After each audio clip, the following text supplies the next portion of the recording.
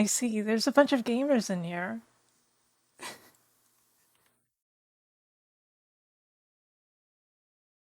Good evening, everyone. Actually, I guess it's still afternoon.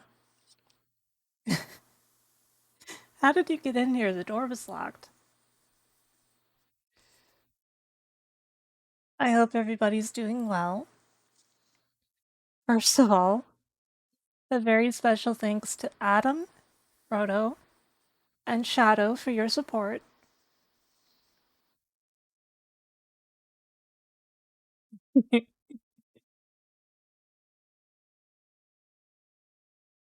So, welcome to my room. After 1 year, you guys finally get to see my room.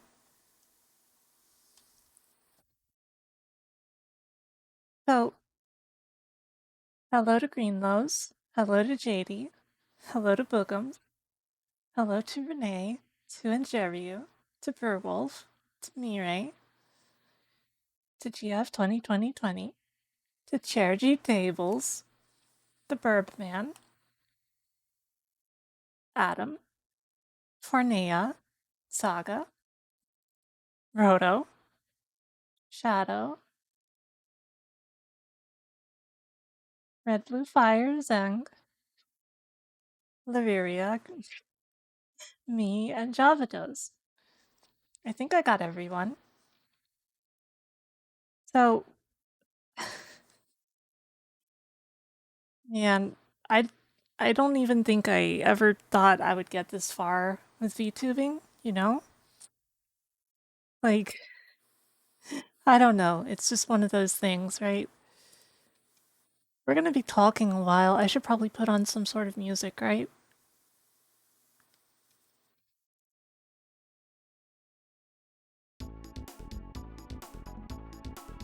I forgot to say hello to Fry, but Fry's not in my room right now.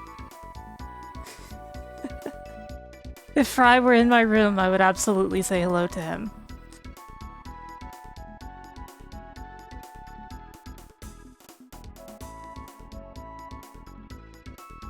Fornea, I hope that it all goes well for you. And I hope that I hope you and Vox have a good recording.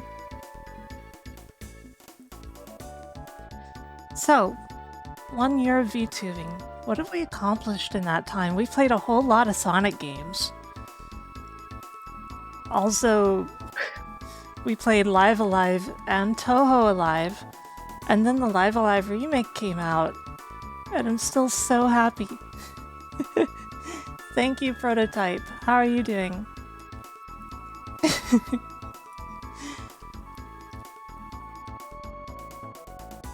Man, there was so much Sonic though, so much Sonic. I've got a whole lot of stuff planned for this next year of VTubing. We're going to start seeing stuff from the informal poll I held a while back. Like, I'm probably going to be starting stuff like Lufia soon, and that'll be fun. There's also a Mega Man related charity event coming up, and I will probably participate. Oh yeah, I forgot to show you guys this new art.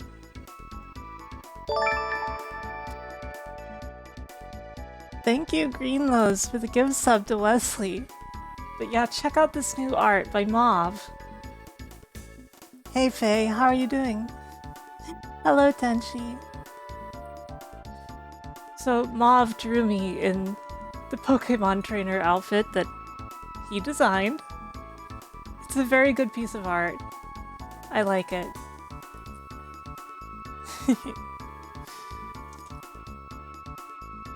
Who's that Pokemon trainer?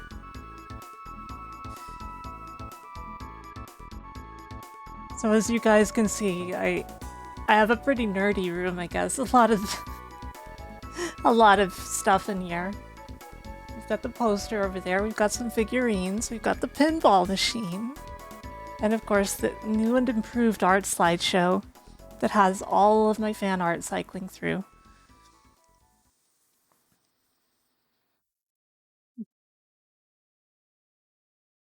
So, the music stopped. Oops.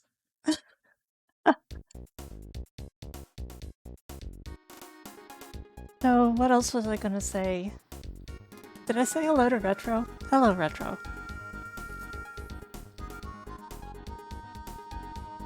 I need to show off that sword. I don't want to hurt anyone.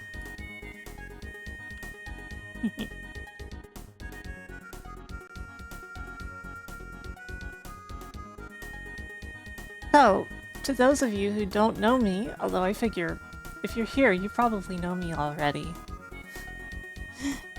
I am Sarah Lene, the magical cat girl. I am a retro streamer. And I have a lot of stuff to go over today. Because, you know, I never had a formal debut as a VTuber. I just jumped right into gaming as a VTuber, so I never did the whole song and dance. Thank you, Dessa Spark.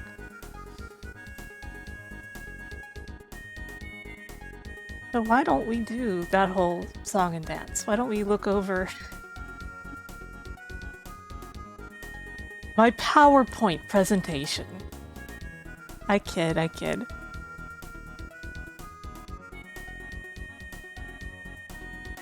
So again, I am Sarah Lene. That is pronounced a rather unusual way, I know, but it's my name. I was born April 24th, so that makes me a Taurus. In my day job at Current, I work at Xseed Games, Marvelous USA, who, well, you know, they're a game localization company. They've brought over a lot of really cool games. Hey, I am not a Tauros.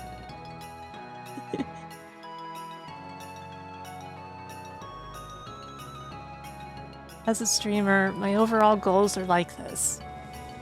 I want to run a relaxing stream, teach my viewers new things, help people learn to be patient because I believe that's very important. It's something that I had a lot of trouble learning myself.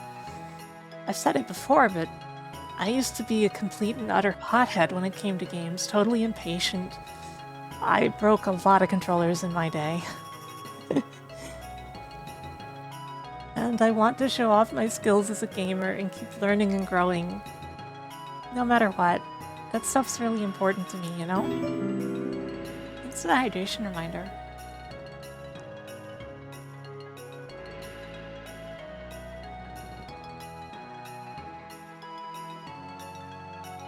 In terms of schedule, we have no schedule.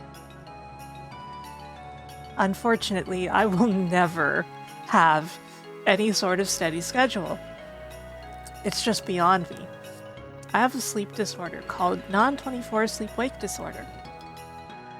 It essentially means that my body's biological clock does not conform to 24 hours, and in my case, especially, my body just doesn't conform to like anything. There's no steady schedule to my body. So I always want to stream at least once a week. I think it's important to, you know?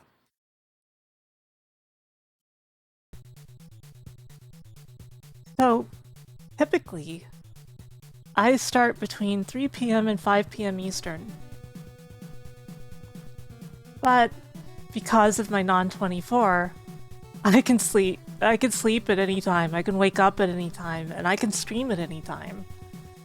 I can't promise any exact time, I can just promise a good time.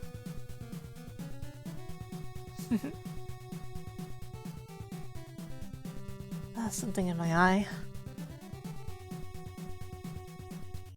Well, you know, it's okay because, like, I've lived my whole life with my sleep issues, so it doesn't really bother me. It's just something that I've always dealt with. And so, you know, to me it's normal. It means I can't hold a normal job though, so I'm really glad I have you guys.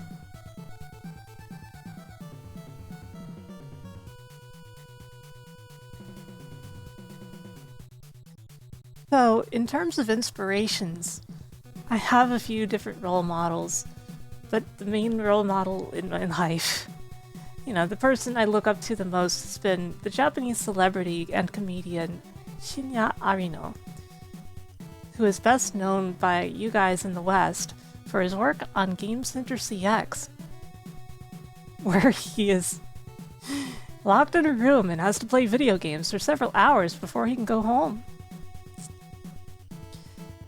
In general, like I said, I used to be a hothead. And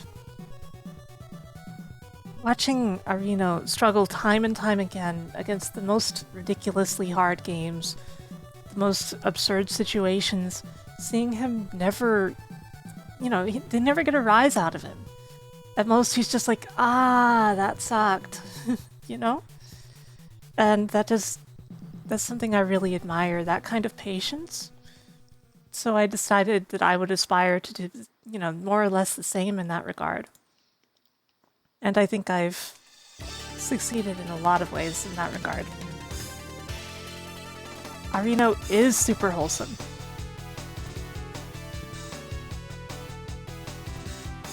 And like, you know, I'd like to inspire the same kinds of feelings in you guys that Arino inspired in me. Of course, when it comes to VTubing, I really look up to Korone. She's a dog, but she's really good. She's so fun. And I want to be a good VTuber. I think I already am. But when it comes to VTubing, she is absolutely my idol. If I could meet her someday, that would be insane. I've been streaming for something like 10 years now. And during that time, I've streamed all kinds of different things, but it's only been 1 year of VTubing. And, you know, I started taking it way more seriously. In that regard, one of my biggest inspirations is a friend that I've also known for about 10 years, Dan Video Games, of Gigaboots. And I don't know if you'll ever be seeing this. You're probably not here right now, but just know you've done a lot for me. I really look up to you too.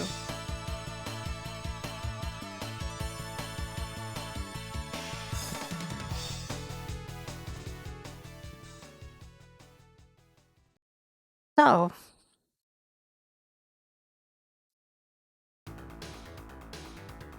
when it comes to art, my art tag is shown here, #SarahLeneArt. I accept all fan art. I think that it's all a wonderful thing, beautiful creations. It means the world to me that you guys like me so much that you would actually want to create things like that for me, you know? So I accept all kinds. That includes not safe for work stuff, but because I'm say-so, if you make something not safe for work, I'm not going to be able to advertise it and it shouldn't go into my art tag. Even so, I still appreciate it even if you do stuff like that. All of my official art is basically by Renee Cardiff, who has worked really hard together with me on making this channel the best it can be.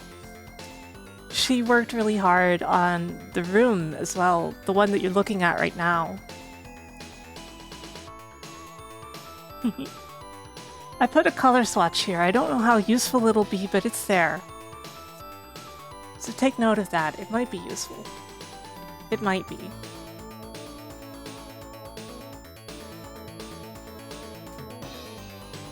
So...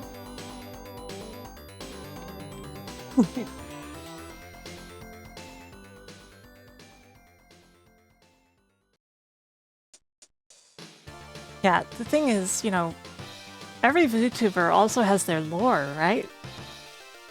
You guys know that I'm a magical cat girl, and obviously it's implied that I'm a magical girl.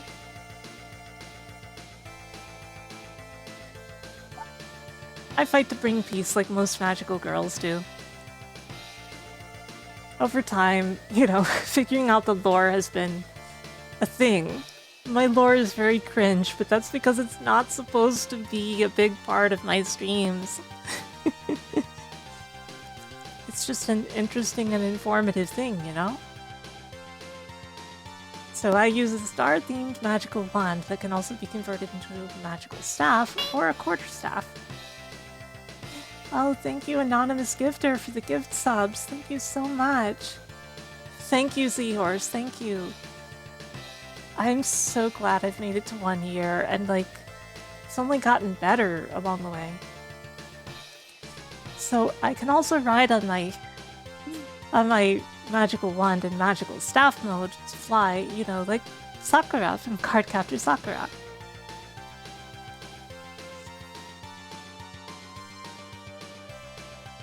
Now, the funny part of my lore that I always like to bring up, because it's ridiculous. My nemesis, the great emperor of dogs, who loves to chase me up trees and just generally make my life heck. He thinks the greatest music game ever made is Spice World for the PlayStation 1.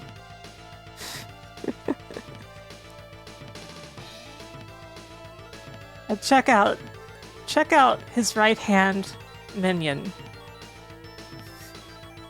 That is not the great emperor of dogs himself. That is just his right-hand dog. Isn't that incredible? Don't you love that?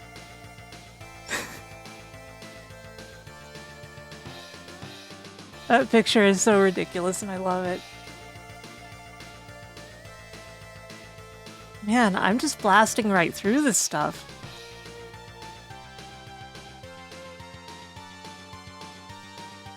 When it comes to games, I love music games especially, and my favorite is poppin' music. Overall, you know, there's all kinds of games that I enjoy. I don't think I've found a genre that I don't enjoy at least something from. Like, even when it comes to sports games, like, somebody can enjoy the ridiculousness of Mega Man Soccer, right? Even though it's not very good.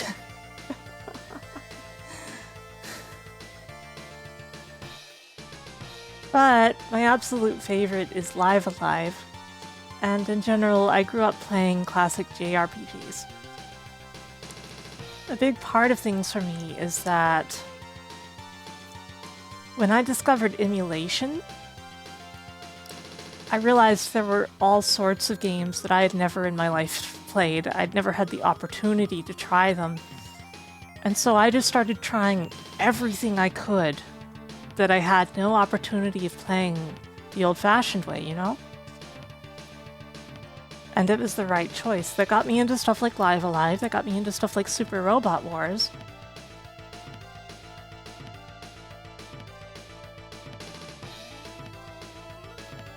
It also got me into Princess Maker, among plenty of other things, like... That was a huge part of my development, I feel. Thing is, I also like to game hard.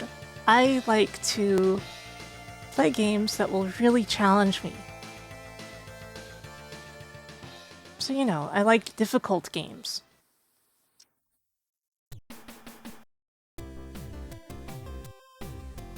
I'm sure a lot of you can relate to that, and it's good. I'm not always the kind of person who can play a game, like, start to finish deathless or things like that. I'm still working on that because, like, how to put it?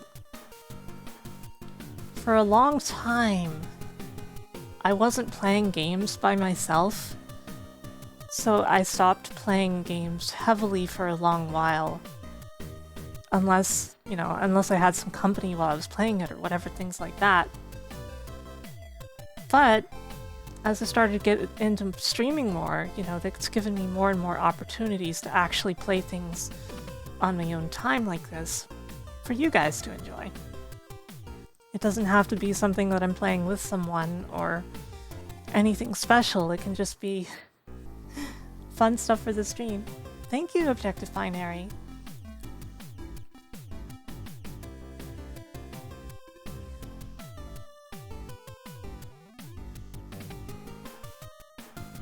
So, like I said, I have really broad tastes. Some of it is kind of normie, I guess. But here is just a sampling of stuff that I really like. Like I already mentioned Live Alive, but I also have a full playthrough of the Korean RPG Arcturus, The Curse and Loss of Divinity, on my YouTube channel, the VODs, in the stream. And, you know, I really like Saga games, but my favorite is Romancing Saga 3, which is not a common choice in the West because, well, it didn't come out here until the remaster came along. Saga Frontier, though, is also great. Langrisser is one of my absolute favorite things, too. Like, you know... Yeah, I imagine it would be Saga. I imagine that it would be. That just seems to make sense somehow.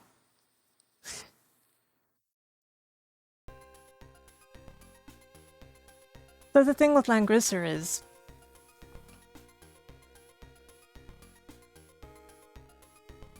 Hey, K-Eternal. The thing with Langrisser is, for a long time there weren't many fan translations of Langrisser, so the only way you could play a full Langrisser game in English is if you were playing Warsong, the slightly butchered version of Langrisser 1. But in general, Langrisser is a very pretty game with all the Urashihara art. And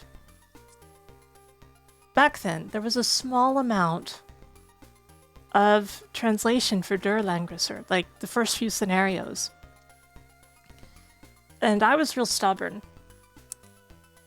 I beat the whole game, I'm pretty sure, with only like the first 3 or 4 scenarios translated.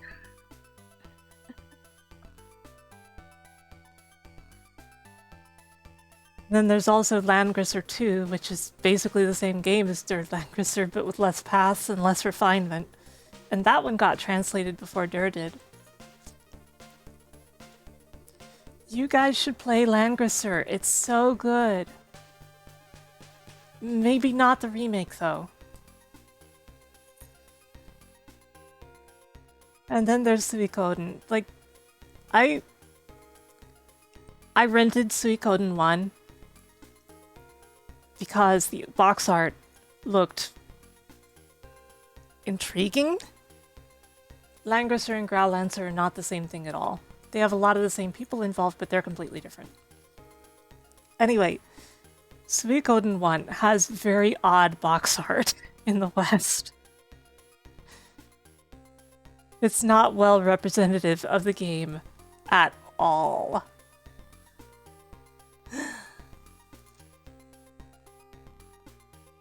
And yet somehow, that drew me to the game.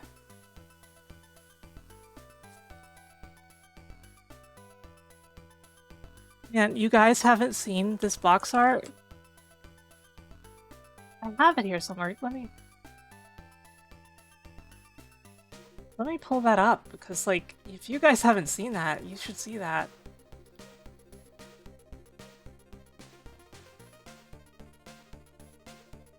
Duplicate this into the scene.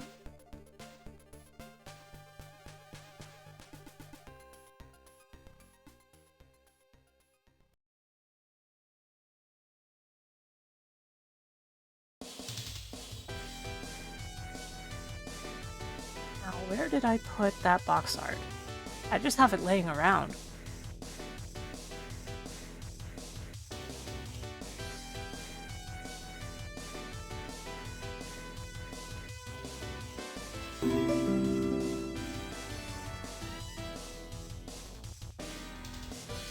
So look at this. This is Suikoden 1's box art. Technically, everything on this box art is in the game.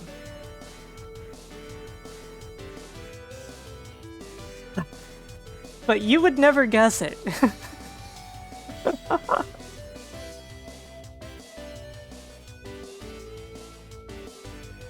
Yeah, it's It's a case where everything is there, but it's extremely poorly represented.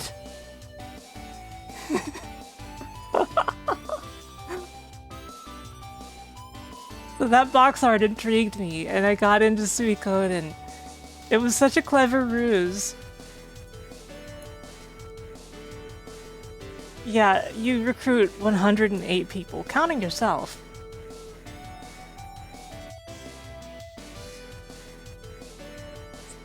And then there's Lufia. When it comes to Lufia, Lufia 1 was one of the earlier SNES games I owned. And I played Lufia 1 tons. That game is extremely grindy, but the story is really well written. People don't give Lufia 1 much credit. But, unfortunately, I never got Lufia 2. You know why? I pre-ordered it at Software Etc. And somehow they never got a single copy in and couldn't find it. They never managed to find Lufia 2.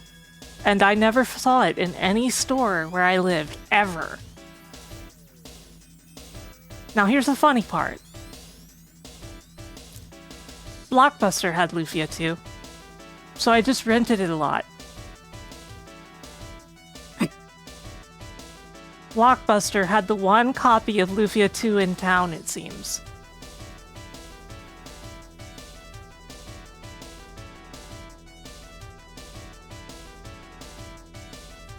Oh gosh, guys, will you excuse me for just a second?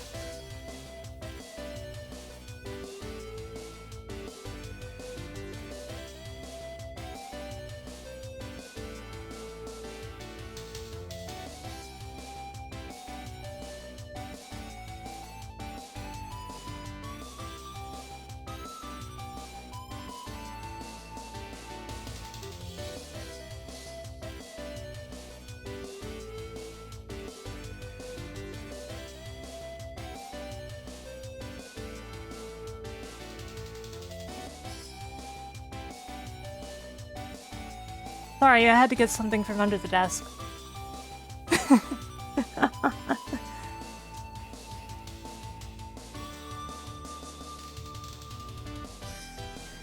So, Lufia was a really good series. I'm gonna play Lufia on stream pretty soon, I'm sure. Because people want to see it, and I want to play it. Super Robot Wars is an interesting one. I got into Super Robot Wars because I played Super Robot Wars 4 on an emulator. It was almost entirely Japanese, but somebody had translated like 2 of the menus.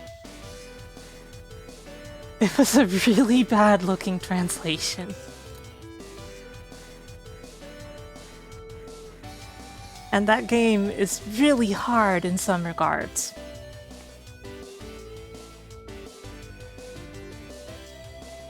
You know what? I want to see if I can find a picture of that translation really quick, because it's a thing.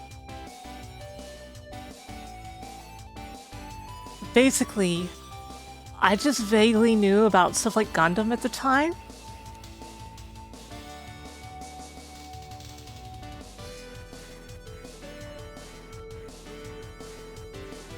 And you know, it was just enough that I was like, this seems really interesting.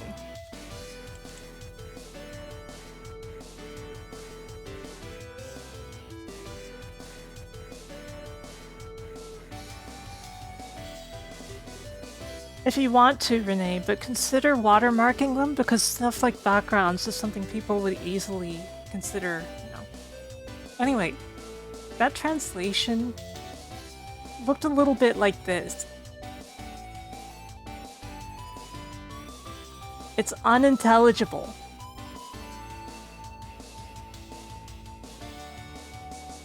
But somehow, it was enough to get me through the game. Most of the way.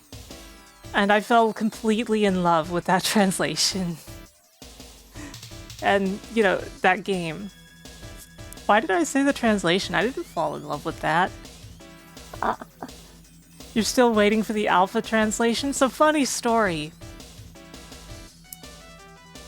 I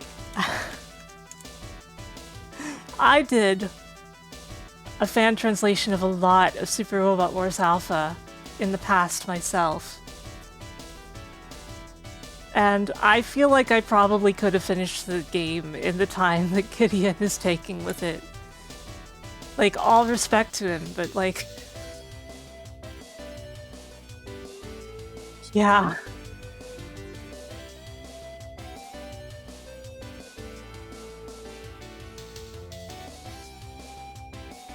The funny thing is, like, I took a lot of inspiration when I was working on my translation of Super Robot Wars Alpha from that translation of Super Robot Wars 4.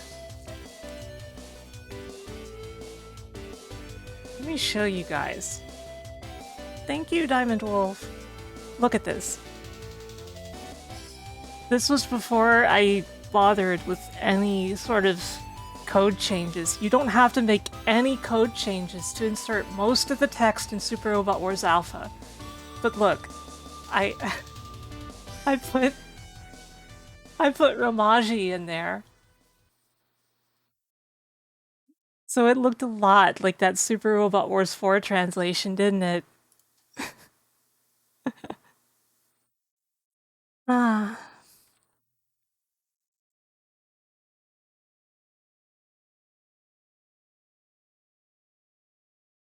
Where's my music player not? Oh, there it goes. It was on topic.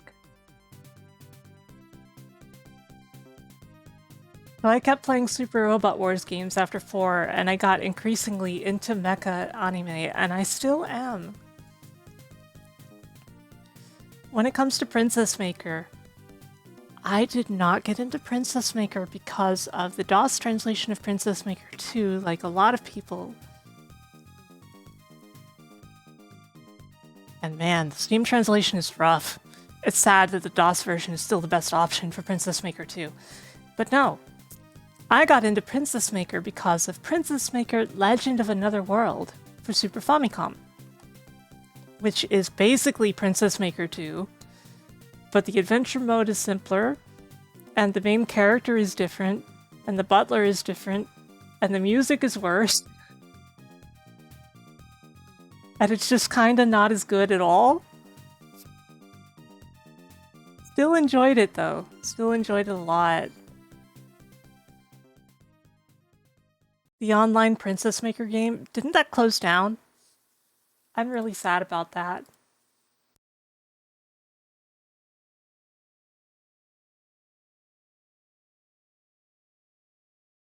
Oh wait, you mean the board game? Which was originally on PS1 if I'm not mistaken.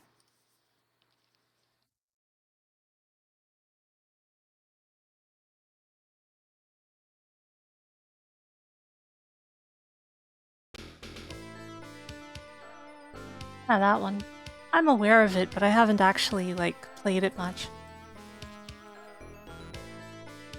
I don't think I need to explain, for the most part, why somebody would love Knights and Sonic, but I owned a Sega Saturn, and I owned Knights. And, you know, it came with this interesting controller. It was interesting at the time. Hello, Claire. Welcome. Part of the thing about Knights, aside from the fantastic music, but anyway, part of the thing is, if you didn't have the controller with the analog stick, you wouldn't have the right Knights experience, because you really need analog controls for Knights. Which makes it really sucky that when the remake released, well, the remaster, it didn't have analog controls at first. It only had eight-way movement. Yeah, the 3D controller was huge, and it got real uncomfortable to use for very long. But it was such a cool controller at the time. Like, you get me, right? You get why that would be so interesting at the time. It's a lot like a Dreamcast controller, but bad. I have not tried Balan Wonderland. As I understand it, it was created by a felon?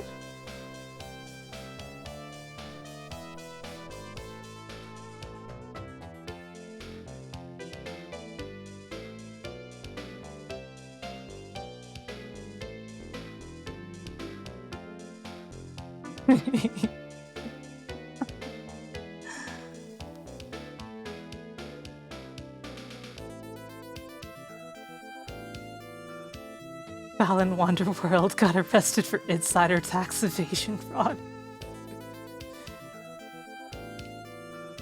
Anyway, I got into Sonic because I had a Genesis. Like, it stops and ends there when it comes to my interest in Sonic, but something interesting about my history with Sonic is that I was friends with someone who actually had Sonic 3 a bit early because they were part of that McDonald's contest or whatever, and I guess they actually ended up being one of the winners. So I got to try Sonic 3 early.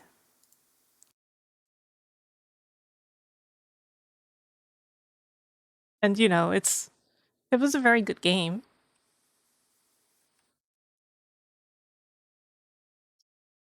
Man, what was I gonna put on?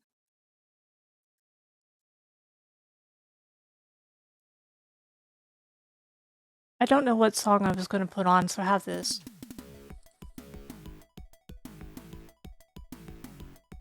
Hey, Jackie.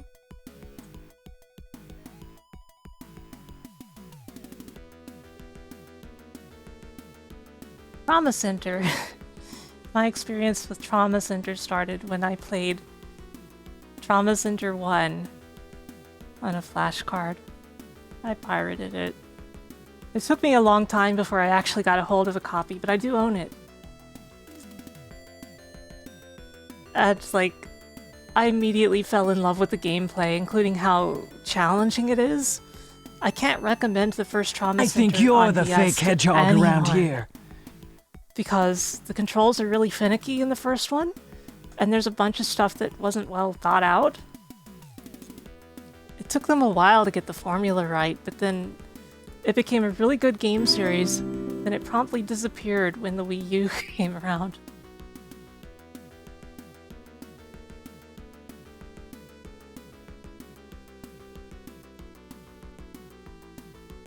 I'm also a fan of Mega Man. My favorite Mega Man was Mega Man ZX. But I like pretty much all Mega Man. I think the one I think the one that I like least might actually be Mega Man 01. I think it's a cool game, but man, the grind, the weapon grind. Ah. I really like the setting and the music of Mega Man 01, but to play it, ugh.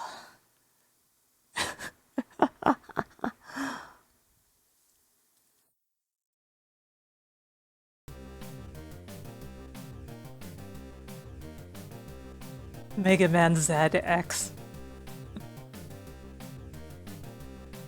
I suppose on the title screen they call it Rockman Zexu.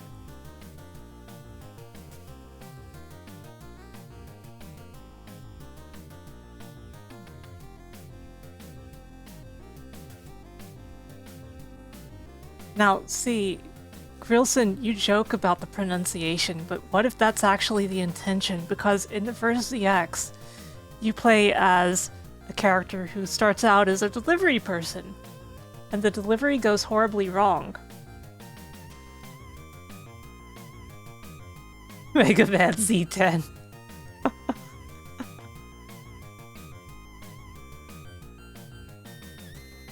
it comes to Castlevania, I like Igavanias the most. My favorite is Portrait of Ruin, which was also, incidentally, my first Castlevania game. I was a late bloomer on that series. But I also really liked Rondo of Blood. And Rebirth was fantastic. I was really happy to play Rebirth. Yes, Grilson, that's the one. So, you know, I had to go back and play all those other Castlevania games. And I gotta say, I didn't really like Super Castlevania very much at all. I don't think it's a bad game, but... Ugh. Of course, at least it's not Dracula XX. What an atrocious game Dracula XX is.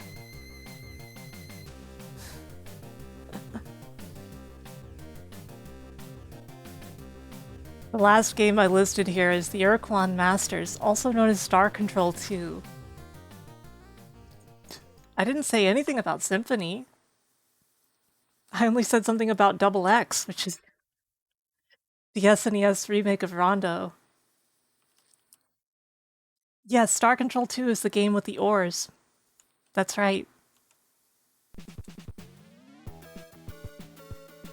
And yes, that's right, Pistol Shrimp is making the sequel to the Urquan Masters. I am looking forward to it so much. I'm glad they're finally making a third Star Control game.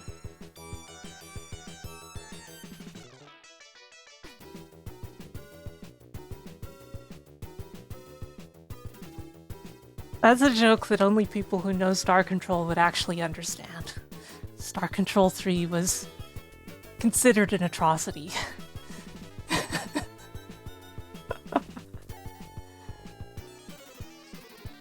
Yeah, it's considered a war crime.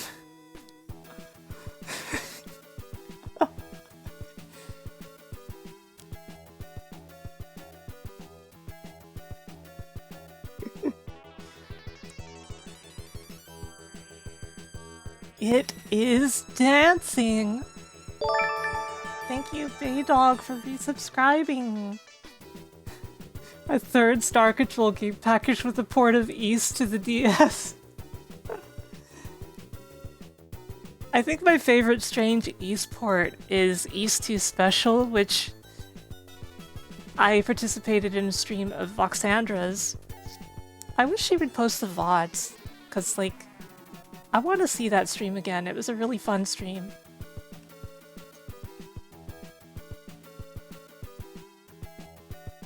And yes, there is actually an Urquan Master sequel being made. It's being made by a company known as Pistol Shrimp.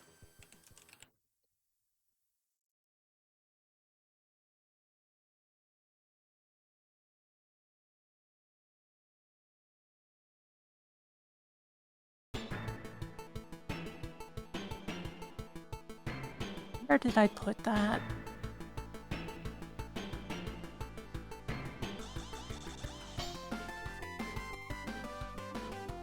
No, thank you. So here is the Patreon of Pistol Shrimp, the developers of Urquan Masters 2. They've also been on, like, podcasts and stuff,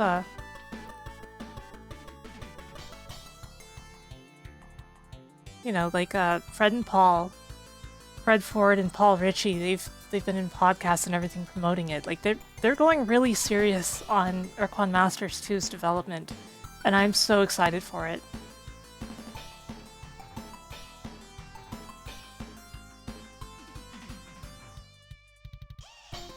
Oh, I am definitely excited about that. I'm especially excited that Suikoden 2 is finally getting another pass on its script.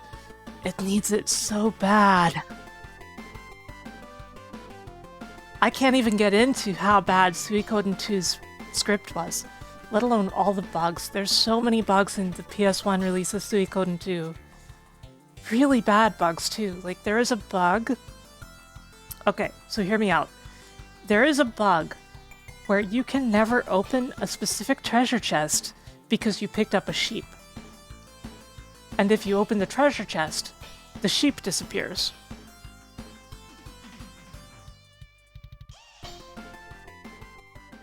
There is a bug where you can push the gate of a kingdom border to get into it when you shouldn't be able to get into it. There are an enormous amount of Suikoden 2 bugs, and they're hilarious. They're really bad, but they're hilarious.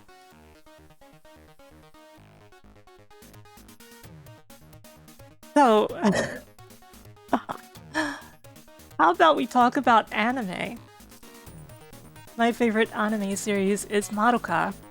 And for those of you who have seen Madoka, please don't spoil it for everyone who hasn't.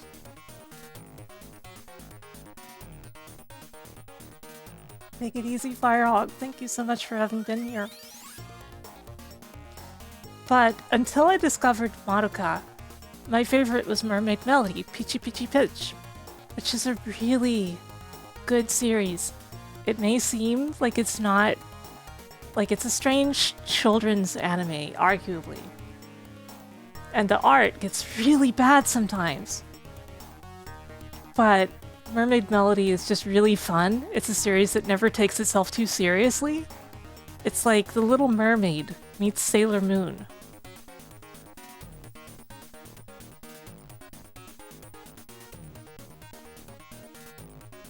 Do I recommend watching the Madoka movies?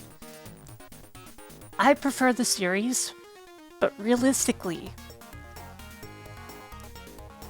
the movies are a perfectly good way to watch Madoka. They omit barely anything. They look much better. Most of the music is there. What's my opinion on Die Buster? I like Die Buster, but I think it's nowhere near as good as Gunbuster. Although, that opening song is a complete earworm. I can never get Die Buster's opening out of my head. Ever.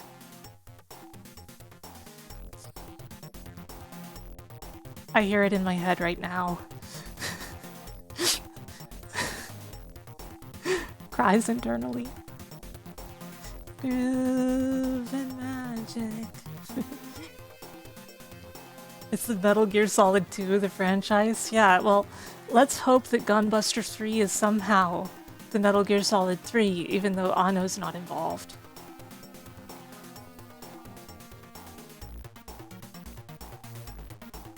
And of course, I love Yushao Gaogaigar, one of the best Super Robot Wars anime.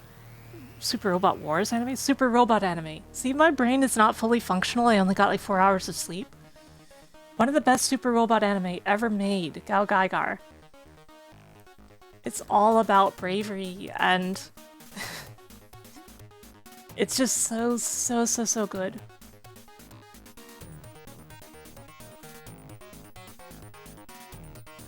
If you haven't seen Gaogaigar and you like robots, you gotta see Gaogaigar. It will make you feel like a kid again in the best way. Yeah, do beware of the flashing though. Even in the like Blu-rays, they've said that they aren't able to fix that. There's some really bad flashing.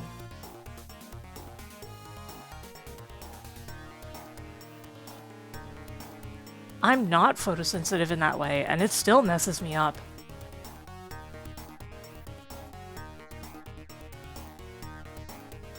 I also really like Higurashi, which I was initially introduced to by my sister Layla. Like, see, I like a variety of things, and horror, like, especially psychological stuff, is really interesting. Higurashi is interesting in that it starts out already pretty interesting. And then it reveals so many hidden depths and details to the story that you wouldn't have expected beforehand.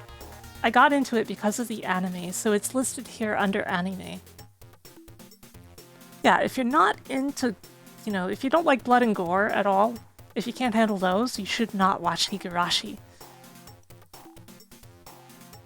You know what's funny? I realized I forgot to put Steins Gate on this list. I love the heck out of Steins Gate, it's one of my favorites. But it wouldn't fit on screen, would it? Why don't I just put it over next to Gunbuster?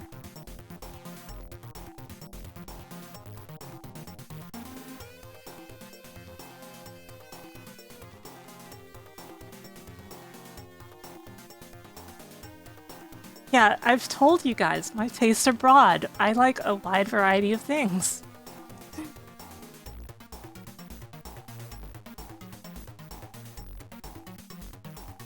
My favorite Higurashi character is Vika. But I also like Hanyu.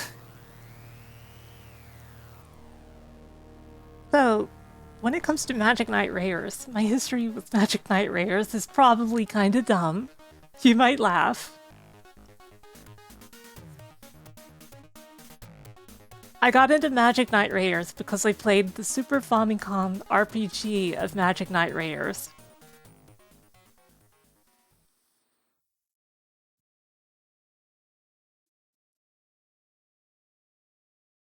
It was a while before I actually got to see the series after that.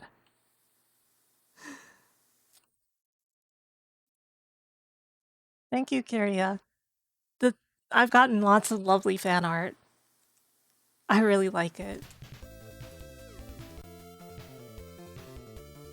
So anyway, I got into Magic Knight rares because of the Super Nintendo game that barely any of you even knew existed, probably. It's actually a pretty cool game. It's not great. It's a serviceable RPG that doesn't overstay its welcome. You can beat it in a few hours. And yet, you know, it's... It just occurred to you that half of my favorite anime are represented in Super Robot Wars 30. I really wish Gunbuster was in 30. It would be so good if Gunbuster had been in 30. Anyway, Magic Knight rares. That series is really special to me.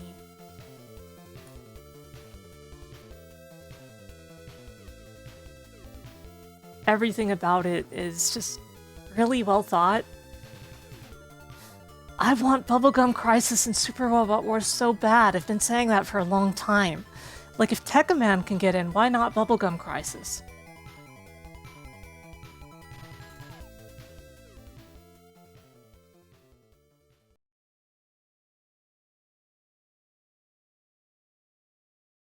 I discovered Bubblegum Crisis in a pretty dumb way, though.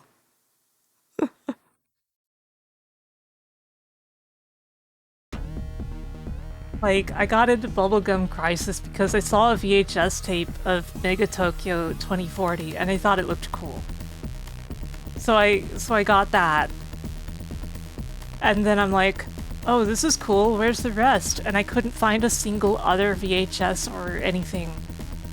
And we didn't have a DVD player yet, that wasn't really a thing yet. Then the day we bought a DVD player, we were in GameStop. And they had a full box set of the original Bubblegum Crisis series on DVD.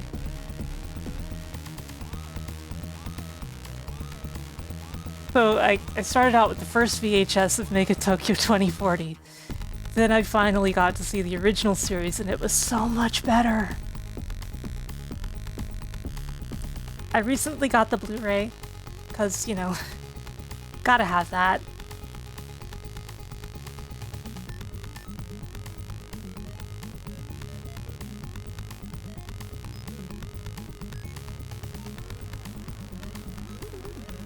And of course, it's a fairly recent series and one that I got into recently, but I've never been big on like kaiju stuff. I was not really a fan of Ultraman stuff. I don't hate Ultraman or anything.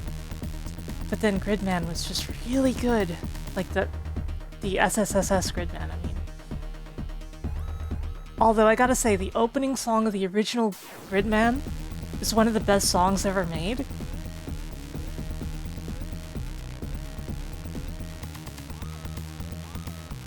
I strongly recommend it, even to anybody who's never seen the original live-action series.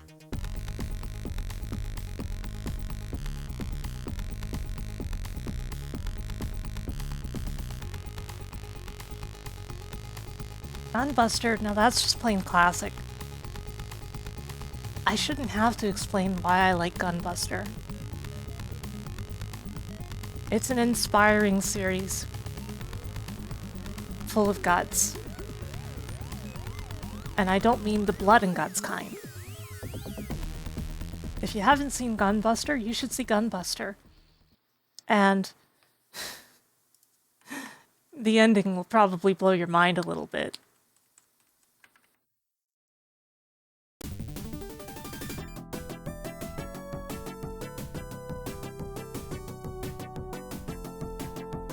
Steins Gate will just blow your mind in general. Steins Gate is an extremely good series.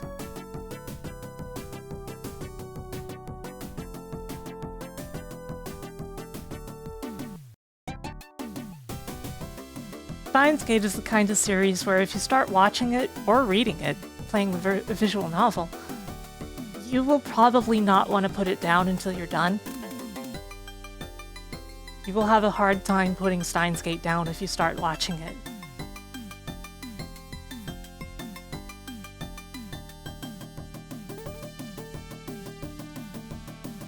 By the semicolon, that's just part of how the series names work. You see, Steins Gate is part of a series called the Science Adventure series, and they all use that. Chaos Head, Steins Gate, Robotics Notes, Chaos Child, Occultix 9. They all use it.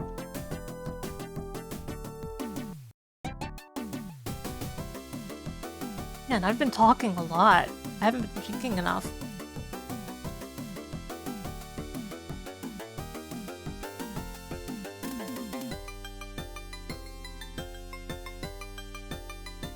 Gun X Sword, or is it Cross Sword? No, we'll never know. Or is it just Gun Sword?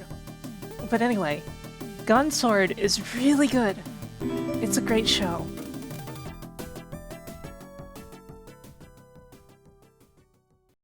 I've been watching Spy X Family with the one and only Chergy Tables. Cute show.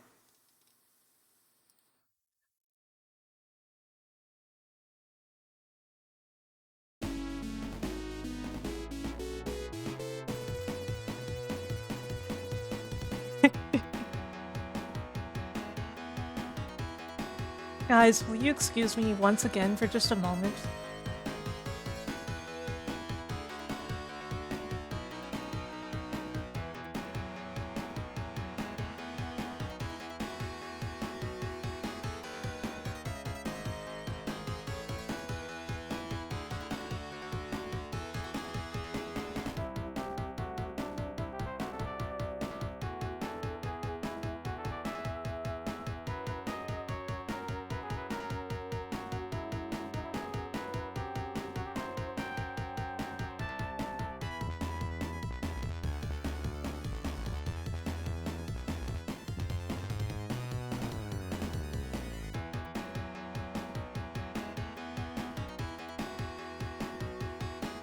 Sorry about that. Why am I sideways? How did I end up sideways? Well, I just realized I never showed you guys any sort of reference sheet. I want to make a more proper reference sheet for my avatar eventually, but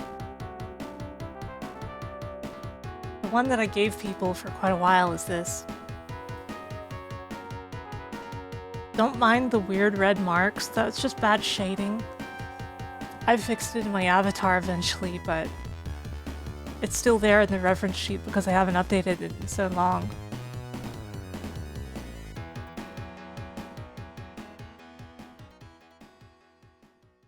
A pose to assert dominance. Do I have any opinion on Pretty Cure? I do not. I do not have much experience with Pretty Cure. I will eventually fix that.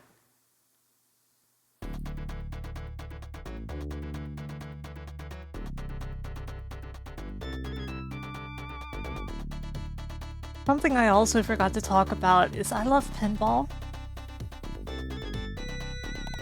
I love pinball. You might have noticed because, like, there's a pinball machine in the room here.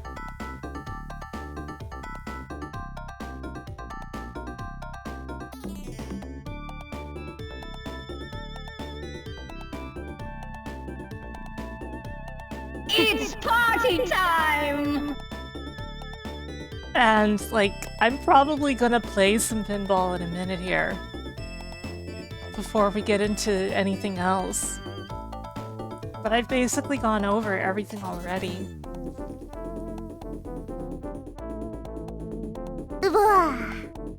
I got into pinball because there was pinball in like bowling alleys and stuff that I went to with my family. And I saw stuff like Back to the Future pinball, and I'm like, wow, that's so cool. Look at all the flashing lights. And, you know, I would play the pinball games, and I wouldn't have a bloody clue what I was doing, which is most people playing pinball because they never learn.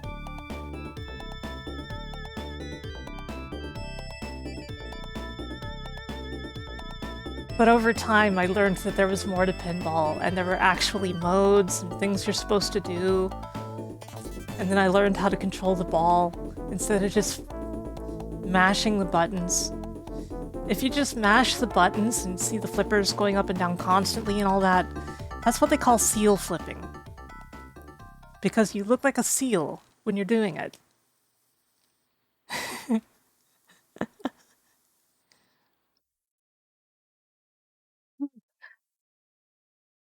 That was a lot of talking.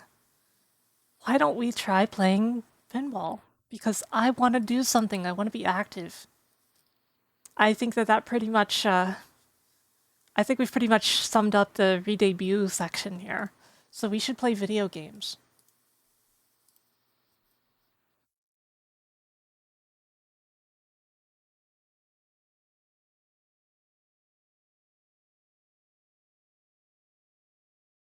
I already channeled Drop by talking for an hour. That's a record for me. Let me fix the sound. There we go. Yeah, we play video games on this channel, believe it or not.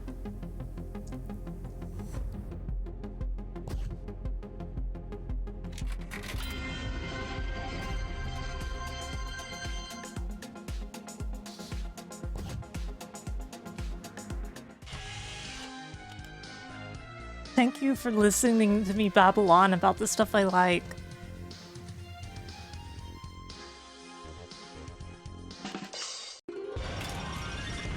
Ready for the greatest pinball on Earth!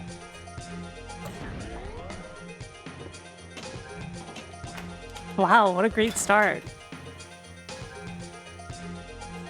You'd be cranky too if you had a spring for a neck. So this is Cirqus Voltaire, my favorite pinball table.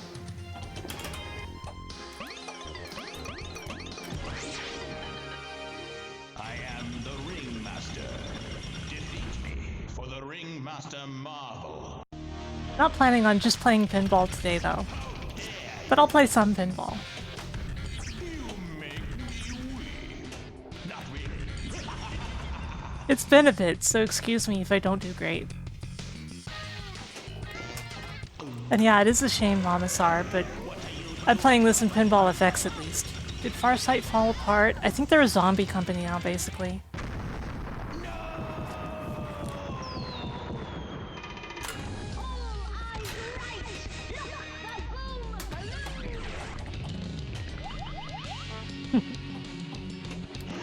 Thank you, Kizure. Uh-oh. You knocked out my contact.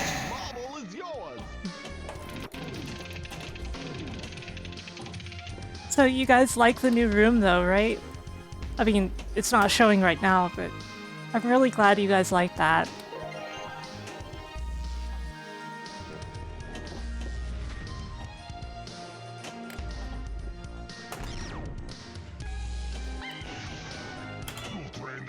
Yeah, I'm definitely rusty today. My ball control is in the pits. Okay, let's pass this over to the other flipper. And get the acrobats. Whoops.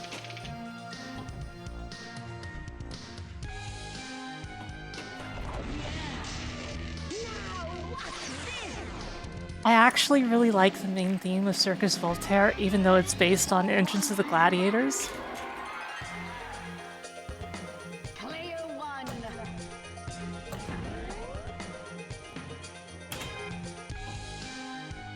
Hello, Dead Inside. Thank you so much for the bid, Stark Wolf. Can one of my mods type the wolf command? Oops. Oh well, I did that to myself that time. See the scores. The pinball minigame in Sonic Frontiers was really basic. Exclamation point wolf. Player one. There you go.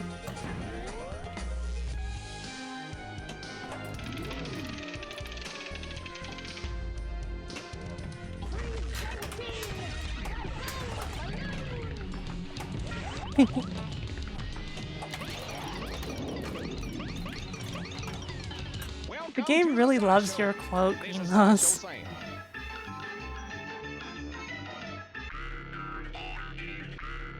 Why is there a pinned message?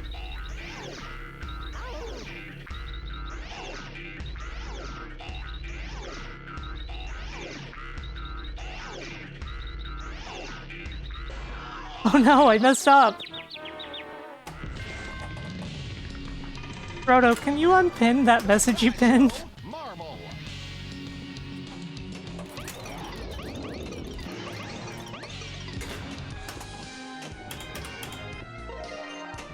Man, this playthrough of Cirqus Voltaire is not going so well.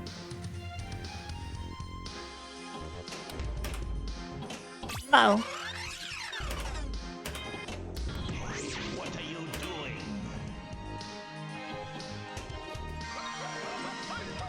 The shot that I have the most trouble with in this table is the acrobats. Right, I should explain the table to you guys who don't know it already. The goal of Cirqus Voltaire is to achieve 9 marvels. They are shown... Oops, wrong button. Wrong button. They are shown here at the bottom of the table. So basically you have 9 goals that you have to achieve in order to win the game, to reach the wizard mode, which involves joining the circus. 2 of them involve the Ringmaster. First is Ringmaster Frenzy, which basically happens after you've defeated 2 Ringmasters. And then there's the defeated all Ringmasters one, which requires defeating all the Ringmasters. I usually like to skip that. A couple of these involve multi-ball modes. High wire multi-ball, which happens up here. And juggler multi-ball. Over here in the juggler ramp. Not ramp, it's a loop. Then there's the Menagerie Marvel. You get that by hitting this ball a whole bunch of times. The Spin Marvel, which happens by hitting the spinners that are over here, well, the one spinner that's over here, a whole lot of times. Then there's the Sideshow Marvel, which you're pretty much inevitably going to get by getting the juggler, because when you go up into the juggler loop, you will trigger the Ballyhoo Sideshow. The Acrobats requires you to hit the Acrobat loop 3 times. I find that to be the most difficult shot on the table to make. I don't know why. I hope that explains it. Once you've reached all the goals, the wizard mode will begin.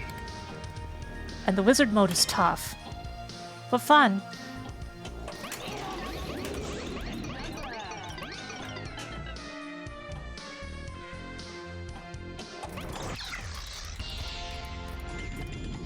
I've beaten this table on stream multiple times in the past. Player one.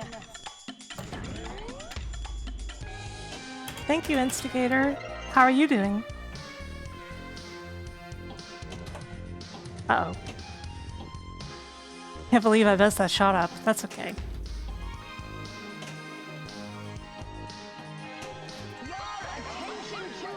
Oh, excuse me, it's 4 acrobat shots to get the Acrobat Marvel.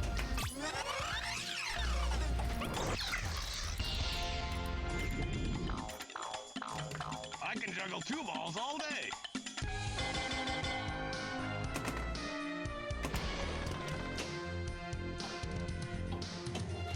Okay, there we go. Acrobat Marvel. Now I don't have to worry about it. Uh-oh. There, that's what I meant to do.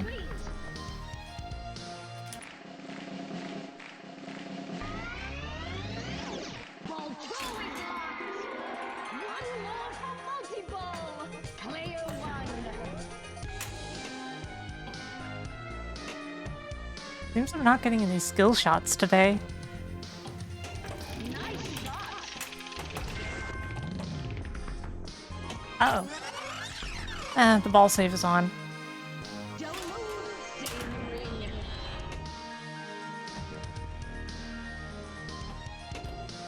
Up. No, no.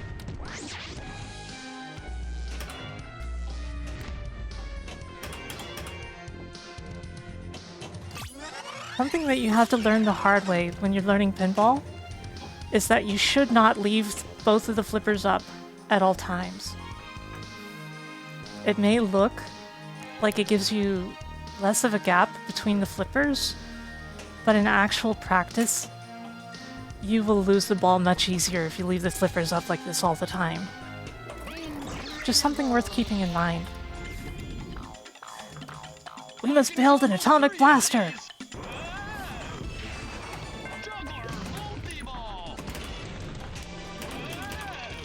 Another interesting thing about this table, although it's not going to happen right this second, is that you can actually trigger multiple multi-ball modes at the same time and end up with like 5 or 6 balls at the same time. It gets wild.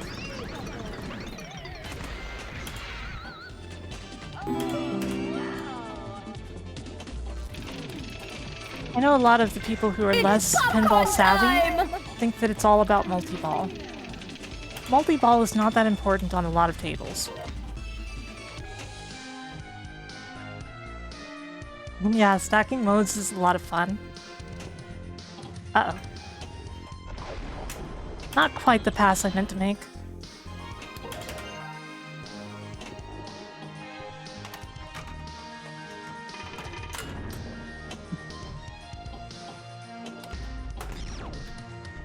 Trying to hit the high wire ramp, but for some reason I'm not hitting it. Thank you, next time.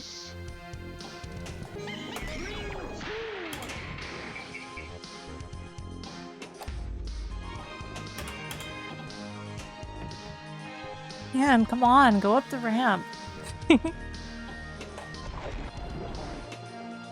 No, more than that.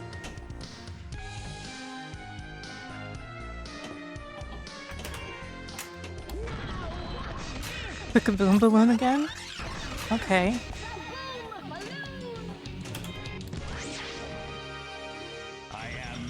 And the ringmaster's up again. Cranky too, if you had a spring for a neck. Uh-oh. The controls locked for a second. I worried I'd tilted it. Whoa.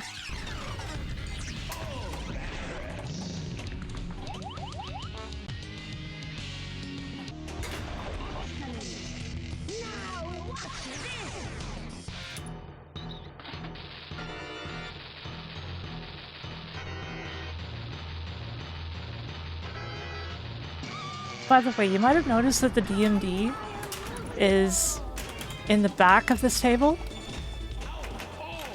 Oh man, I can't believe they all went through there. Game, please. But yeah, the dot matrix display is actually in the back of this table.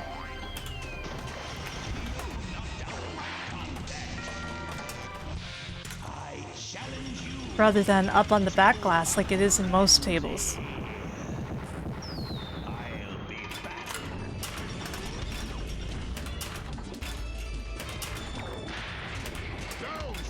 I think I'm still technically in high wire multi-ball as well.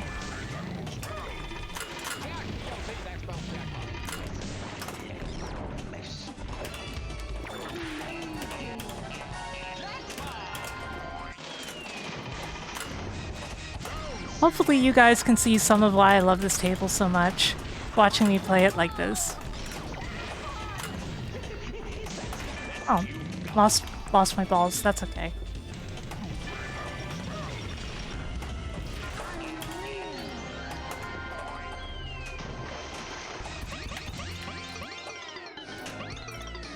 I love Cirqus Voltaire.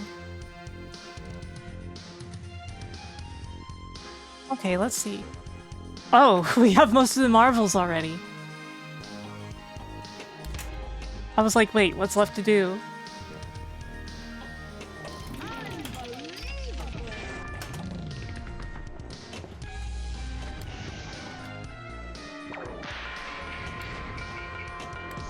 Wow, to summon the ringmaster. Well, guys. Oh no! That was the wrong shot.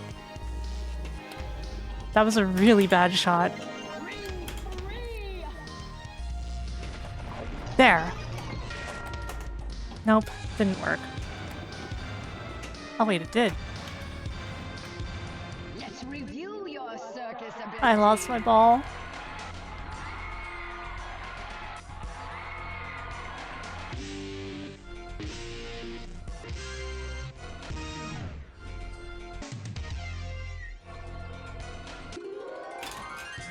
Same player shoots again. Okay, head for the loops.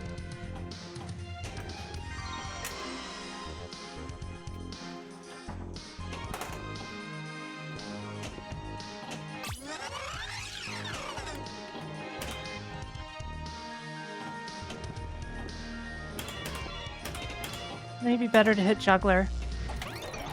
There we go. Welcome to the circus. We need your skills. And now, spell circus. Princess of Pinball, the Sands of Time. That one went right down the outlane. What the? Game, please.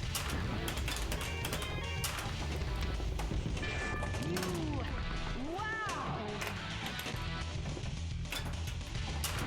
I lost one of those balls already. Unreal.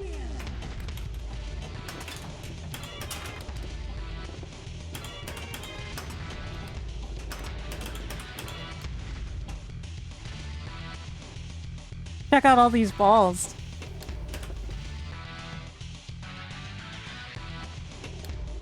Man.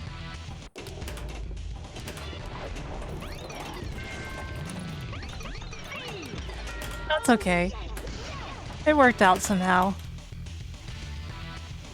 Okay, this shot.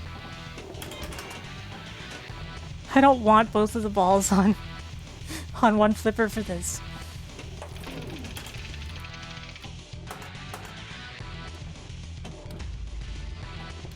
That was not a good catch. Okay. Oh no! Thank you for the raid, RPG.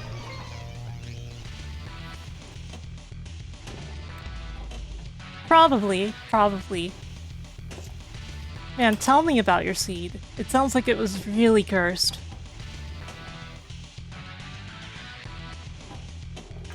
Circus complete. That was great circus fun.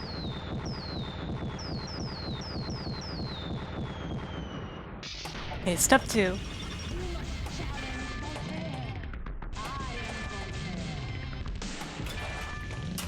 I am Voltaire. I do not like step 2. Nice shot.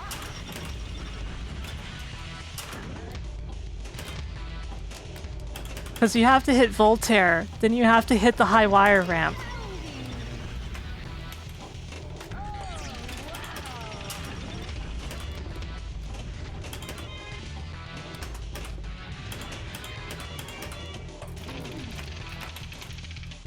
Honestly, I would enjoy having unlimited balls more if it was one ball, not 3.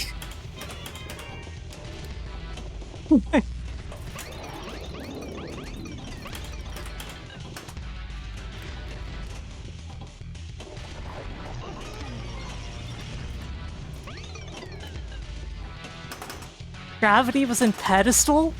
Oh my god.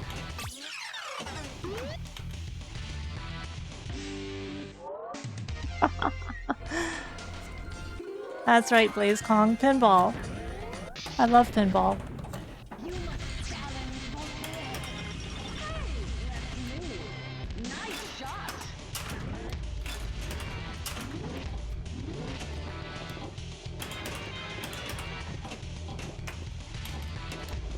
Oh crap.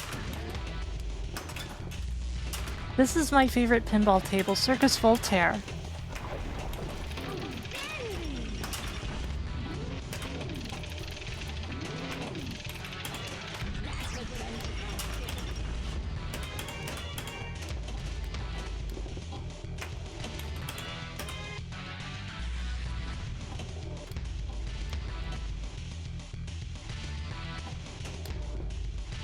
Can be.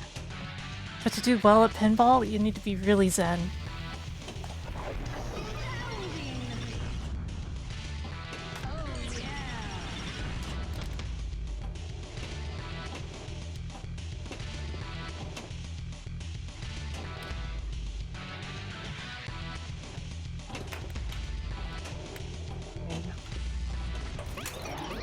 I think I do better with a single ball anyway.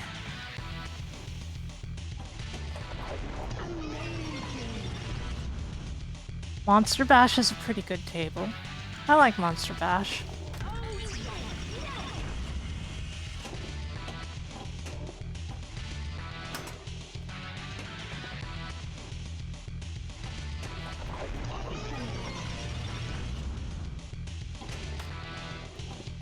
What the? Why didn't that count? I hit her!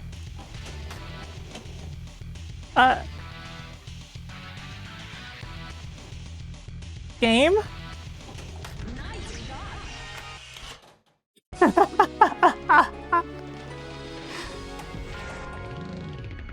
You have it. Join us.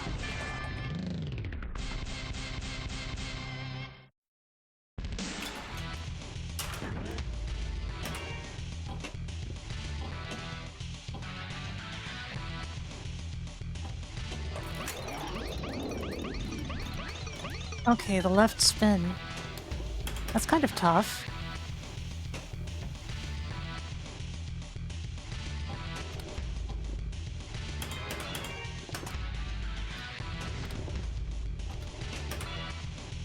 I rarely have to make this shot. I think I have to make it from the right flipper. No, that'll work. Okay, let's see. Acrobats? Acrobats. Okay.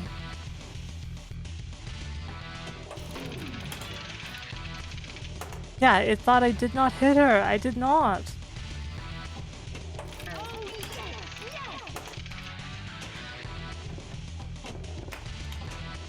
Oh, there goes that ball.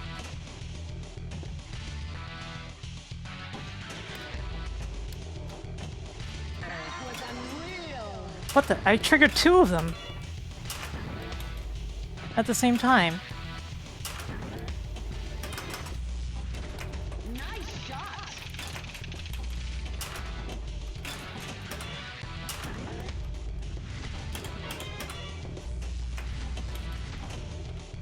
Too many balls. There we go. I win.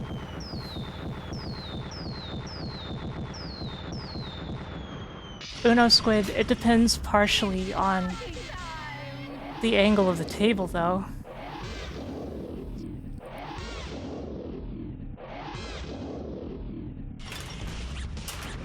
It's party time!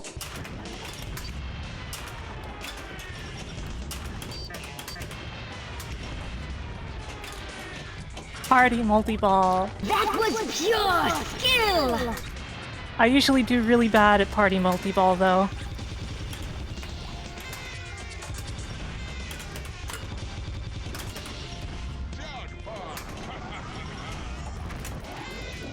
And once you exit multi-ball, you go back to normal gameplay.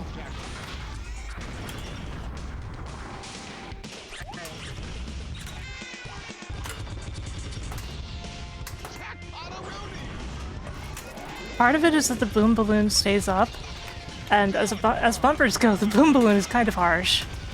Okay, party's over. Jack POT, that's 12 jackpot. And now the game loops.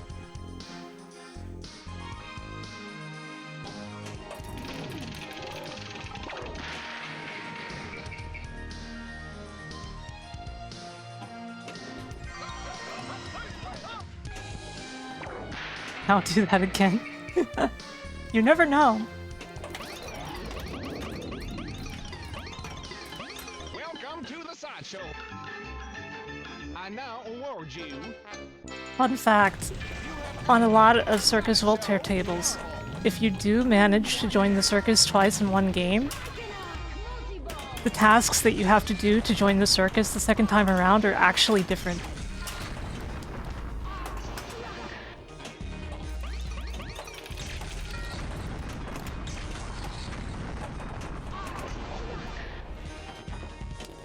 It's one of those things that most people will never see.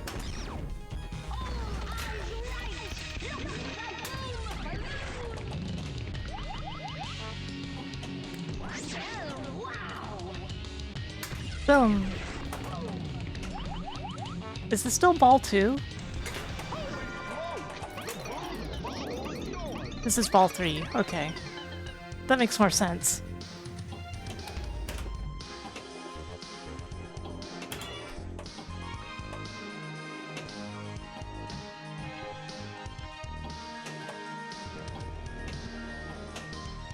Ah, okay. Let's see the scores.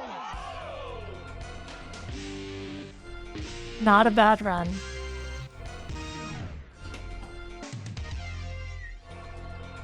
The dip switches tend to be stuff like how many points you need for certain things.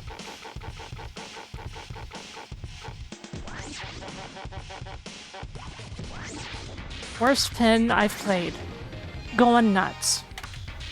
Going nuts. Easily.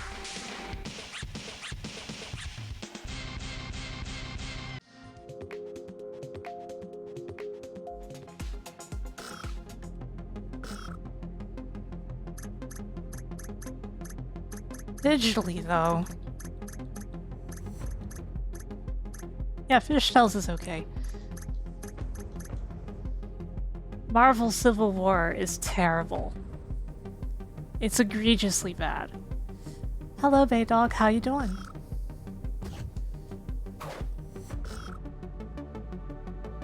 And then I could easily play Cirqus Voltaire again. Why don't I? Like, one more run, just one. Maybe it'll go real bad, I don't know. Welcome to Cirqus Voltaire. Then we'll move on to something else, win or lose.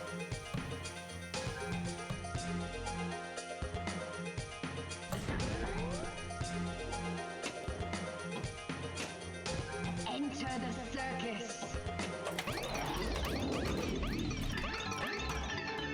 welcome to the sideshow. You're thinking of Theater of Magic, its predecessor. Fire that cannon.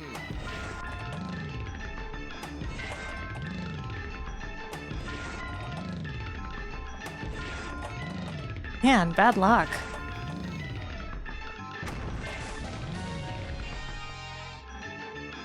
Theater of Magic is very good. Sideshow Marvel. Kind of closely related to Cirqus Voltaire in terms of, like, the design direction and the voices used.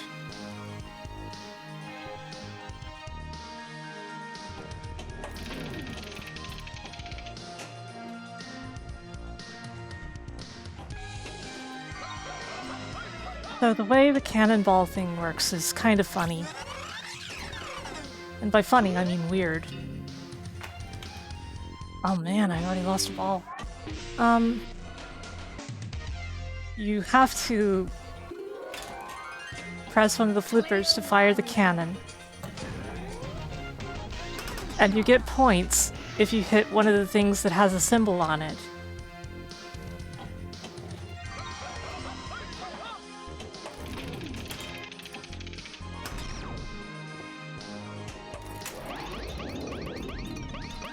Normally, you will get at least one bonus from the cannon. So it's really poor luck when you don't.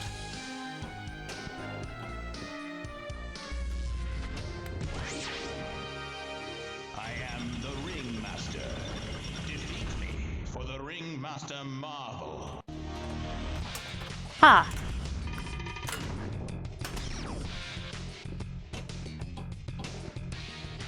I stuffed that ball right down his throat by nudging slightly.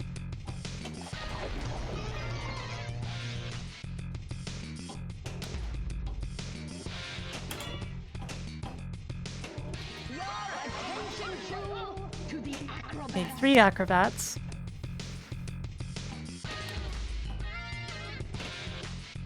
Yeah, the Ringmaster can be either sensitive or not. Is that the best you've got? Interestingly, the Ringmaster is like a big rubber thing that pops out of the table, right? And it's got a magnet on top. And it detects You if you... knocked out my contact! It detects if you hit the Ringmaster either by the 2 bricks at the side of the Ringmaster or by the spring.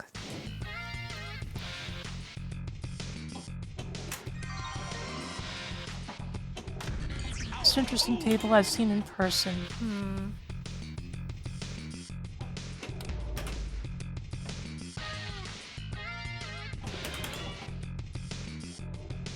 There's this one baseball game that isn't really a pin, but looks like it's supposed to be a pin, like it's made up like a pin. Watch it. And it's got a highly unnecessary amount of suggestive art.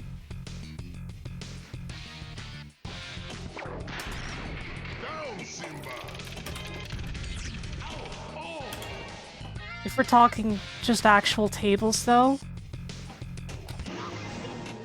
Now shoot the left red. the 2-player one, what's it called? Joust? Knocked out my contact. No more. Not again.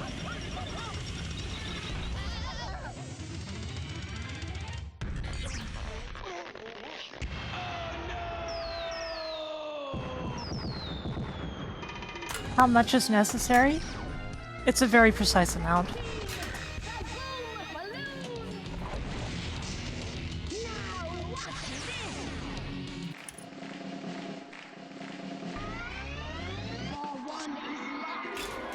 Also, I've also seen that Pac-Man game that Jackie's talking about. Oh, did you, Cody? Now shoot the left red. Bring one. Give me a moment, guys.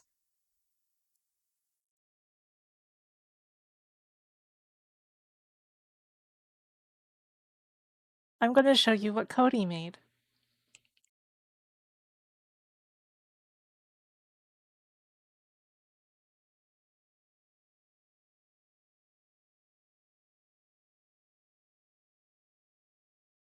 Look at this. Look at it. Isn't that adorable? Thank you so much, Cody. I love it.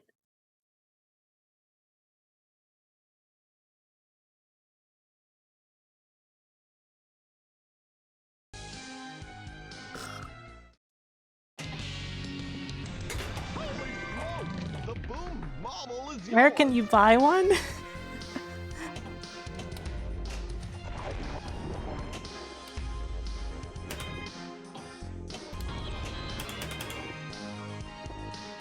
Yeah, it is a charm after all. It would make sense if you could buy them, right?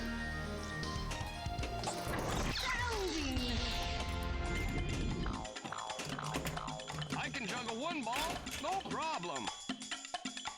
My right trigger is sticking a little.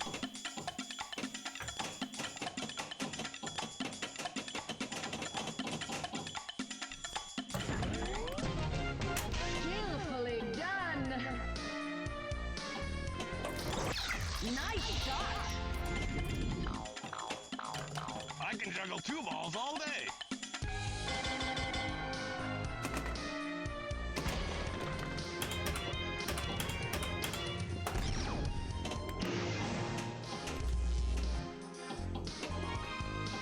Oh dear, that was a weak shot.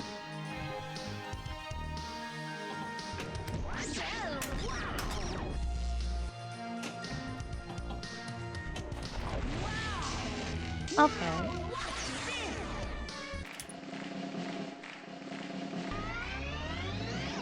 Ball 2 is locked. One more for multi-ball. Player 1.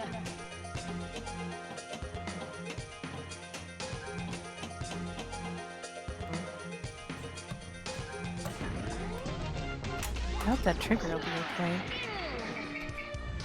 Might have to clean the controller out. Hope I don't need to replace a spring or something. Very nice. Man, Let's past review repeats. your circus ability.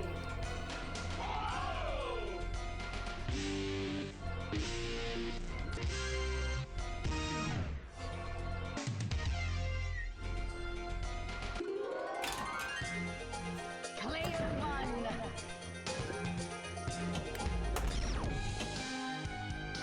Okay. Let's see, we've got acrobats, slideshow, menagerie, boom.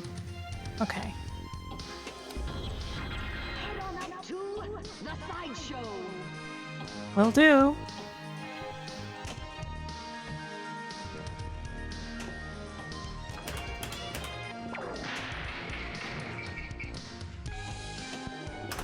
Darn. Oh. I guess we are doing high wire multi-ball.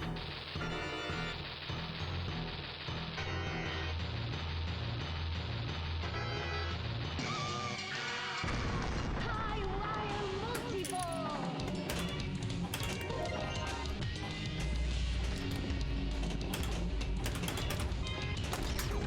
Ring 1.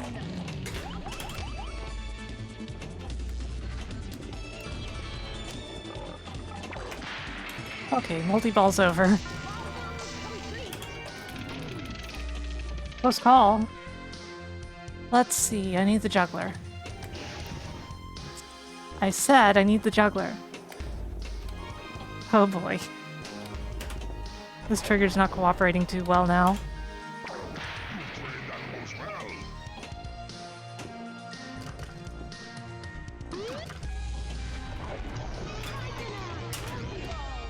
That's not what I wanted! Didn't want another multi-ball. Oh well. I hit ring 2, it's all good. Let's get rid of that ball. Okay. Welcome to the sideshow. I now award you. I can juggle 3 of these.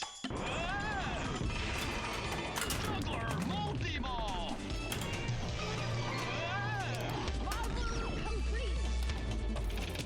Use an extra ball right about now.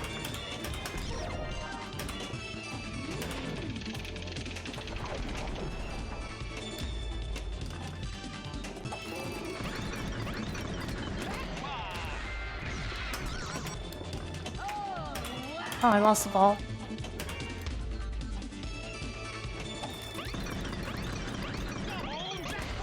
Isn't one of my balls missing right now? There it is. You gonna kick out the other one? Game? No? We're just throwing single ball, multi-ball? Okay.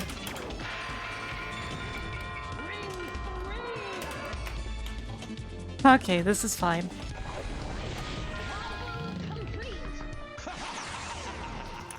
It doesn't make a bit of difference, guys. Ball 1 is locked. Player 1.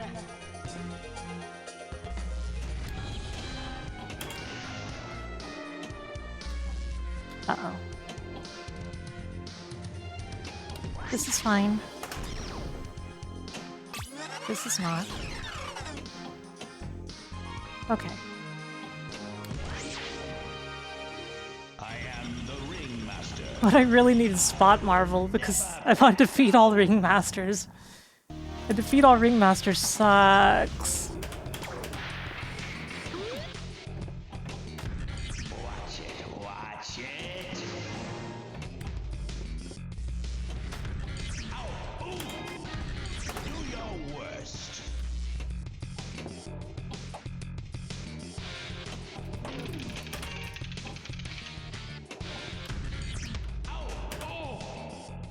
It's not hard to defeat a ringmaster, but defeating all of them takes a while. Uh-oh. Let's see the score. Okay. Fair enough. Check out those 10s, though.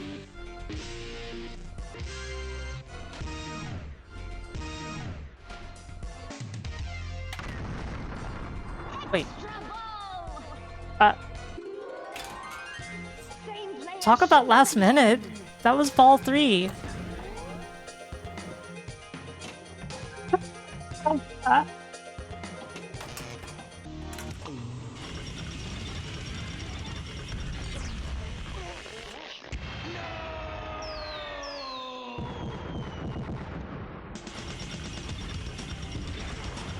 I don't think I've ever gotten an extra ball on my last drain before.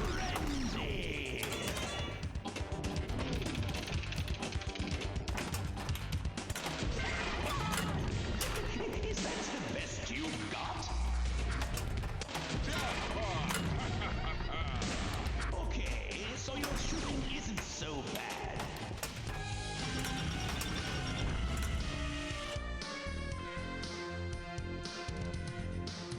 Um,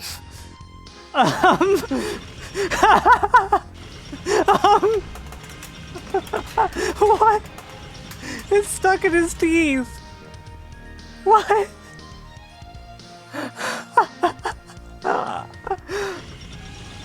It's stuck in his teeth. Look at that. Wow, to summon the ringmaster. The thing is, if you ever lose all of your balls in pinball, like they're stuck, it will kick out another ball from the trough. Because there should never be a situation where the player just completely loses their ball that way. That ball is still— oh my god, look at that! Ringmaster. Ringmaster. You would be crazy too if you had a spring for a neck. Like, I gotta not multi-ball.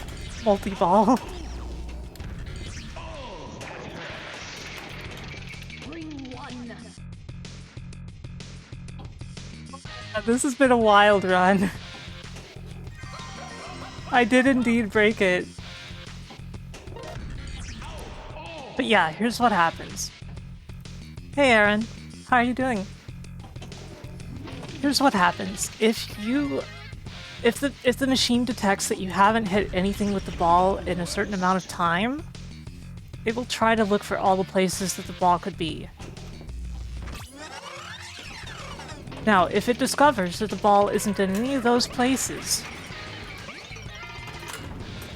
it will give you another ball after, you know, a pretty good period of time. And that's what happened. It could not figure out what the ball was, because by all means the ball should have been somewhere. It wasn't on the flippers, but it also wasn't hitting anything. That's how the machine determines that the ball is missing. Challenge you to some of my ringmasters. Take it easy, Grilson. Extra ball is lit. Oh, so it is.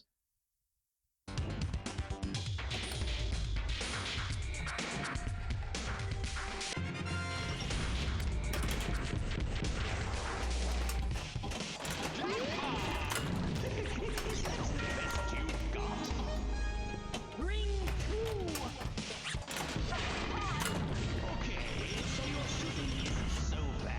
That reminds me I of the am crash the handler ringmaster. in Sonic 3D Blast. You guys probably know this story. They couldn't figure out the cause of various crashes, thank you, Ridewings, in Sonic 3D Blast. But Sega wasn't going to allow the game to ship with an error screen. So what they did was, they replaced their error screen with a secret level select. So if for any reason the game crashed, you would get sent directly to a level select.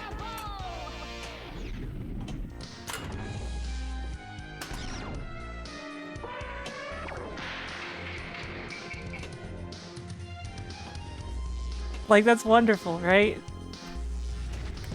They couldn't figure out the cause, so they just went with that. Master, do you wish to challenge me?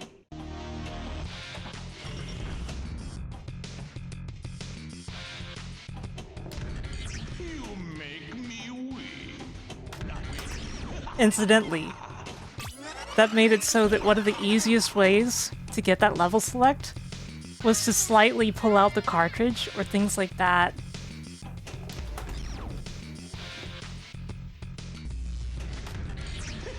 Is that the best? Is that the best you got? Now watch this!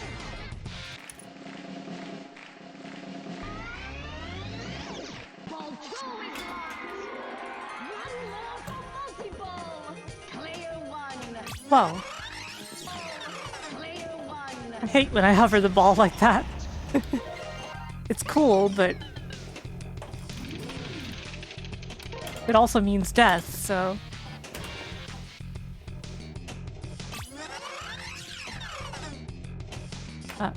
Okay.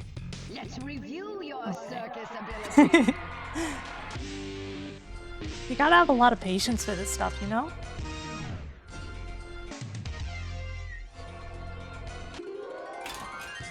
Same player shoots again!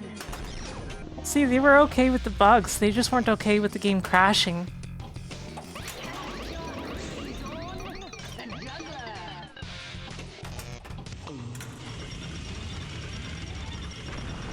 Yeah, that makes sense, Chaotic Claw. I wonder how many kids went through that. Challenge you to the Ringmaster Special.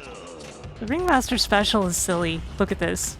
He pops up a little bit more every time you hit him. Oh. Okay. Sure. Why don't we join the circus?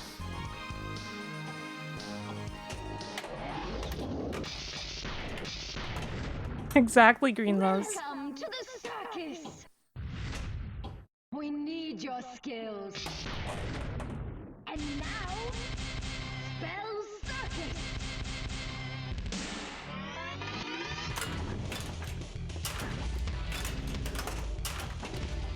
Well, here we are in wizard mode again. Yeah, this is my favorite pinball table. Like, straight up favorite. Number one.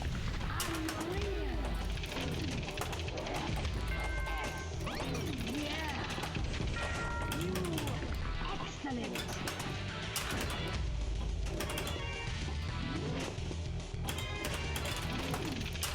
Okay, I need the high wire and juggler. Okay, less balls is good in this case. Twilight Zone is really good, so I can't blame you.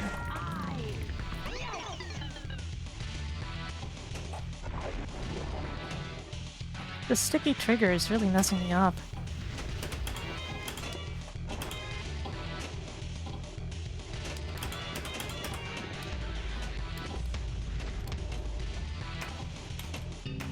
Oh, whatever. That's fine.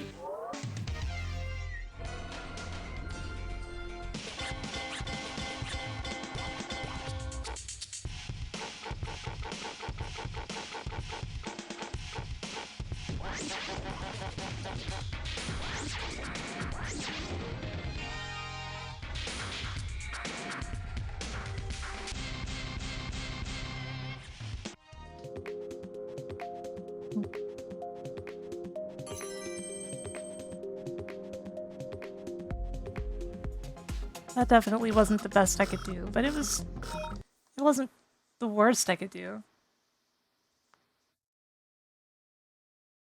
This is so cute. It's so cute.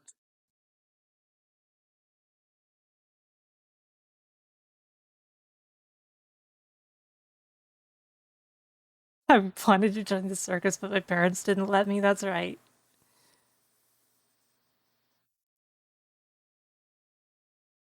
So guys, will you excuse me for just a moment? because I want a soda.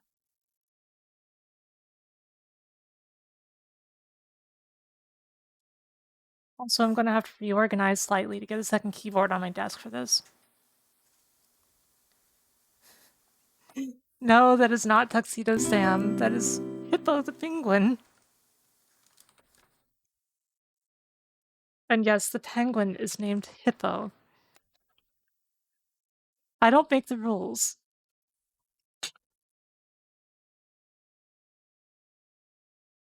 Anyway, I'll be right back.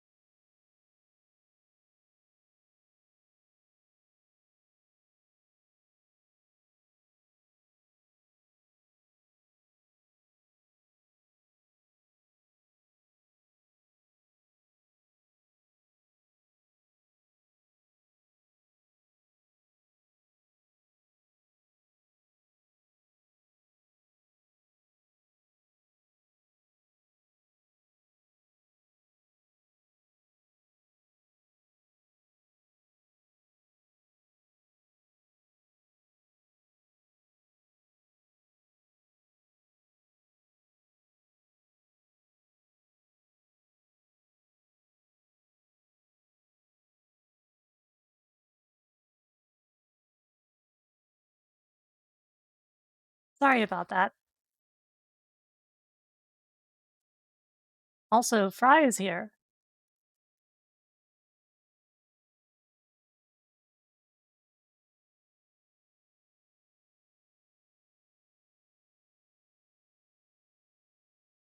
I'm petting Fry.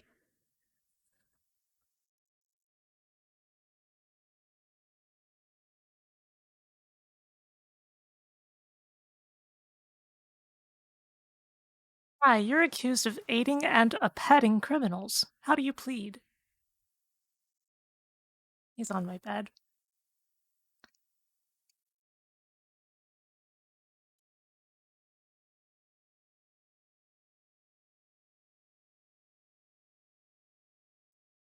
It is longer than that.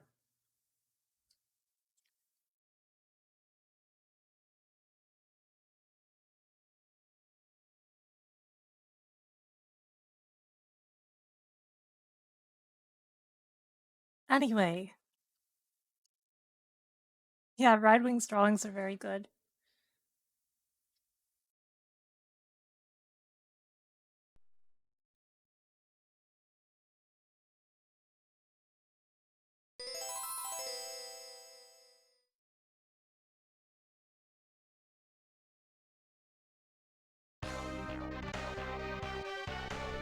You guys can hear this okay, right?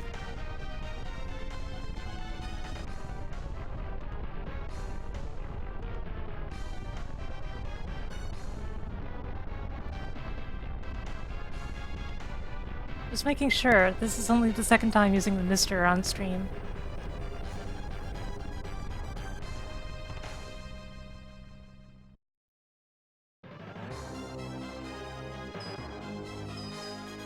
Let's see. Okay, keyboard configuration is good. Digest? Digest?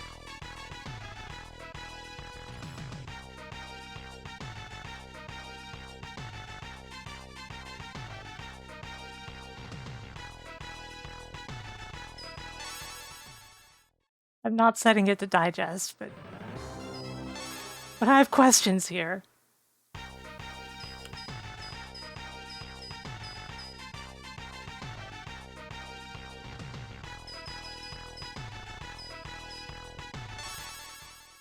Gotta remember how to do this.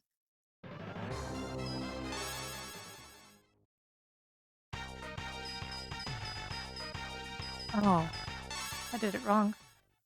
What the? Wait, what? They were last playing... What?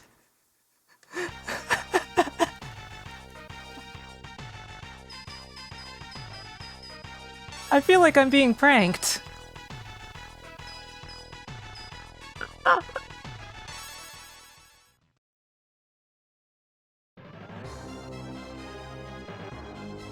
Last playing Rocket Knight Adventure Squad.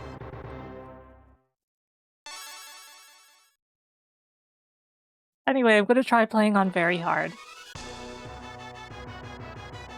Sparkster Super Nintendo is such a good game.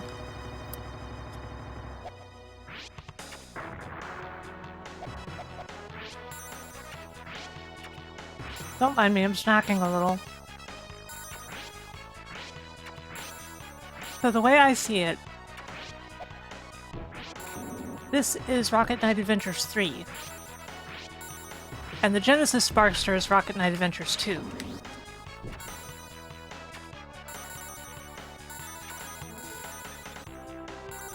That's how I see it. Even though technically only the Genesis one is labeled at all. Me, Ray. No, don't you see? This is clearly Freedom Planet Month.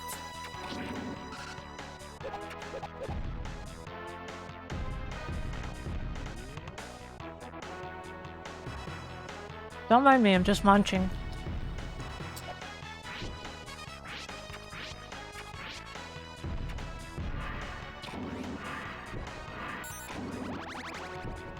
Axel Gear.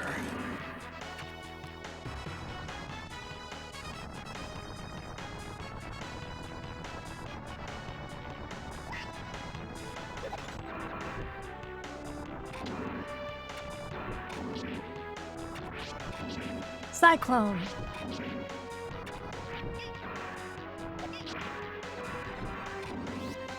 Is this really set to very hard?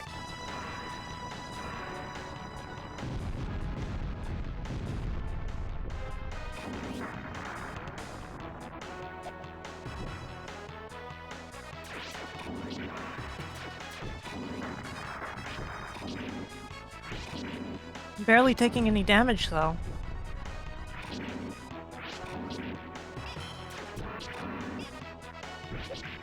Come on, hurt me more.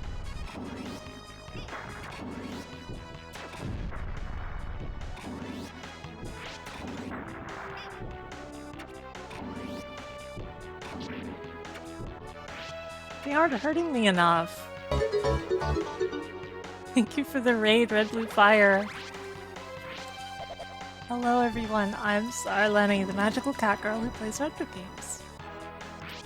Red Blue Fire, what were you up to today?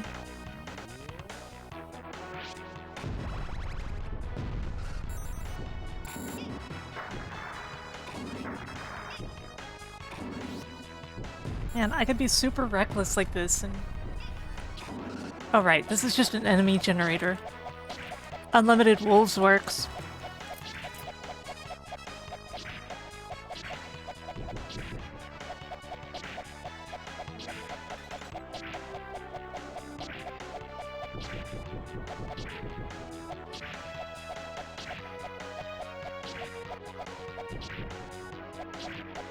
Finally, unlimited wolves.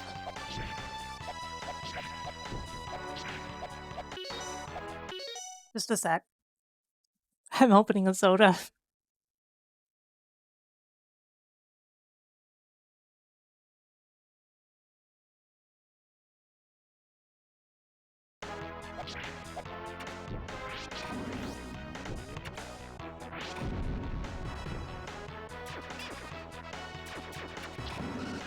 Very hard, really, this easy.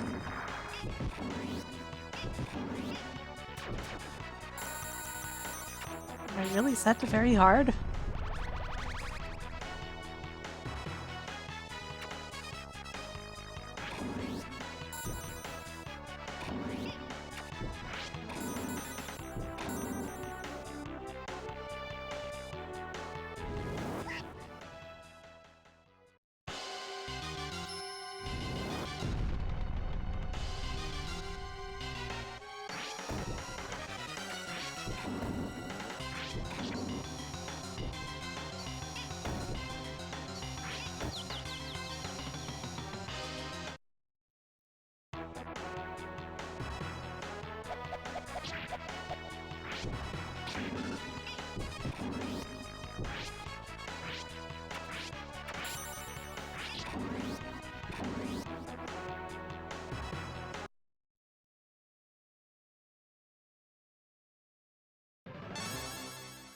Whoops.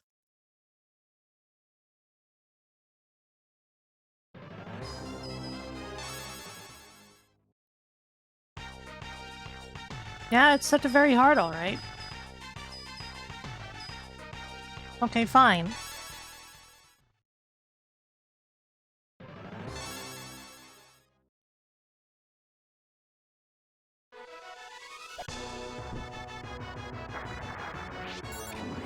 Let's see what crazy hard is like.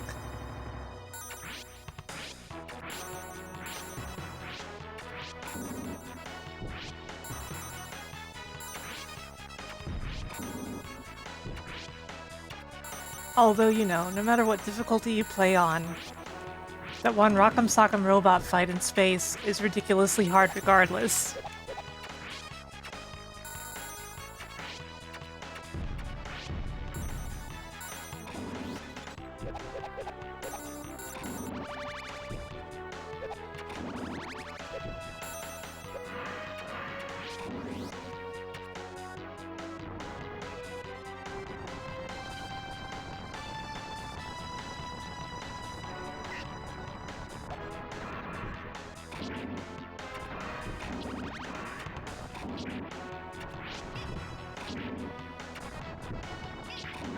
Seriously? I'd still take...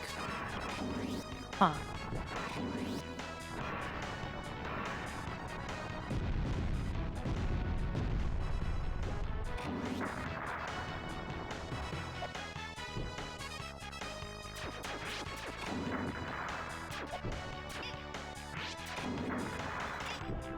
Okay, that's a little more like it.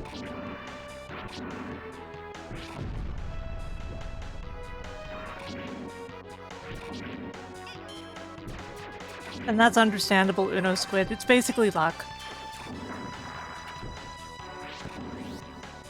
While I don't think I've ever played crazy hard before, I have checked multiple difficulties and found that the fight was exactly the same on all of them.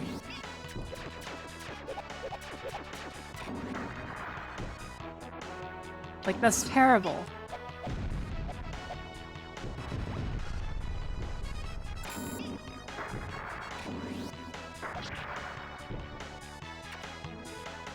Okay, I should play games. I should actually try, right? Where'd you come from? Let me put this wrapper away. There we go.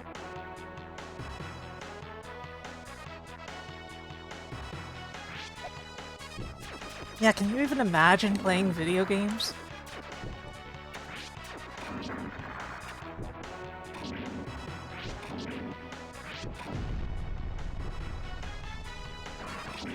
What the? There's another one? Okay.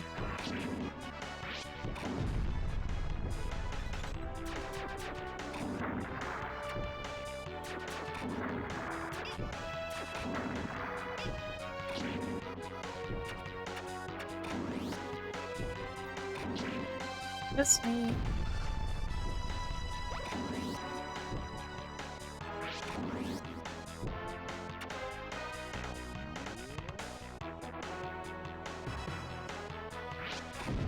Yeah, not confusing at all.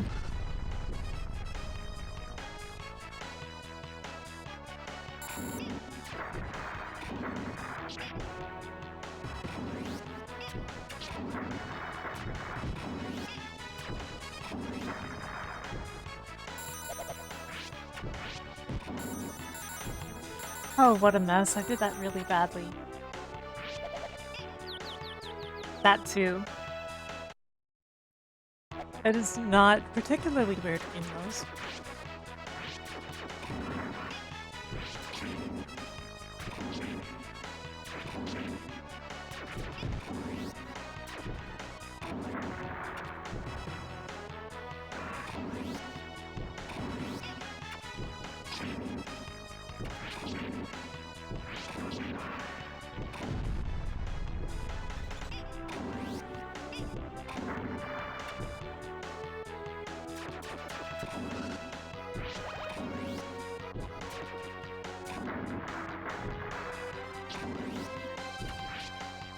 Okay, if I can't get past these parts, I'm pretty much doomed.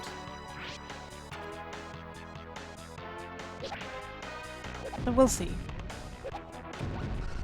Should be fine.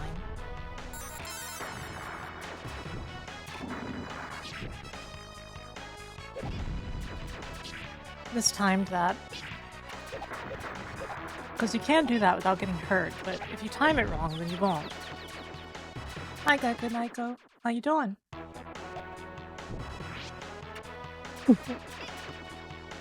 Thank you.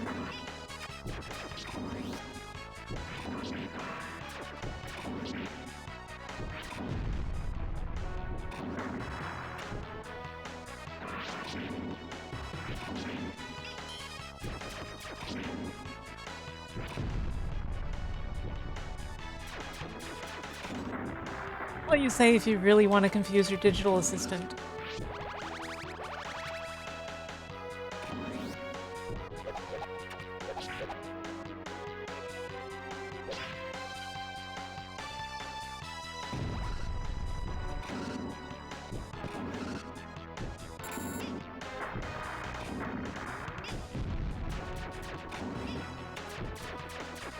Okay, I gotta be significantly more careful than this. Because I'm being completely reckless right now.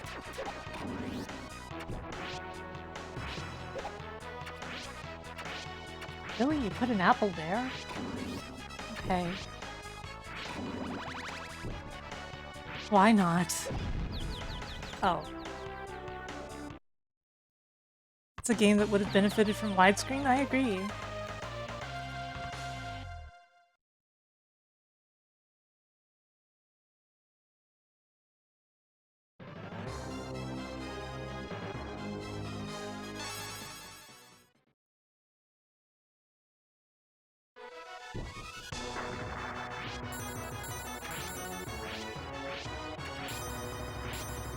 And should I even bother collecting all these? Probably should. Every life's gonna count if I try to play through in a crazy hard.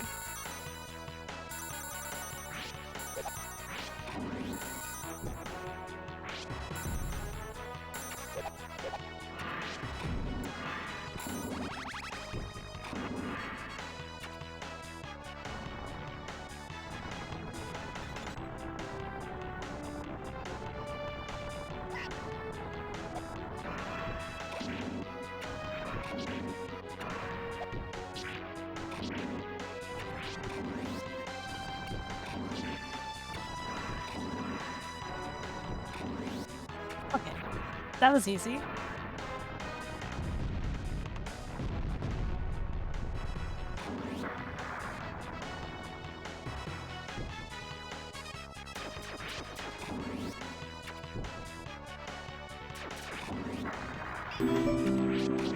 It's a hydration reminder.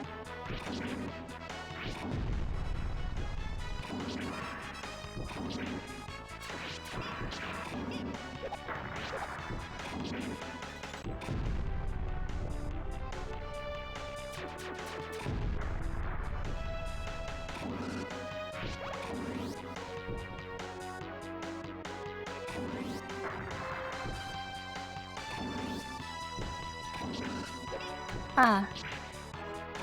That's fine. That is not. Those guys with the shields are a bit of a problem.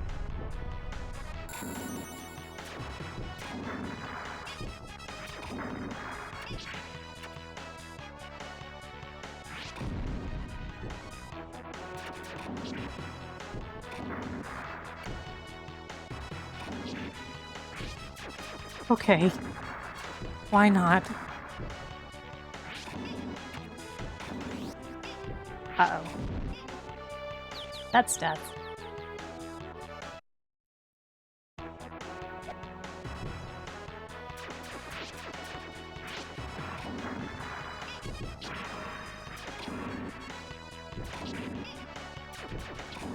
If this doesn't work out, I will go down to very hard. And swear to beat this game on crazy hard someday regardless. Thing is, I didn't get all that much sleep.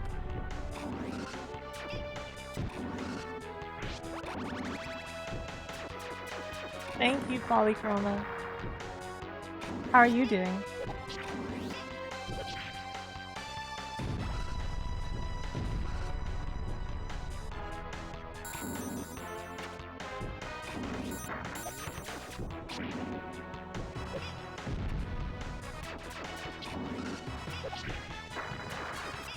Ah.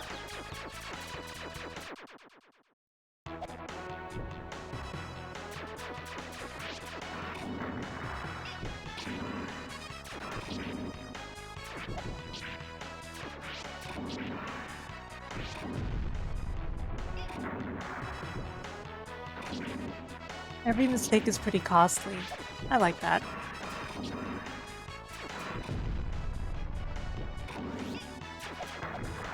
It's not like it's unfair, it's just very particular.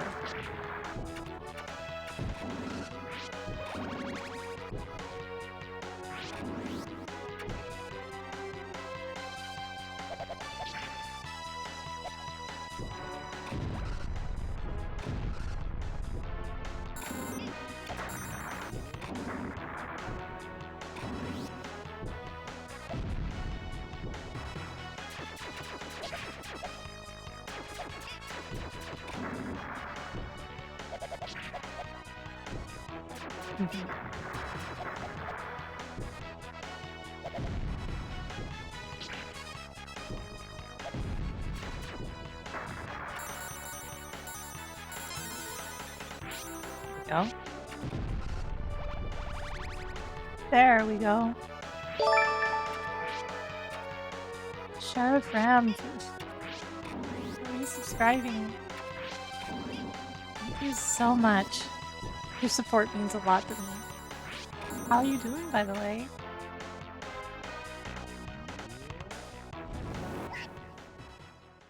I guess Dot's randomizer stream must be over.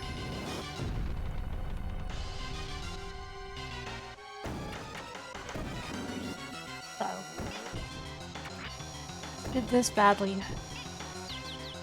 I died. Oh, that emote is great.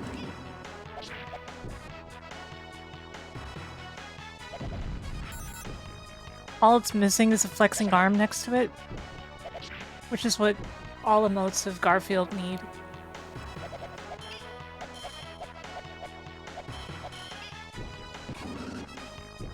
I don't make the rules, I just enforce them.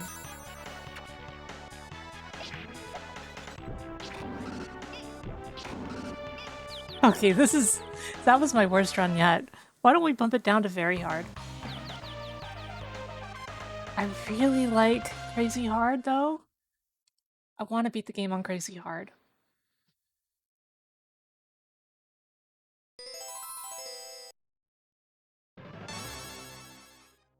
Oops. And yeah, if you guys can't tell, I'm running this on a mister.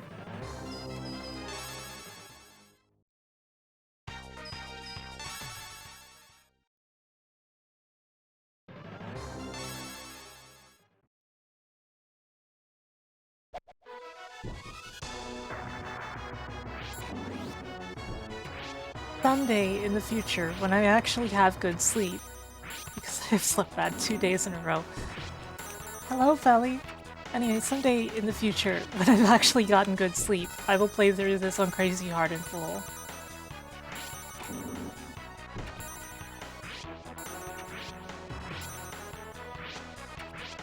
Thank you, Felly. Man, it just kind of went right by.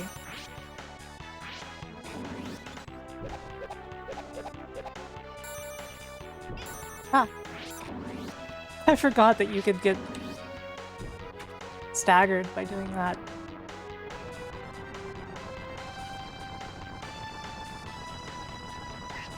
Man, I want a Fumo someday. Sarlani Fumo.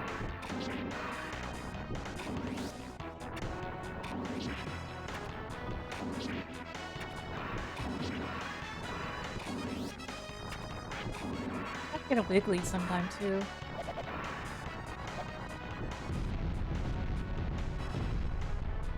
Huh, what did the Mega Mew not show up? Oh well.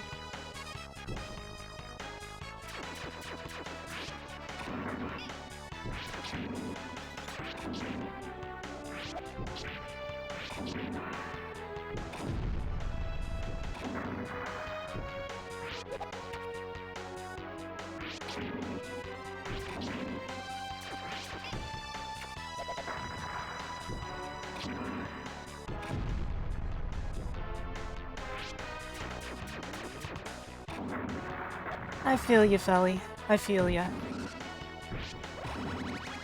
Myself, I've been in a hurry to get, like, streams that were scheduled and everything done.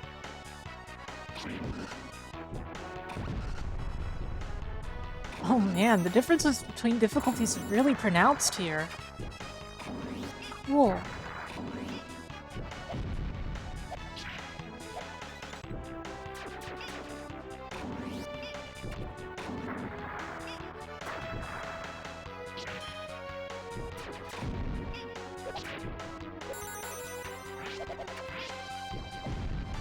Can't believe I messed that up.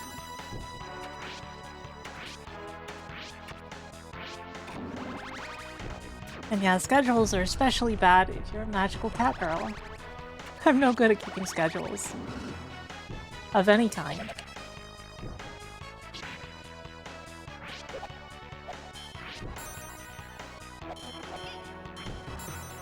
Oh, the strategy's really easy for them actually, huh?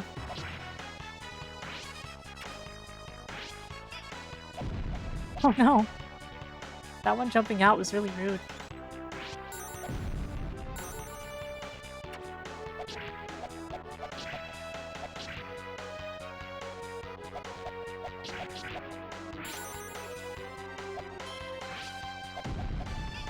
Uh-oh. Sparkster, turn around!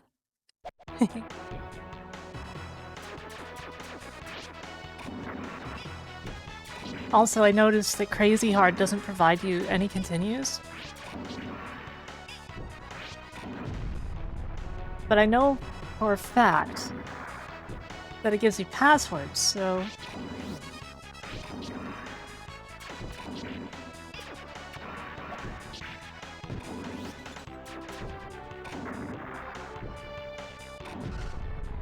Hey Shoxus, how you doing?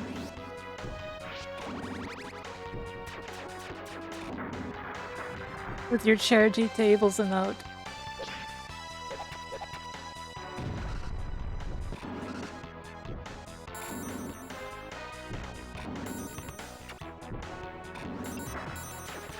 Getting over eager. That's kind of what I'm doing in general.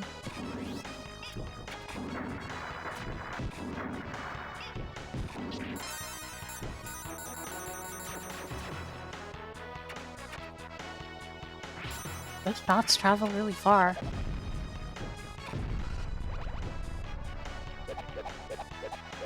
This possum isn't so awesome. I'm pretty sure he would still kick Dr. Machino's butt. How you doing, Ashley? Thank you.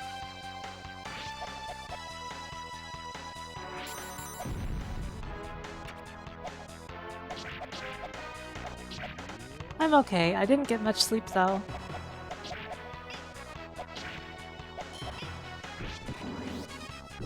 Having something where I have to be awake no matter what always makes things difficult for me. Because I have a sleep disorder and really can't keep a schedule at all. And when I try to, like, take a nap or something, I always... Thank you. If I try to take a nap or something, I always end up just staying awake the whole time.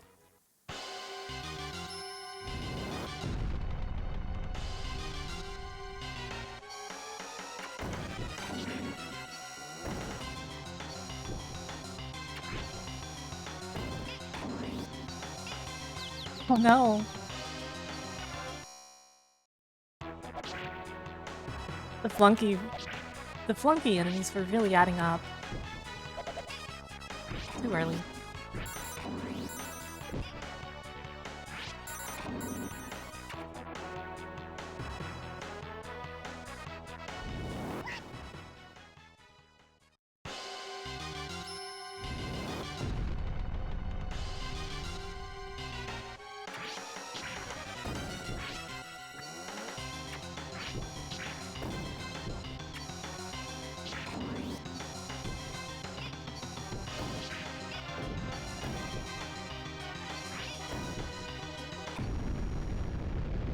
The cake.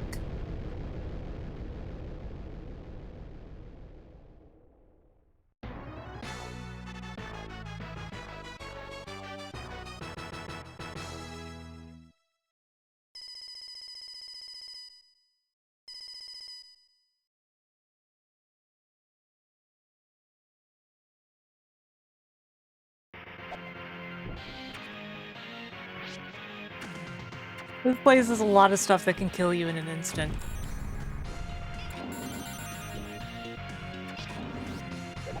I mean, a lot of stuff.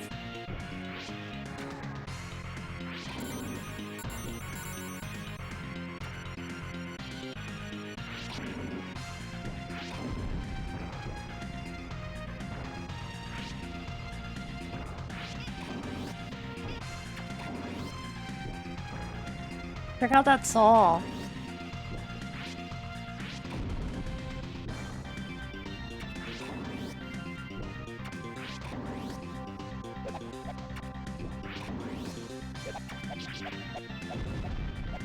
Oh, they take more than one hit? Okay. Noted.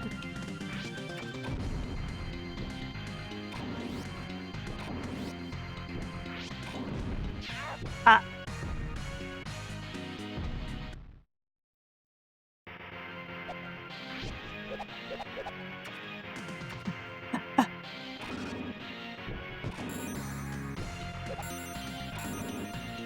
Like I was saying.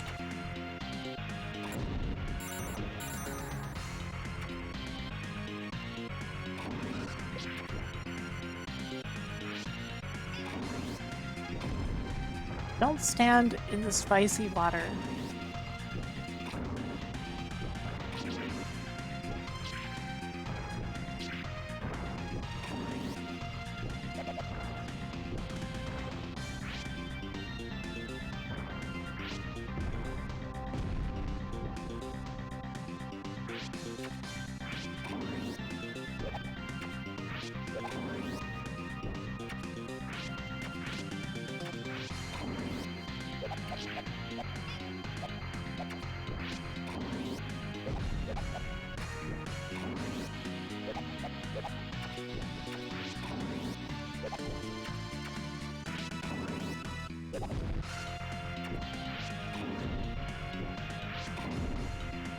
Oh, I don't trust that conveyor belt.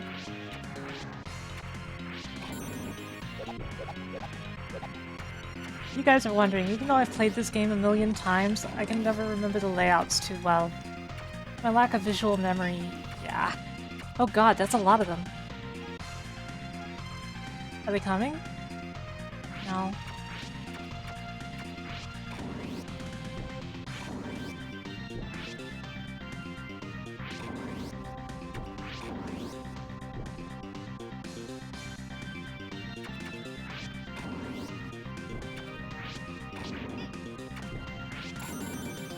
Ah!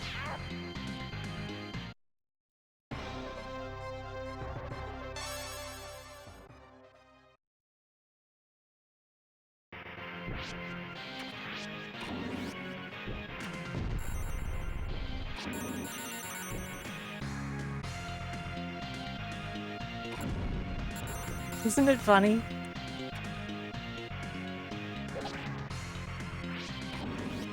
This game rules.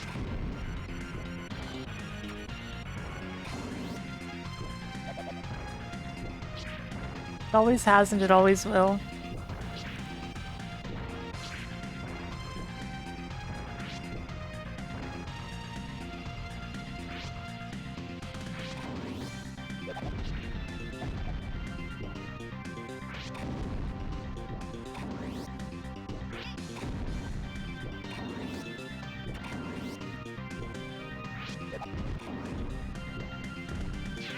Ah!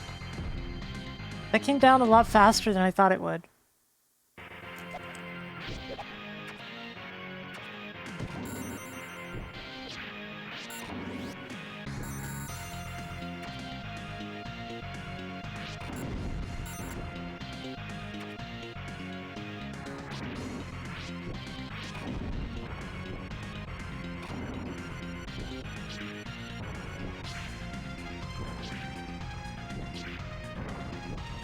I'd be kind of surprised.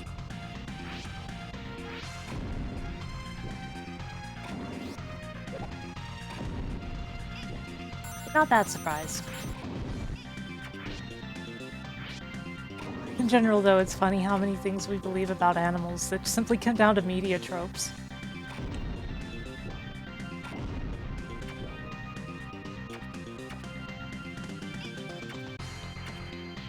sometimes from cruelty to animals. Like that poor Lemmings documentary.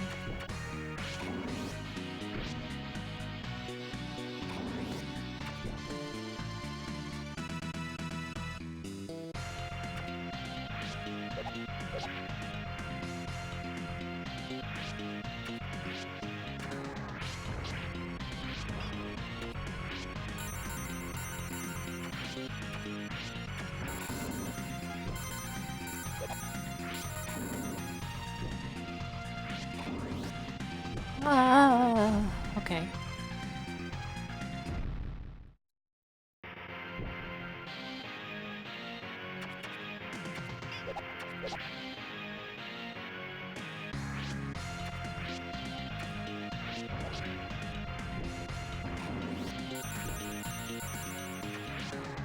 Well, Mirai, that depends.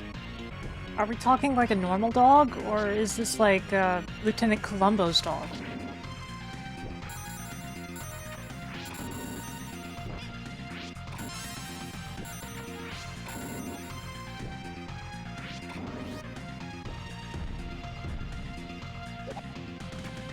Ah. Oh no!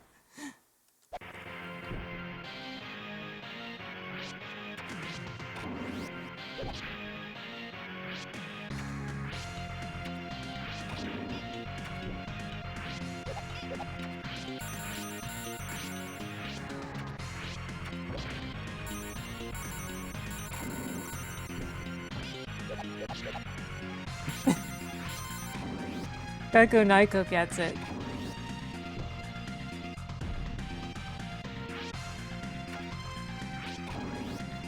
Uh-oh.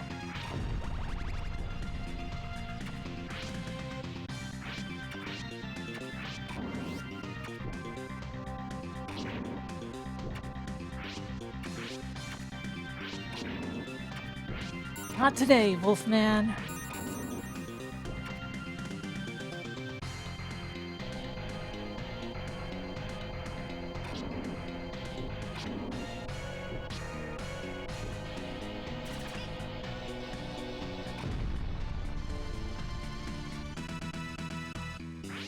See, on one hand, it would be really cool to meet Columbo. But on the other hand, it would probably mean that I killed someone.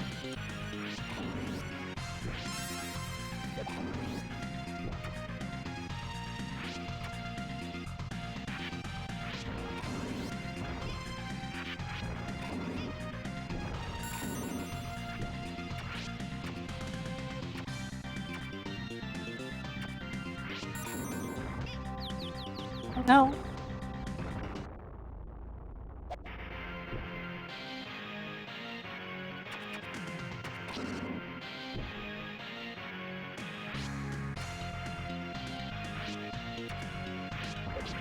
Spark, you mean that guy who lost his job?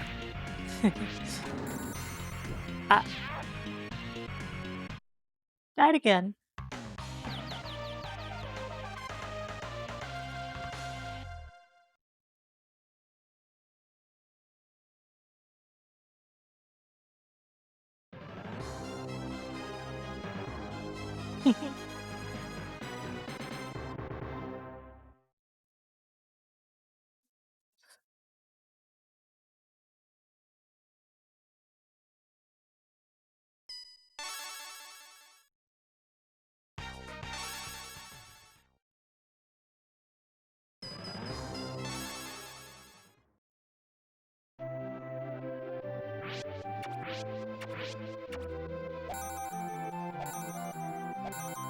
I have never liked this password system.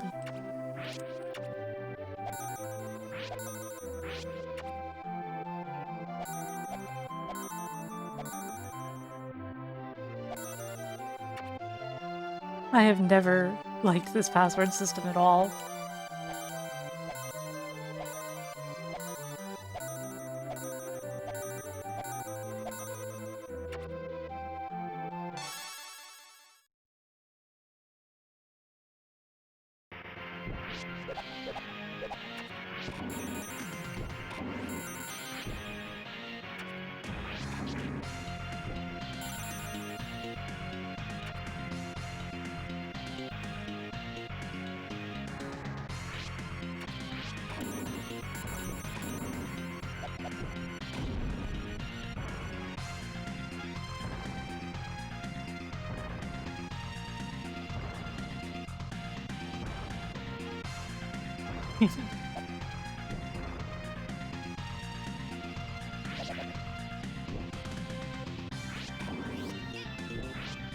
That is true. That is true.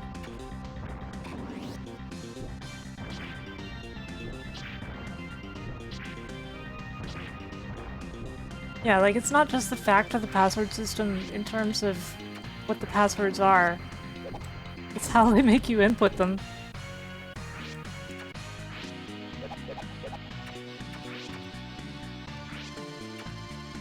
Thanks, Tarkus.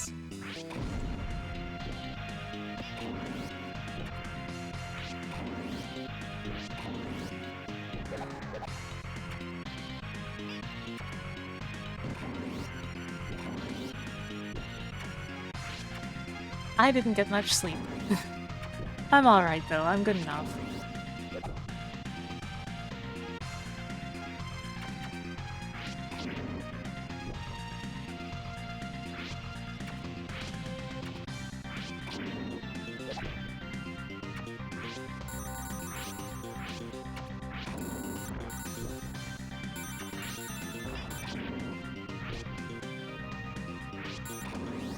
Oh. Oh well.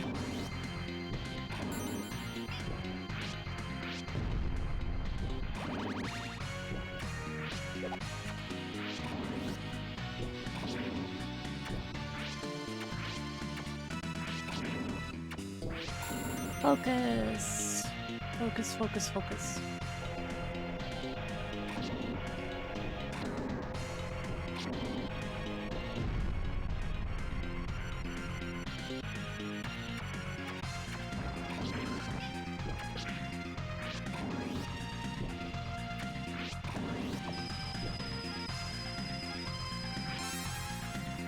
Flattened. Nothing's flat when I'm around.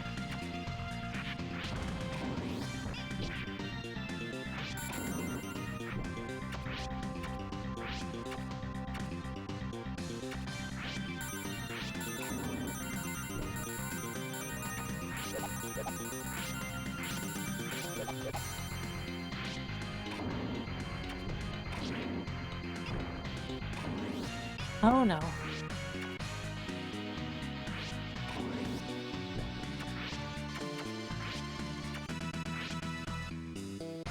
Okay, let's do this. I have not.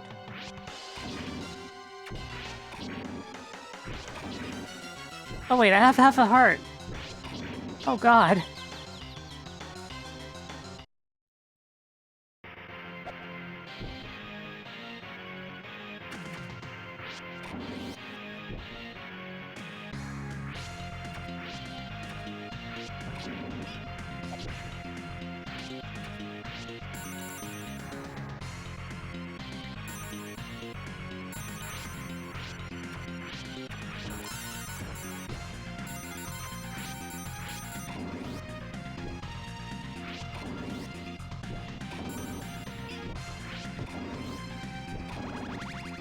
Cool, cool. This is Sparkster.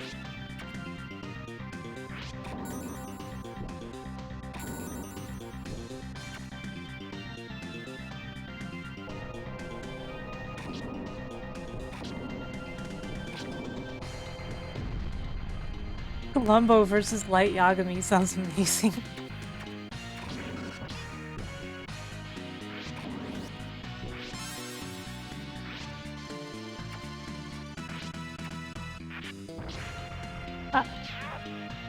Oh.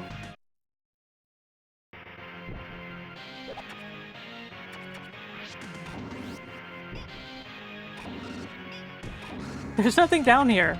Why is there even a hole here?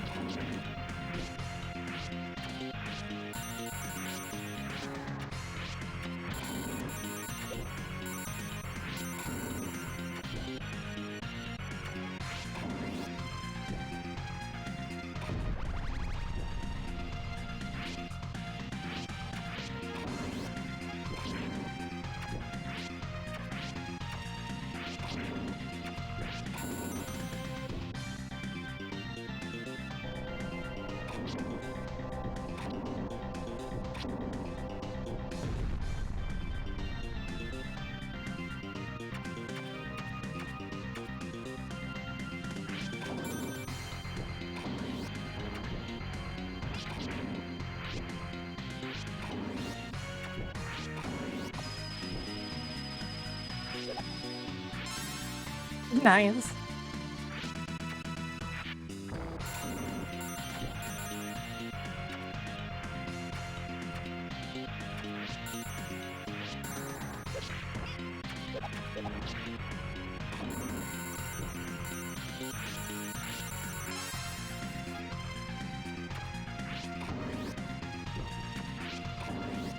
Okay, here we go.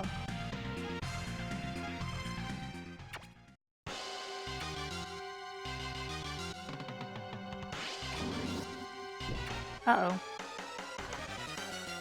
Well, get over here already. It's not getting over here.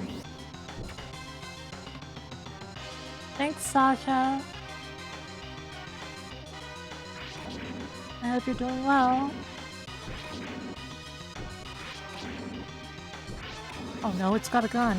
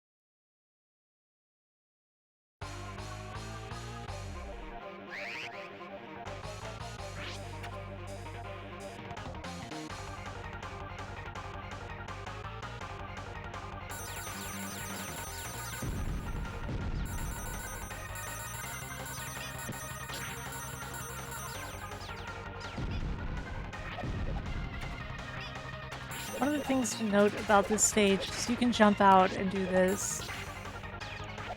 And it's often more effective than shooting with the bird.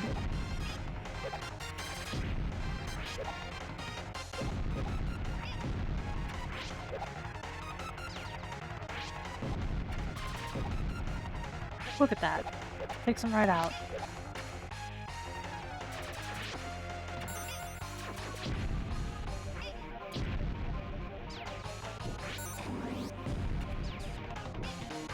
Of course, you can also jetpack if you really want to. Probably shouldn't, though.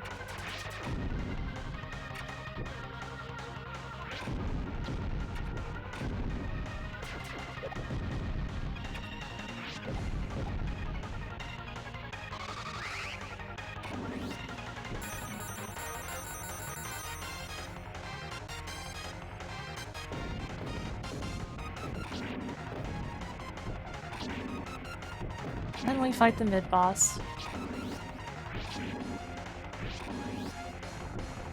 The stage has a pretty difficult actual boss, though.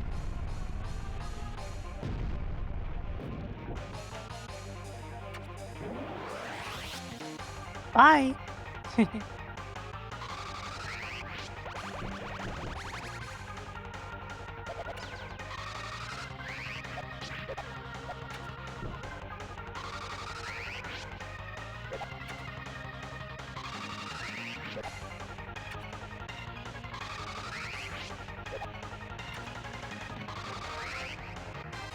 Fun, right? Crap, I forgot about these things. Oh boy. The boss fight is really rough.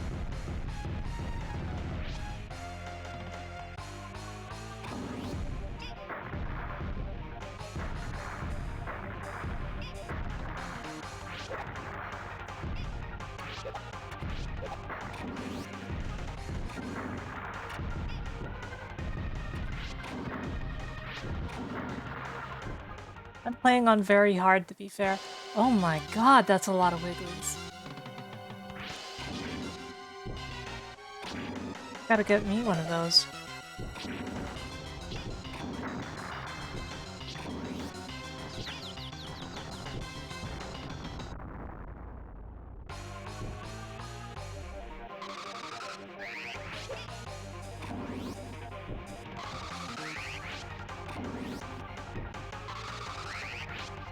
For the raid, Brian H. Hello, Raiders. I am Sarah Lenny, the magical cat girl who plays Redebut.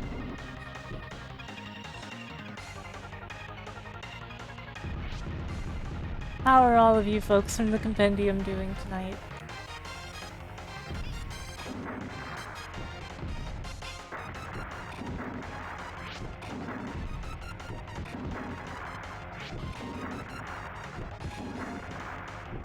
You'd be cranky too if you had a spring for a neck.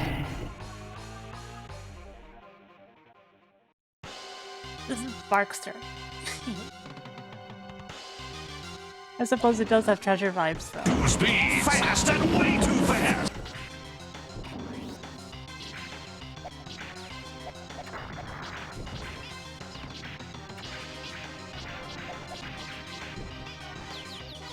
No. It's okay. I'll get him. Everything must.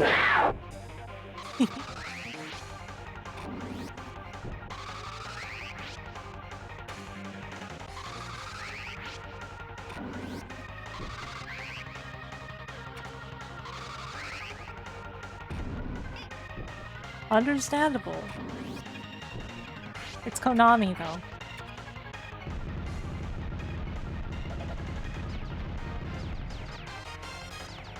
It's from Castlevania Rebirth. Second form of Drac makes a morale sound every time you hit it, and you're probably going to interrupt him saying everything must burn. So you'll probably hear something like that. Stand up straight, Birdie.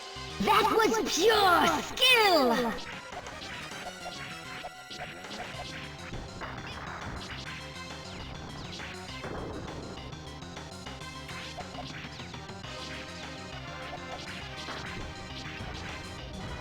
Okay, those bombs are gonna get me, though.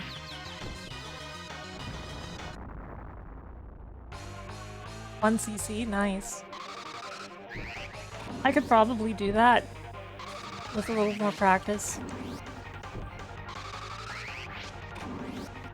I want to believe I'm not bad at video games, but at the same time I can be a little reckless.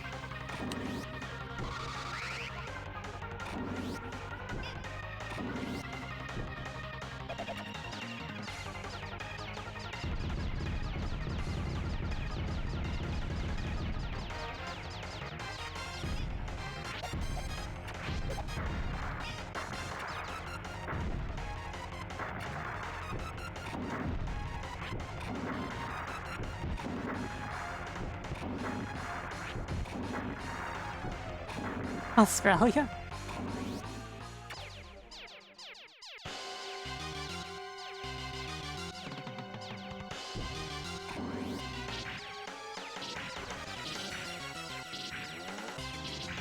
What I can say for sure is that I really enjoyed it, like as a game.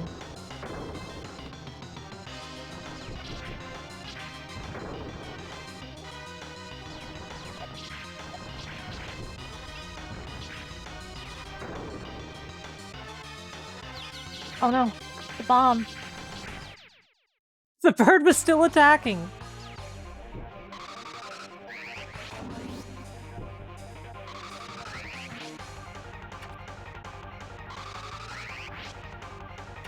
Oh my god, JC, a bomb!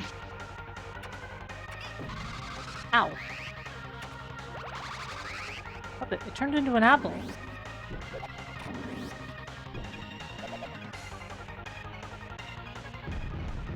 Normally there's a crystal there. My neck is a little stiff. Bomb!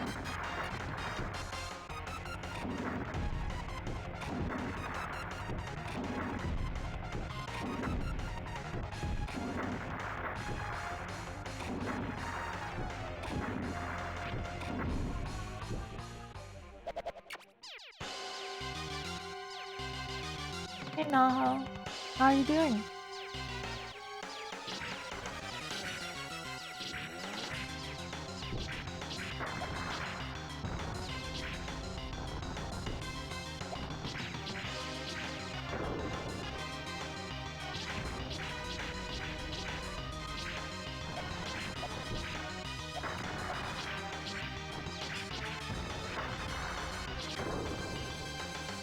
Oh, I'm glad to hear it.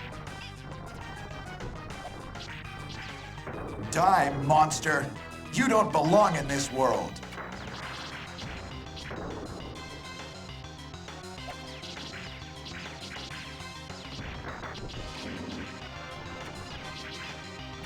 I'm interested in this.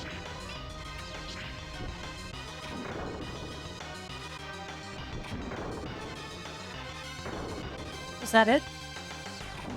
Okay. Activate the volcanic defense system to shield the base with my lava magma. Got him. What the? Was Sparkster just standing there for a moment? Like, the bird disappeared for a second, right? This is like taking candy from a baby, which is fine by me. I like this next stage. That was pure skill!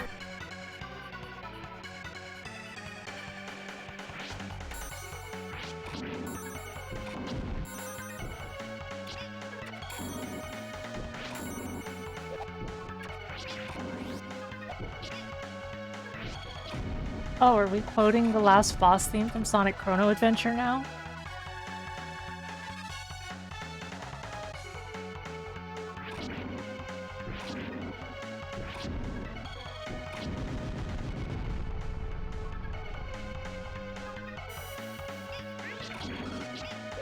Faker!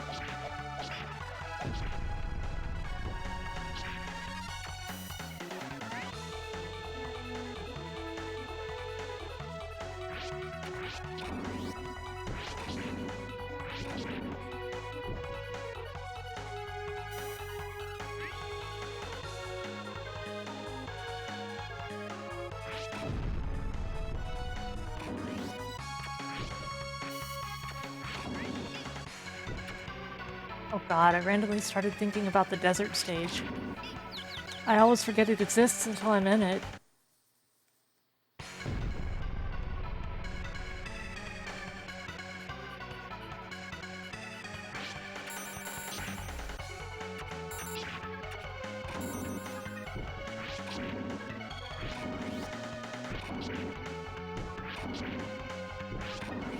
But this time, apparently.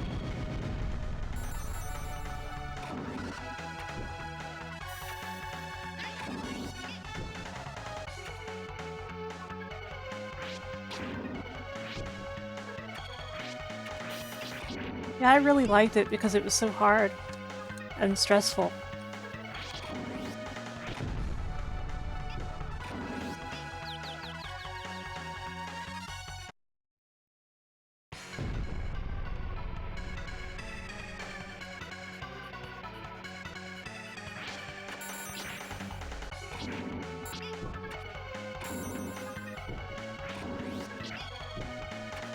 Those sound like reasons not to like something? What do you mean? What is a man?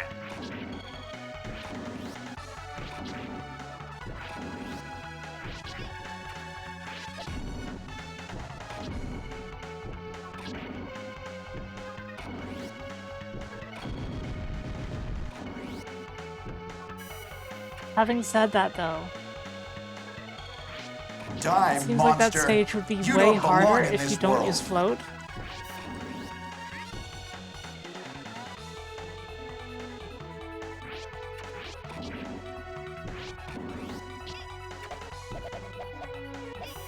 Like, she is a big part of what makes it manageable.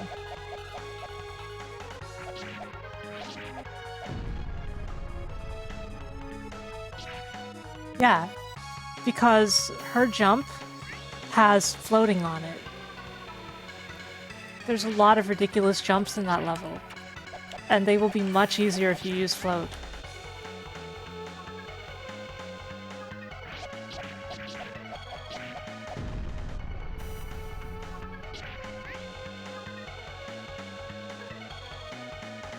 Because the floatiness of her jump, you know, it just makes those situations a lot less dangerous.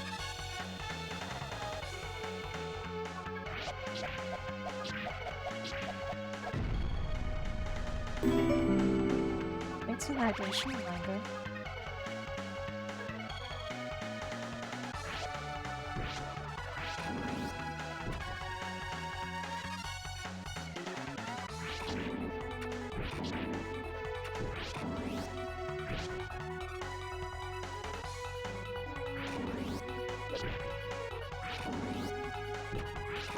Yeah, I basically agree. There needed to be more powers.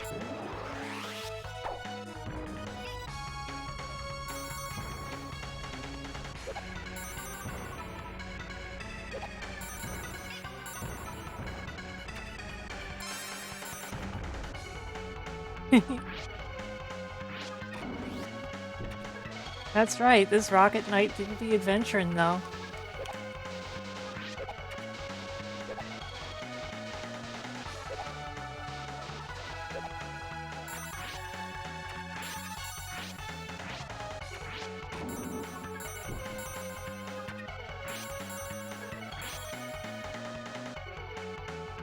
These guys just don't care.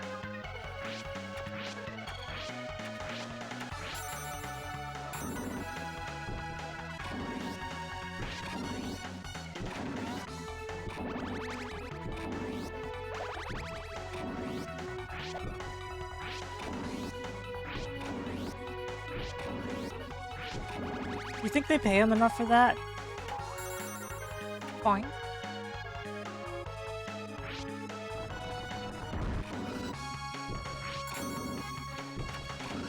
Oh boy, it's that time.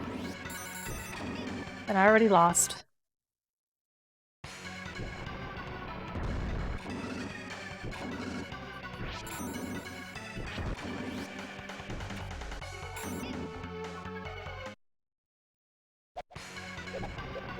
Or a Boros, maybe.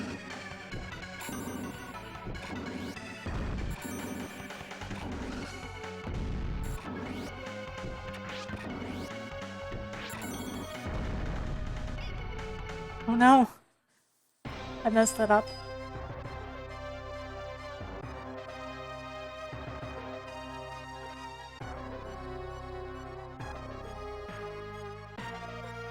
I'm typing on the wrong keyboard.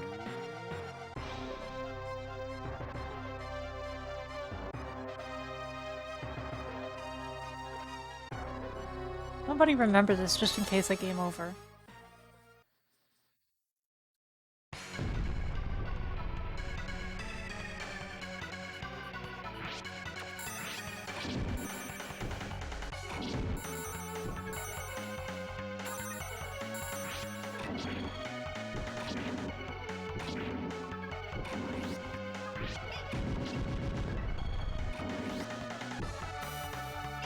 This is Super Nintendo.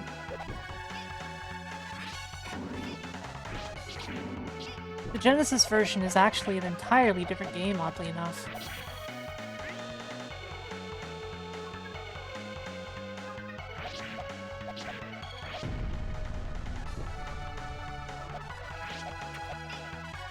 That's right, Wes. How you doing, by the way?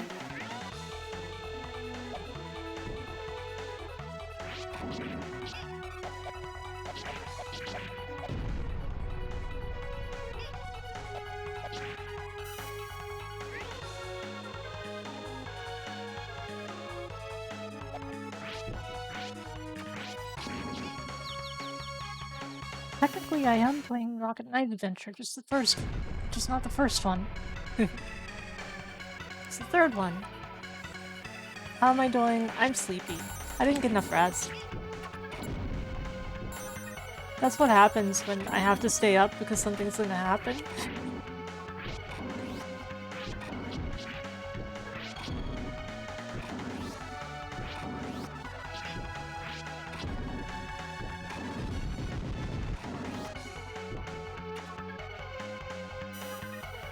I have not.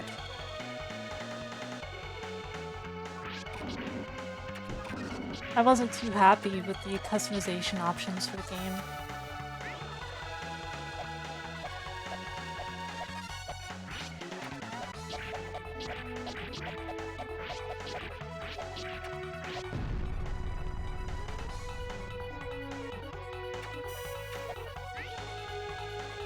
Poor guy.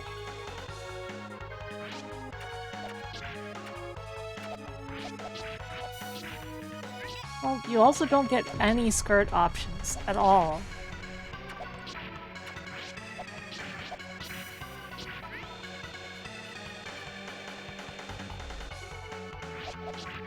You should have gotten rid of the pronouns instead of getting rid of the skirts.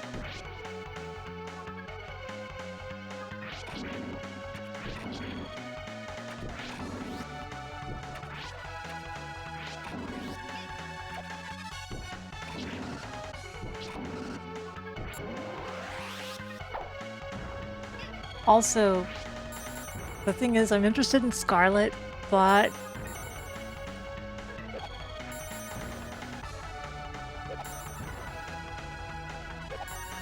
Scarlet's outfits look terrible, the orange.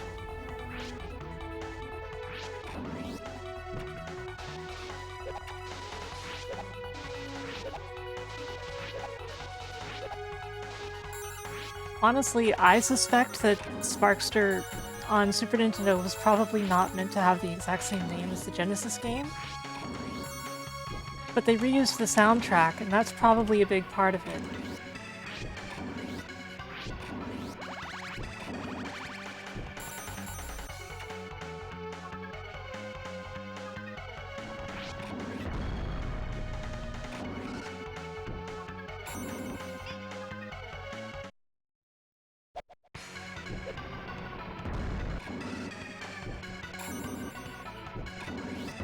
Oh crap.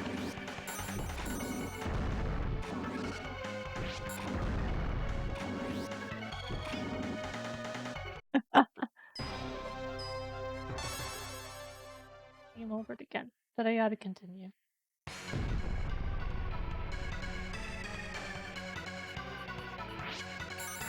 Surprised we're doing so badly on the stages. I'm not really having so much trouble with the bosses.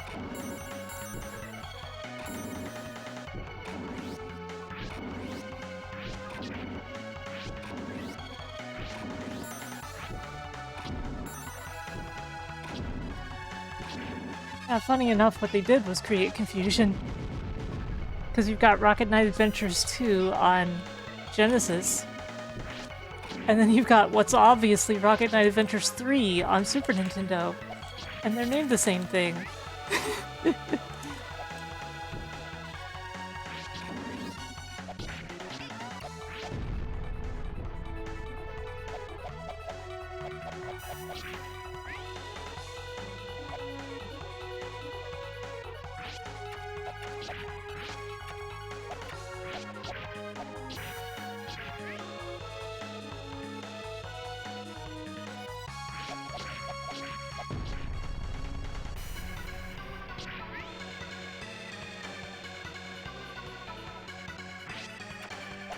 I mean, we did.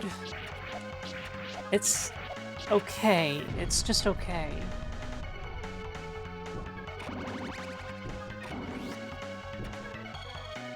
But they had to name that in a confusing way too, because of course they did.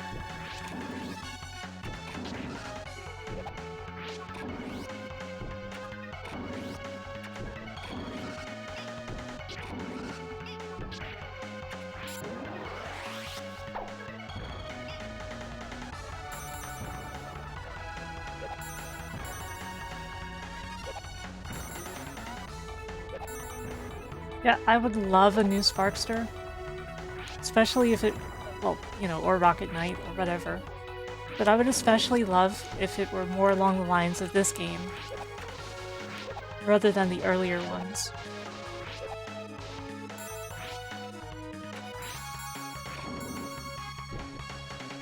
Rocket Knight is not a remake. It's the fourth game in the series.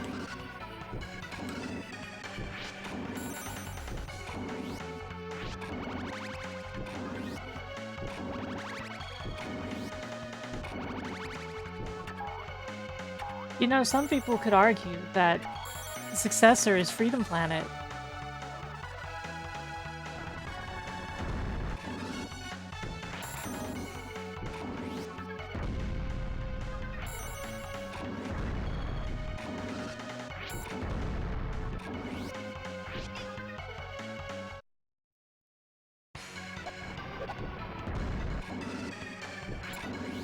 Oh crap.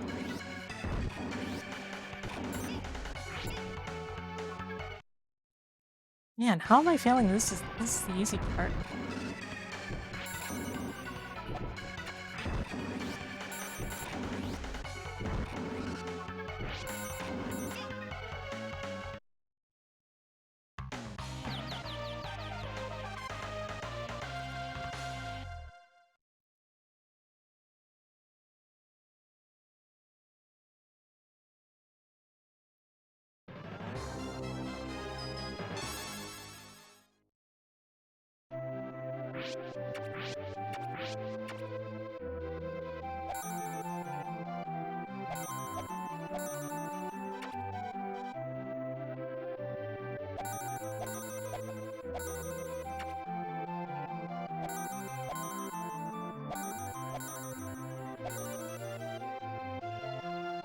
Is this right? No?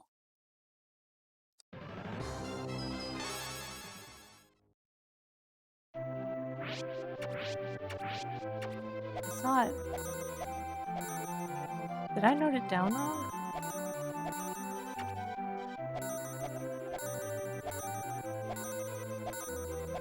Oh. I messed up.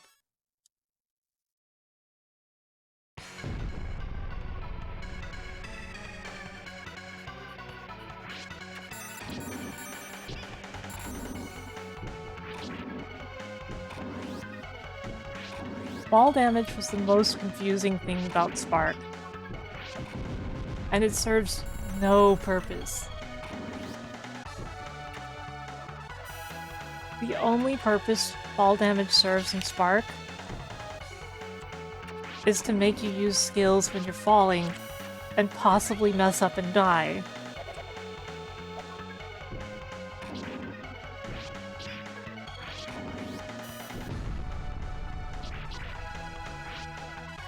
Right?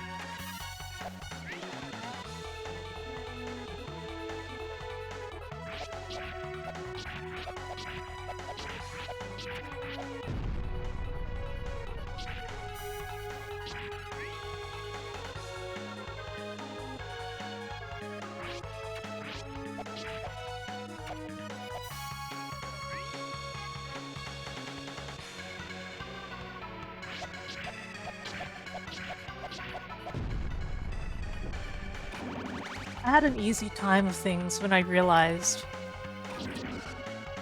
that you can fall faster using one of the Reaper's attacks.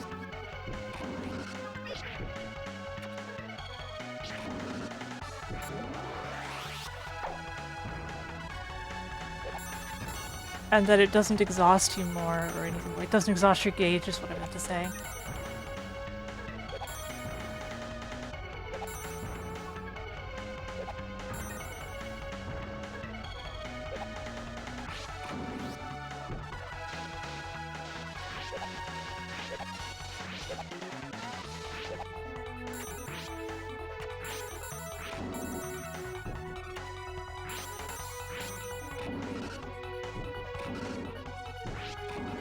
Okay, shall we do this again? And why is there even fruit there? You're not gonna need the health.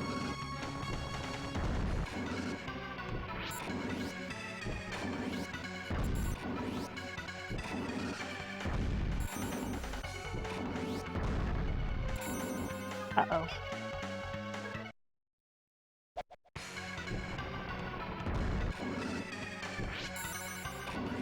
Uh-oh. Man, I started pressing all the wrong buttons.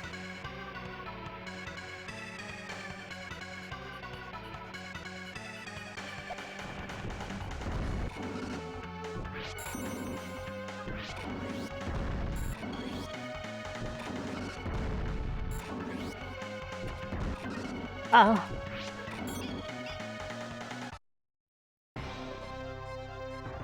I really liked Spark 2, and I wish that Spark 3 had been more like Spark 2. I didn't dislike Spark 3, but if it had been just a little bit more like Spark 2, it would have been an incredible game instead of just very good.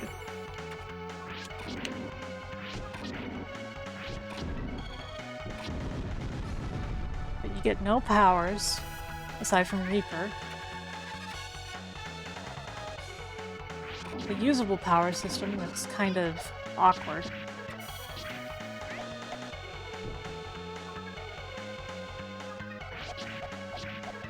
And combat that's technically more in-depth, but for some reason feels worse. Because there's a lot of stuff you have to go out of your way to avoid or react to in ways that you normally wouldn't in Spark 2. I understand they wanted to get away from a system where you can just completely win everything using parries. But the result just wasn't so great for me, personally.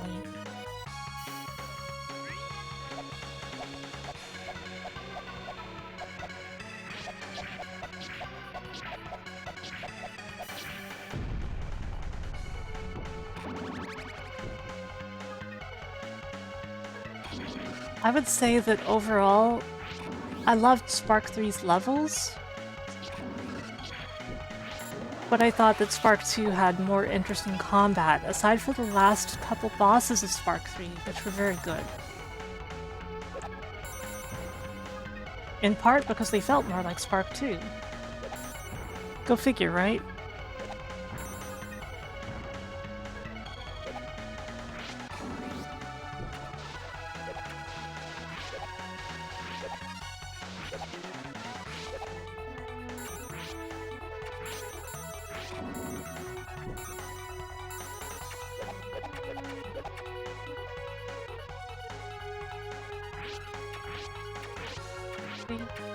I hope you're having a lovely day.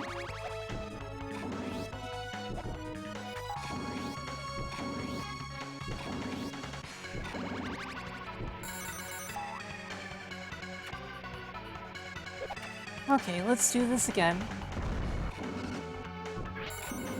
Oh.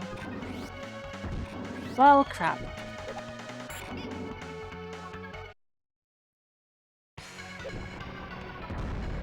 Bye, Fry. Fry was offended, but I failed.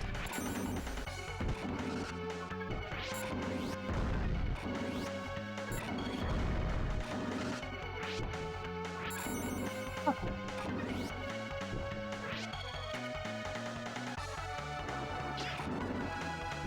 Right, I forgot about the planes.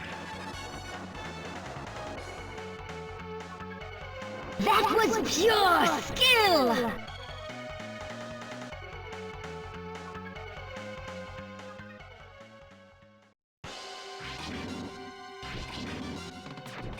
Okay, time to fight the tank.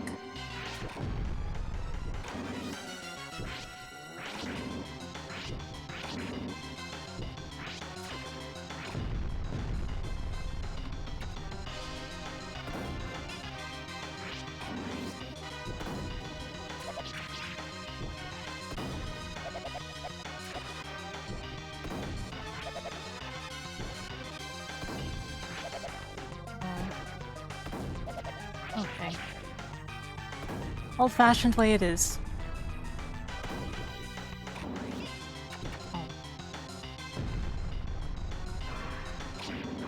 Okay, time for this. This part is very hard if you're aggressive, and I am being aggressive. Oh well. Oh, from here?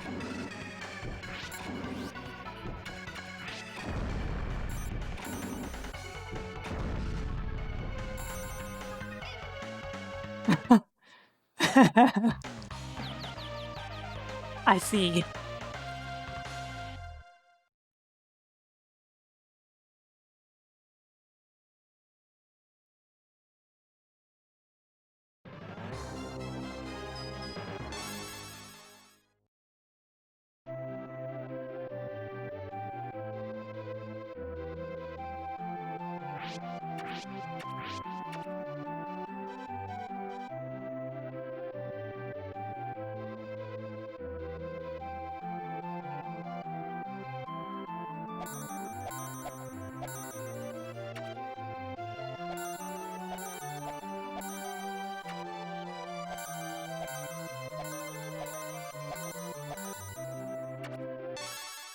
Yeah, DBZ is a huge part of their culture, I think.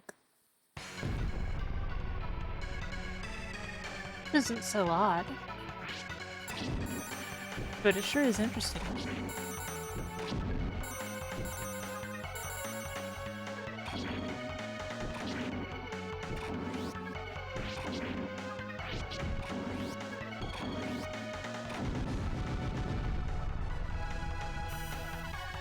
Ah, why am I doing that?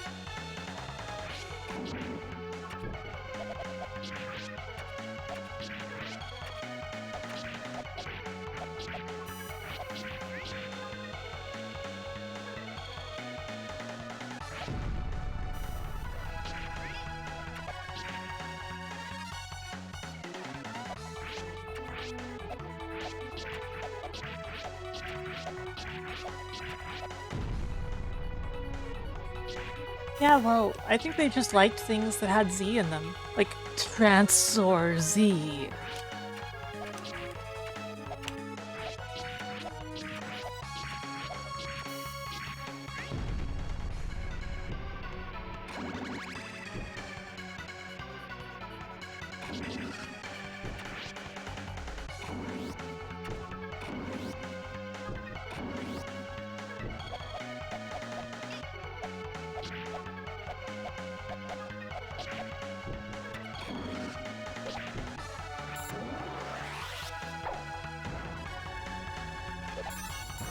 You know, that's also true.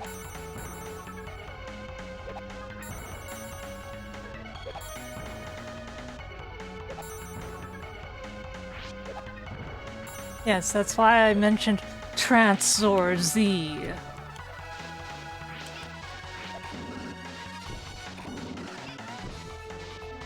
Okay, rushing this part is bad, as I figured.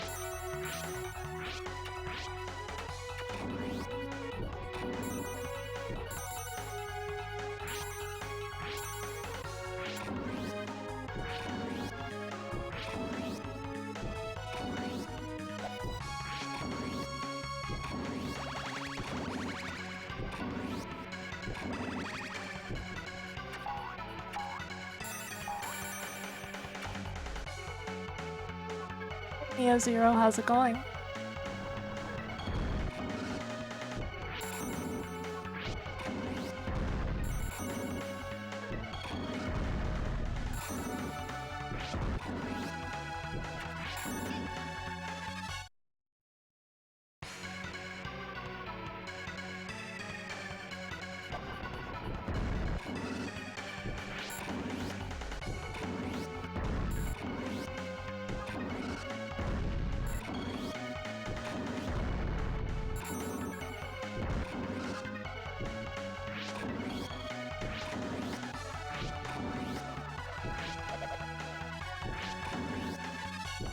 What the?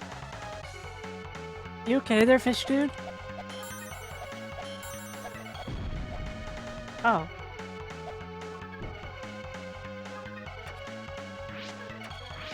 It's been rough because I'm like not all there. Like I didn't sleep much.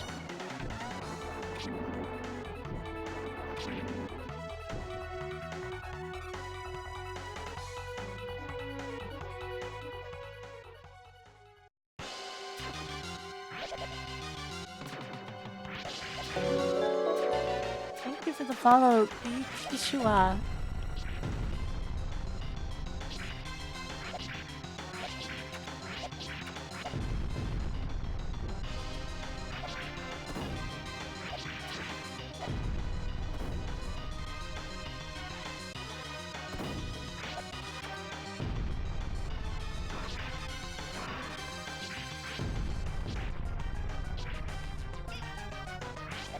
No, my perfect run. How dare you? Uh-oh.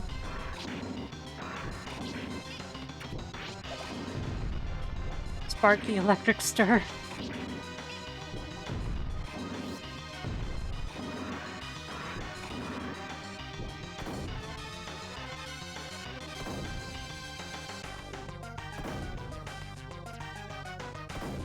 Dude?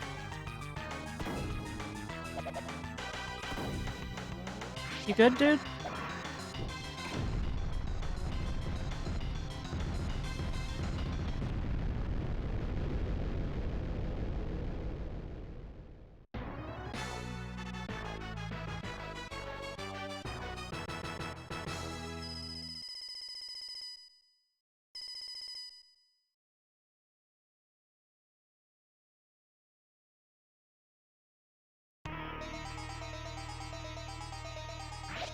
Okay, my least favorite stage.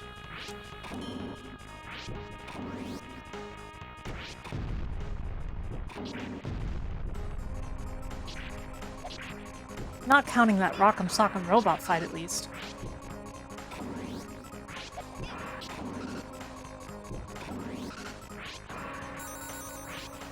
which I'm convinced is basically unbeatable no matter what difficulty you're on.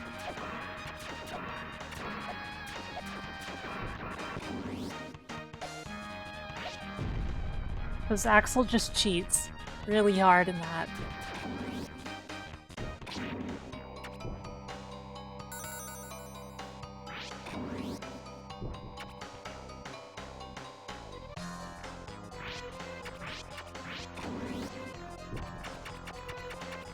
Like everyone else, I would also love to see Parodius come back.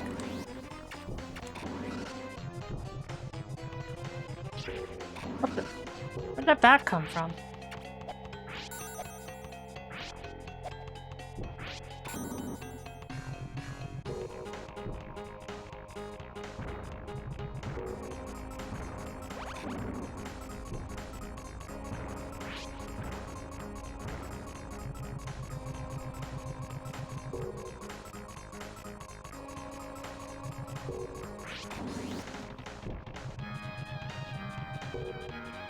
It's a big maze.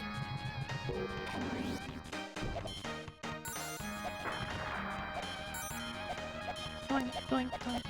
Doesn't a bomb come out eventually?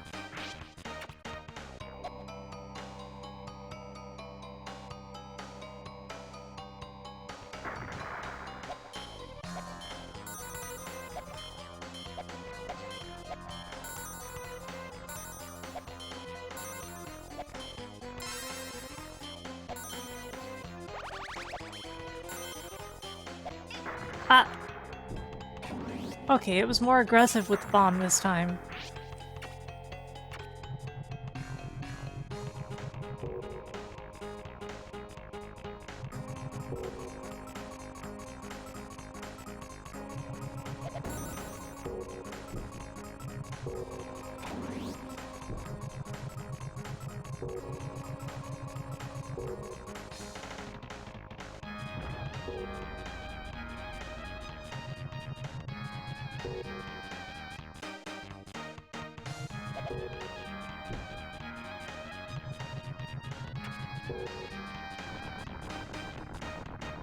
Oh right, this thing. There's no timer in the game in general.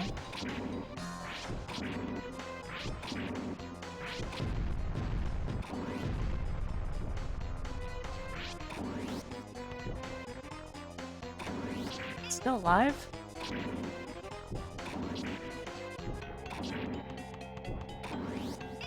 that unique to very hard?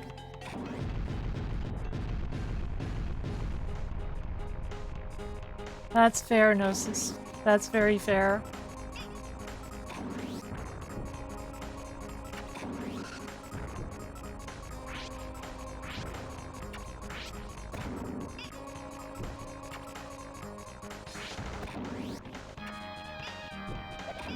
Ah!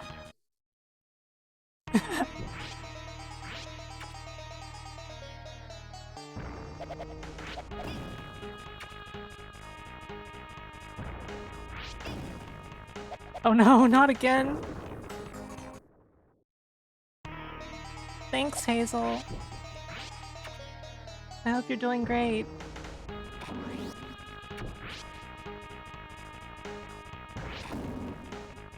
What the?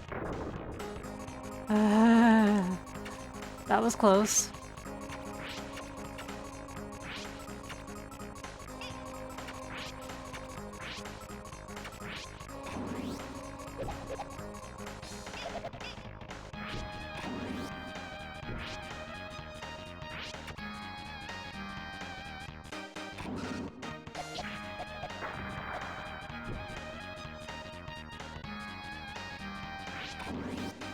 Do I have to play the first 359 Xboxes to understand Xbox 360?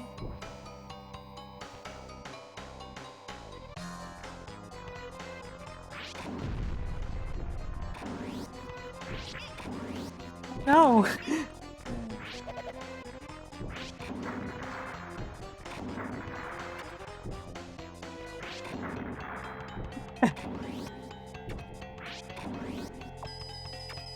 It really went downhill after Xbox 79.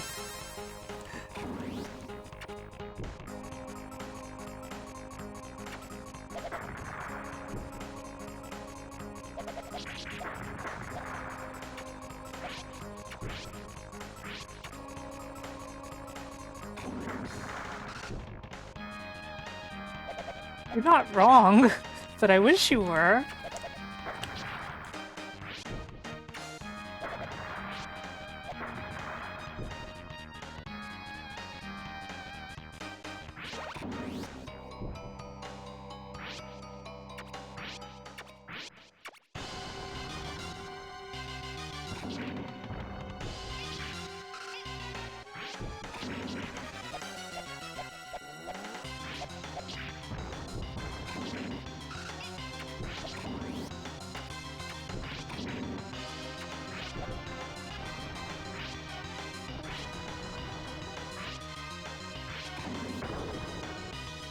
Oh no. This is getting out of hand.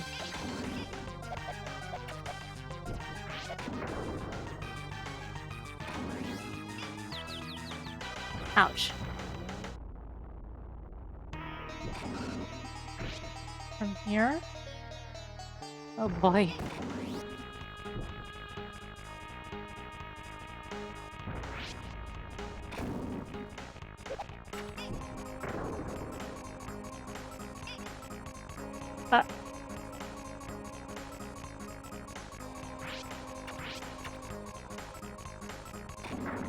Thanks, Konami. Very cool.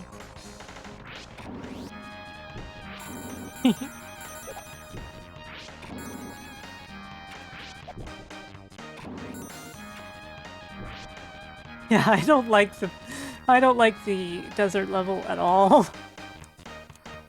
And I love this game. It's basically Sandopolis in terms of everybody can agree the game is good, but everybody can agree this level is bad.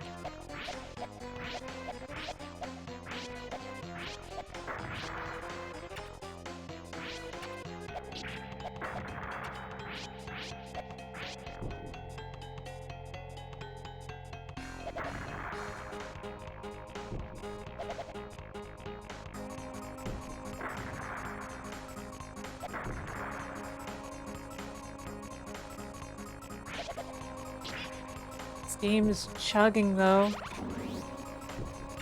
Oof.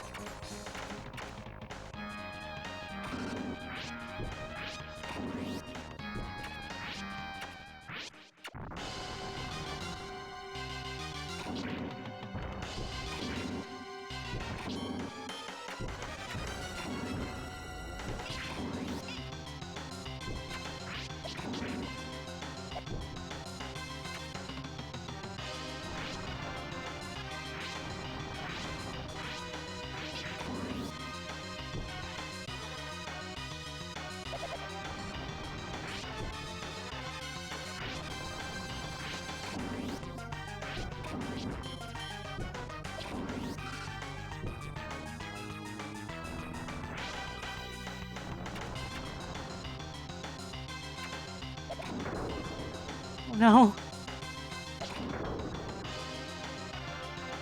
I killed the dragon, but... What the... There's an entire... Oh.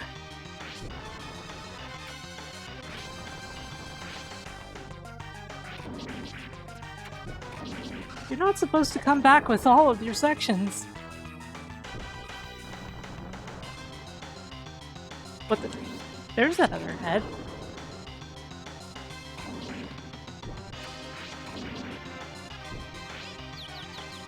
Oh, I died.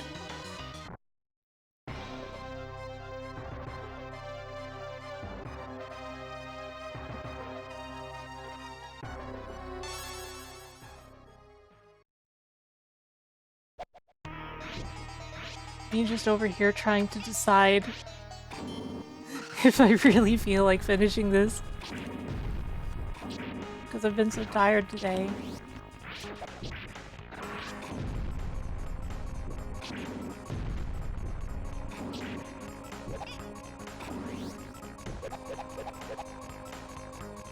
What if I just skip the level like that?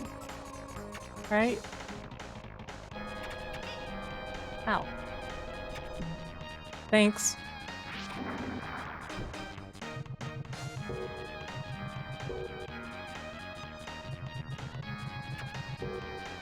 Don't mind me, that ball is my Uber driver.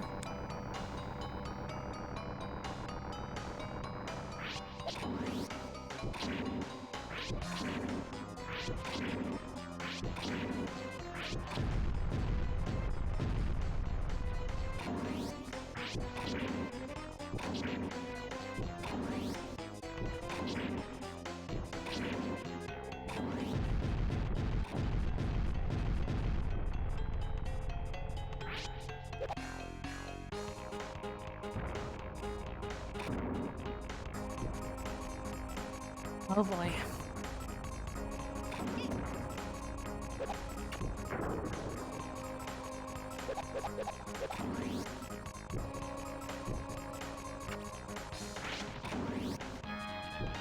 Okay. That worked out somehow.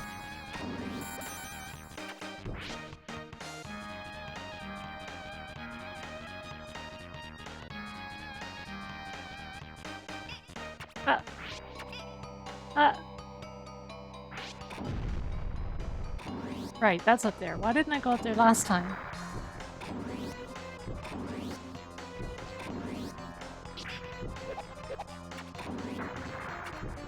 I guess I forgot.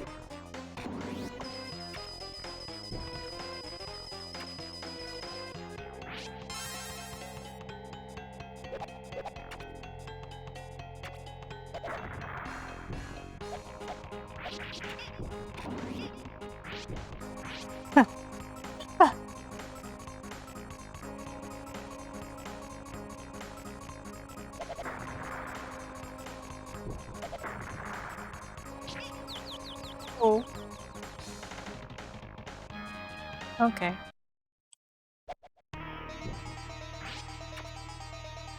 These things happen.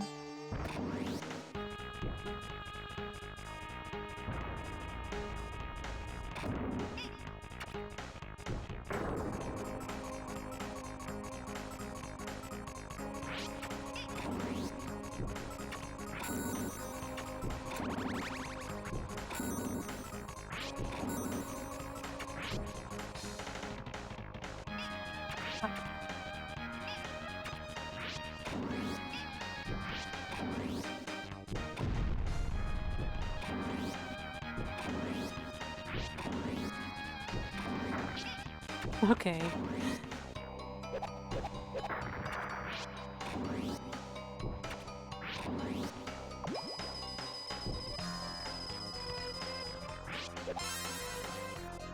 There we go. As long as I get the one up, it's fine, right?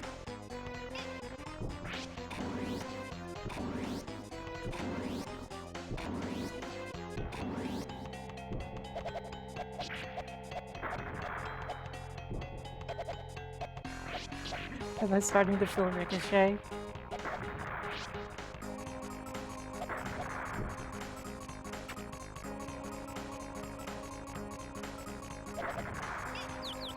Oh.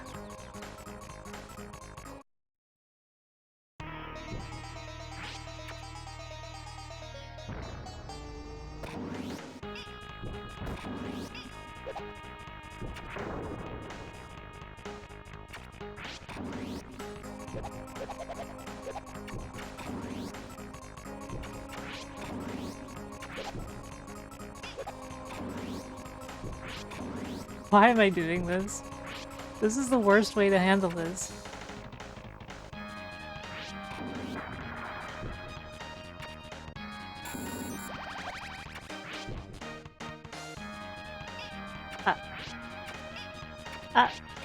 Okay.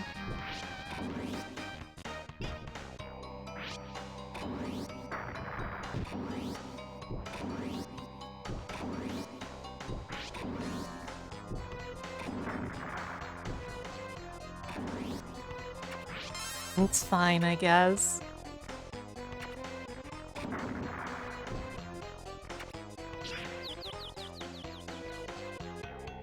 It's okay, Sparkster. You had another guy.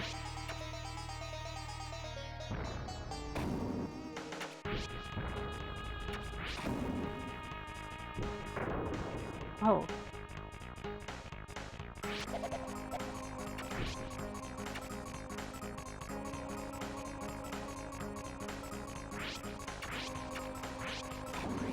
I managed to get hit by it in the end anyway.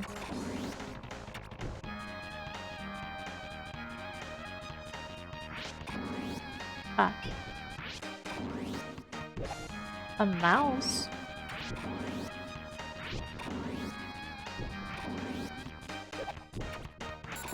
Why is there a mouse in your room?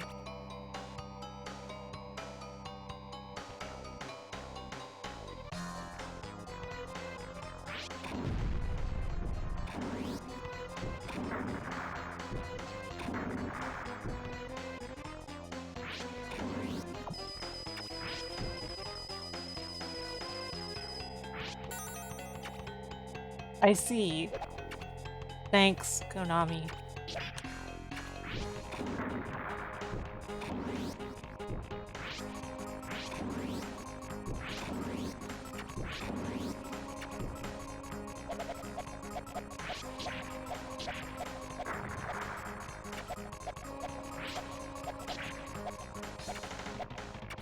What? Oh no!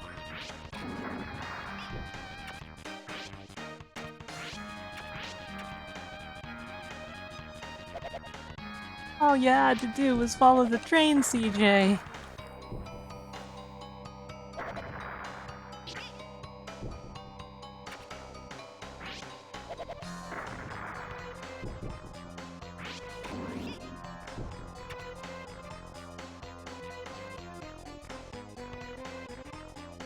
Get to that as soon as I'm out of this elevator from heck.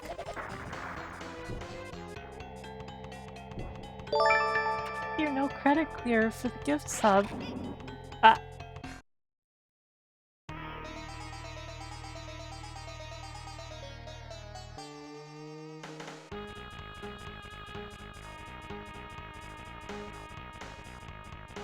Let me show the art.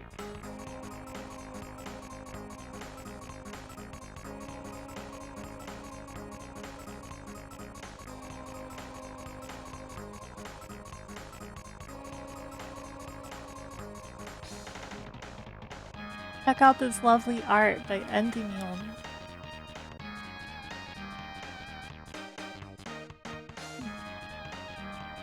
Great. Thank you very much.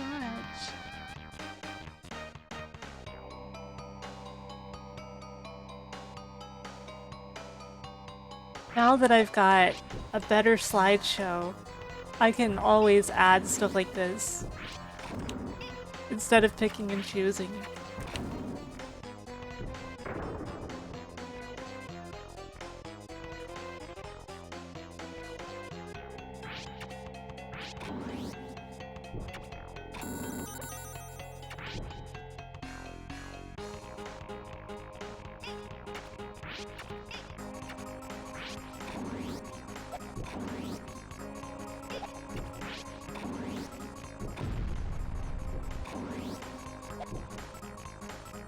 I guess it's only gonna give me a crystal again now.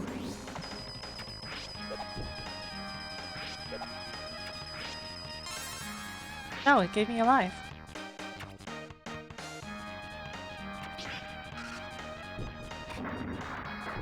Did it give me 2 lives?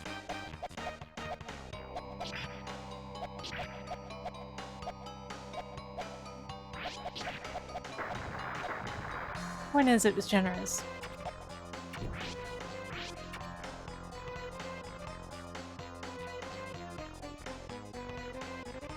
Sparkster's crippling weakness is his inability to attack directly up.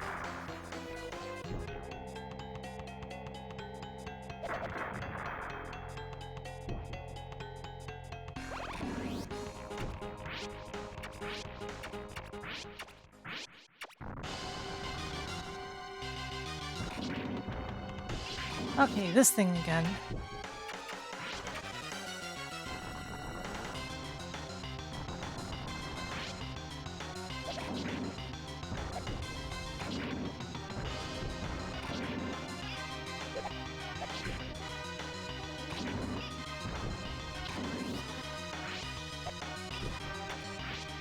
That was not the right button.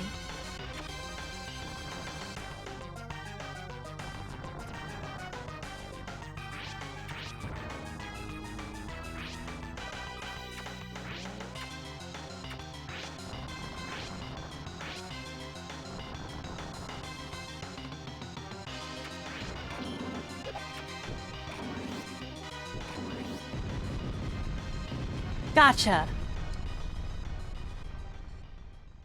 Always remember, shoot for the head.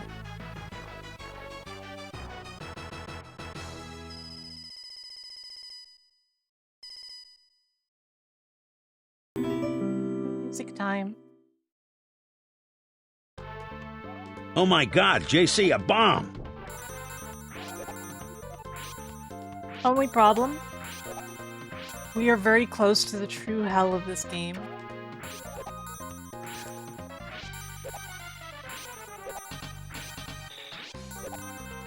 Because after this stage, we get the shooting stage. And that's where the Rock'em Sock'em happens.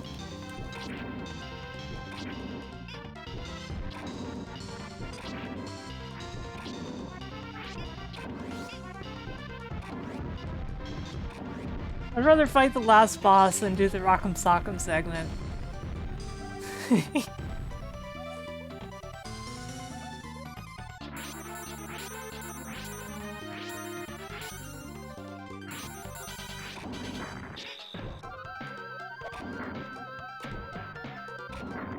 And make no mistake, the last boss is tough.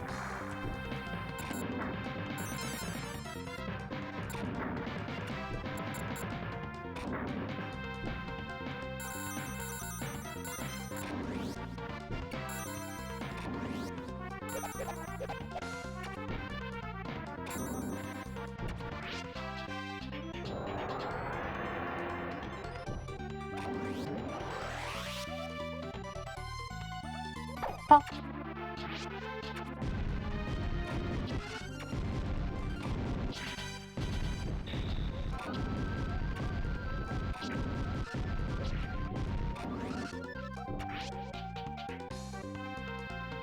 Huh.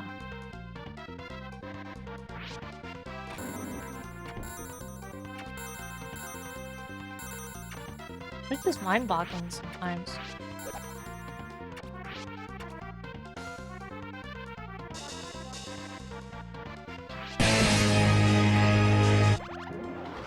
Oops. I almost made it.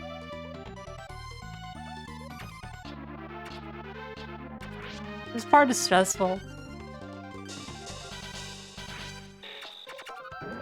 So, aside from the fact that I'm a streamer, like a lot of kids back in the day, I had a VCR.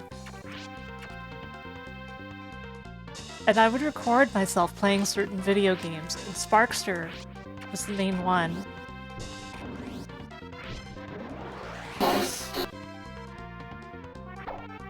Somewhere back at my family's house, there are a bunch of VHS tapes of me playing Sparkster. You just have to plug the game in through the VCR, like using the VCR as a in-between. A pass-through, that's the word.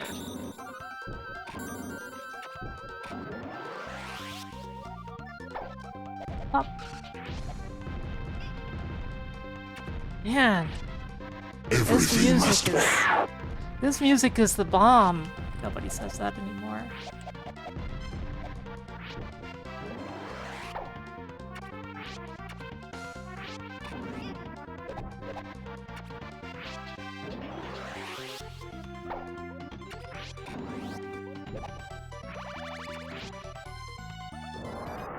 It's popping. It's popping off.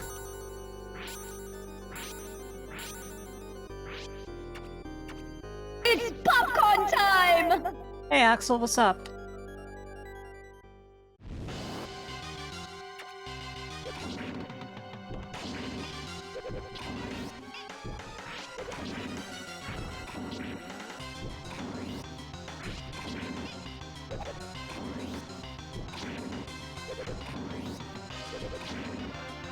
Somewhat contrarily, while you shouldn't be too aggressive with most bosses, you should absolutely be very aggressive with Axel.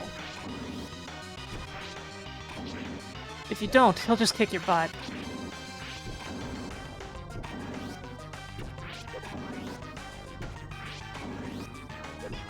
Ah, he kicked my butt. Sparkster! That's great. I never thought of that. It makes sense, doesn't it?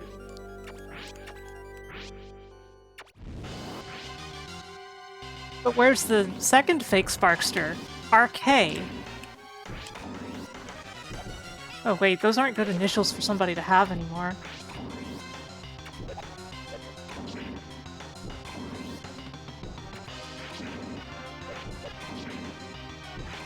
I also need to play that game. I remember its name and hearing good things about it, but I haven't.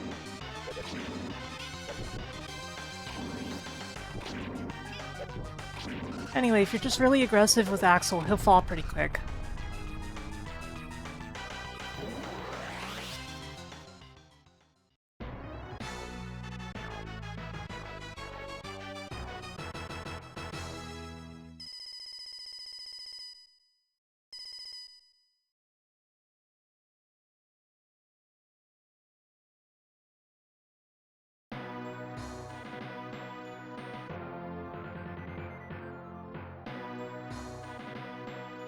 For some reason, one of the canon dwarves from Secret of Mana is here.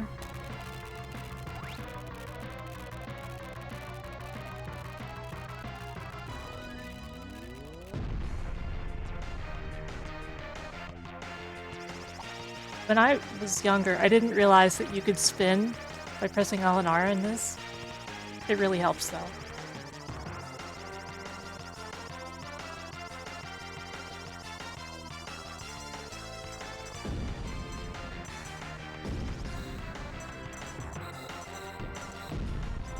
What's up, Char? There's multiple Chars.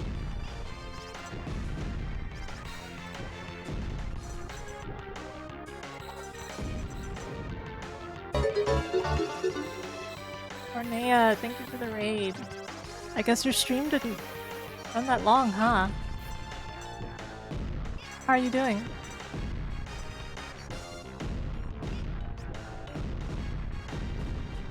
I am Zarlane, the magical cat girl. I play retro games mostly. And I'm happy to see you guys. Were you playing Kiwami 2 again? Makes sense, makes sense.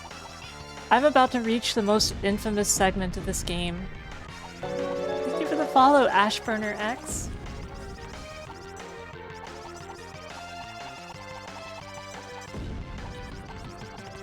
Yeah, you guys should go follow Fornea. She's new to this whole VTubing business, but she's good people. I've known her for a long time. Mods are asleep, so there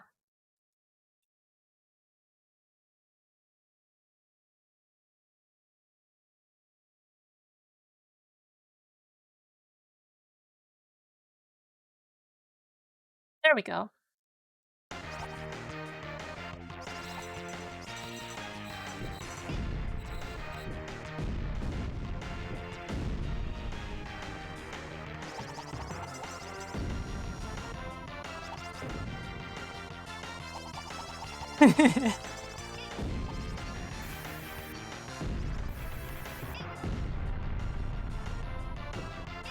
Yeah, you guys like the new thing I've got for shoutouts? I saw something similar on Fang's stream and I was like, oh, I want this so much. Thank you for the follow, Praise Dotson.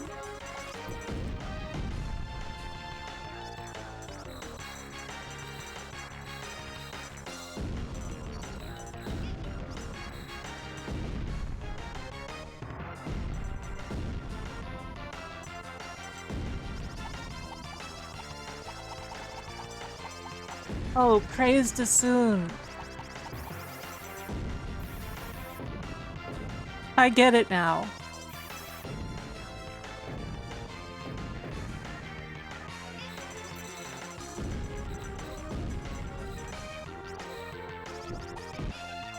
How's it going? It's going well.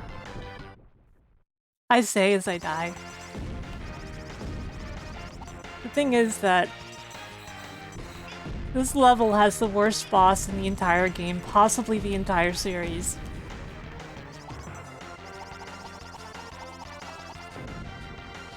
And I'm running on low sleep, so I'm playing only on very hard instead of crazy hard. like I originally wanted to. But still, the boss of this level is hard enough on any difficulty.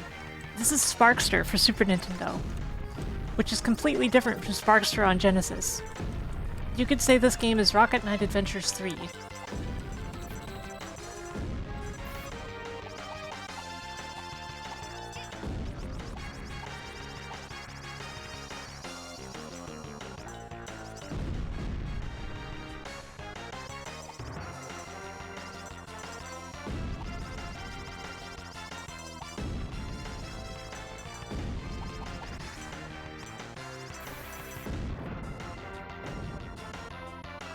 Yeah, I'm not very fond of Rocket Knight Adventures 2, which is also called Sparkster.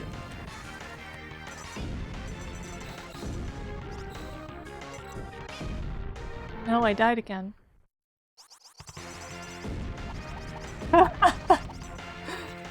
Oh, it's cool when this game does it, but when I put rockets on a possum, I get arrested. The Tiny Toons games are very good. I owned Buster Bust Loose. I played it quite a lot back then. I barely remember anything about it, but I remember how good it was.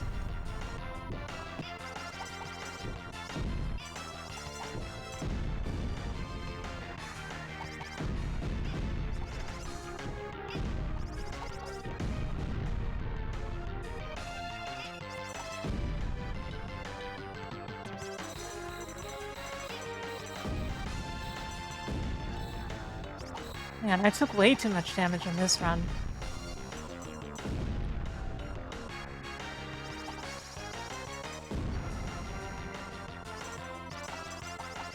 Wacky Sports Challenge was really good.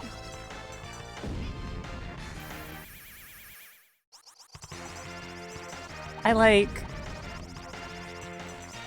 competitive sports games of that sort, I guess you would say. Olympic games almost, except it's not Olympics in the case of that game particularly. It's a party game. It's really good though.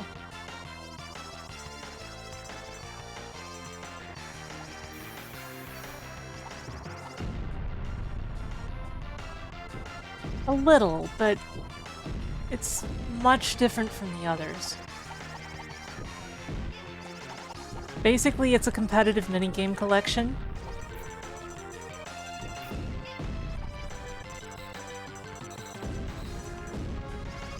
There's a whole bunch of those on Super Nintendo, but some of them are absolutely terrible, like Wedding Peach, which I played a lot back in the day because it was one of the few completed fan translations of the day, like when I first discovered emulation. But man, Wedding Peach is so bad, the game I mean.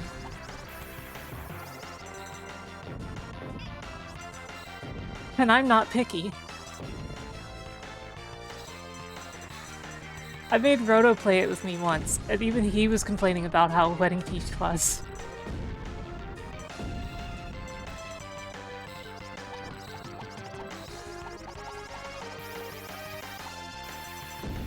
Wedding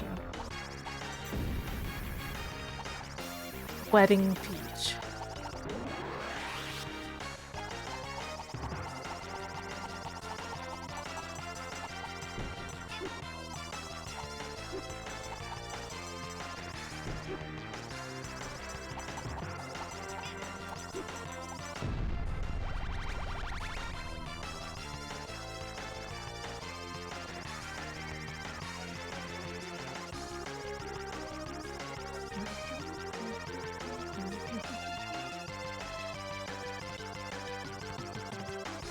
I think this is the checkpoint.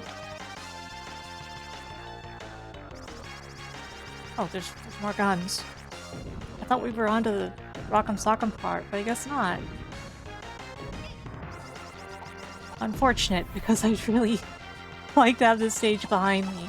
I'm a patient person, but the Rock'em Sock'em segment of the stage is so bad.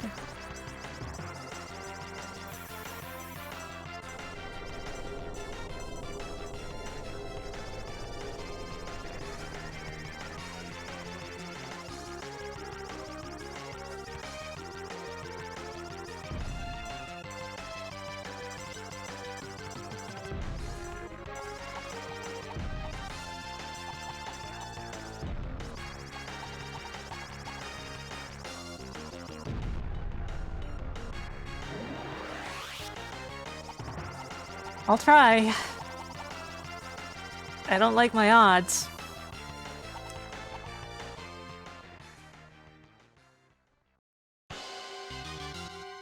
Which button is guard? It's not that. It's the dash away button.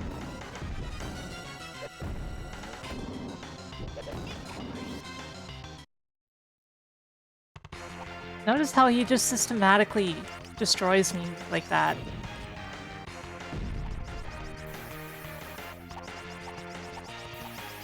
AI has no mercy in that segment, period.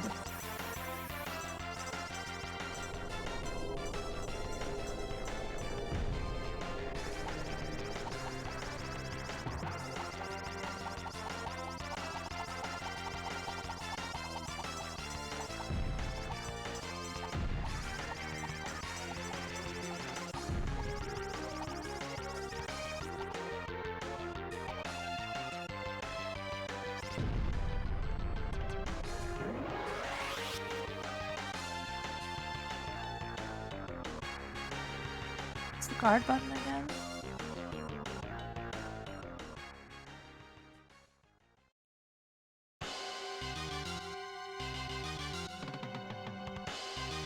This? No, no. None of these. Oh, have to press both to guard, okay.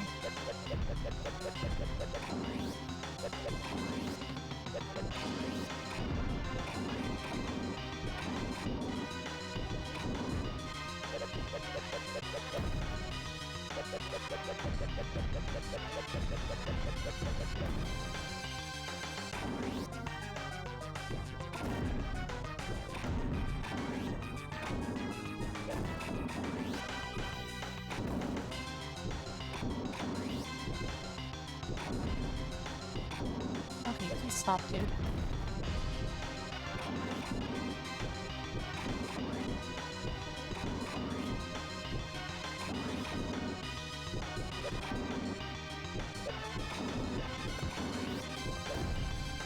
Yeah, your arms take damage and eventually break. So do his, but you're never gonna break his arms.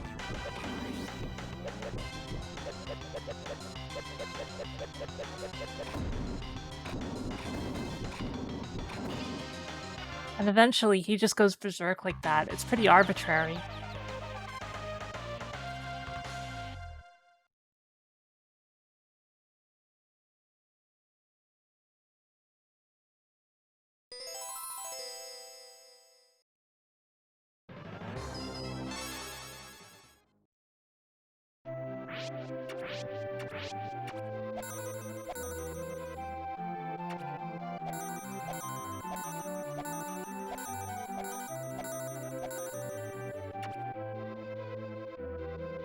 Yeah, there's a reason that this particular part is infamous. I mean...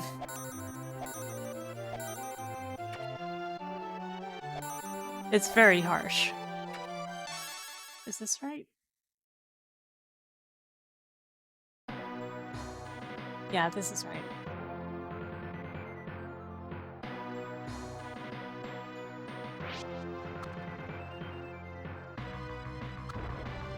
And yeah, we have to sit through this every time we put in the password for the stage. There's no way to skip it.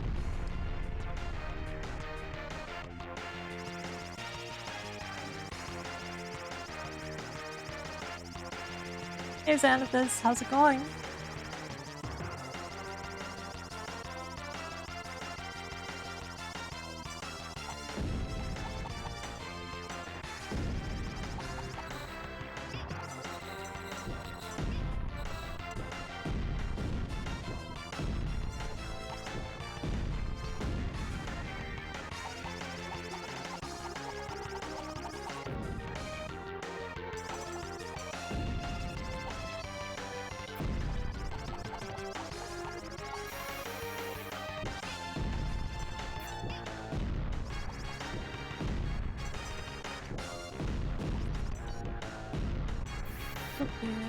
He's a jerk.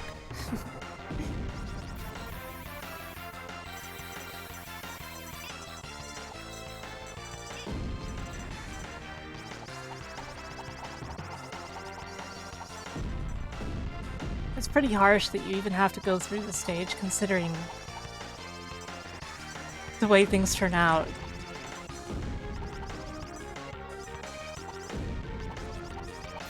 Like, the boss alone is hard enough. You don't need a whole stage that you have to preserve your health to get to him, you know?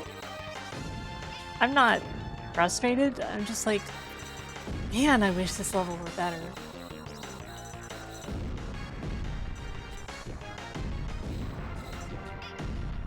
Ow.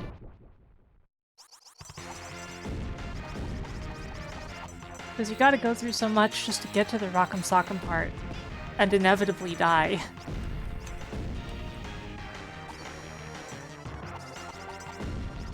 Like I said, it's probably the hardest part in any Rocket Knight game.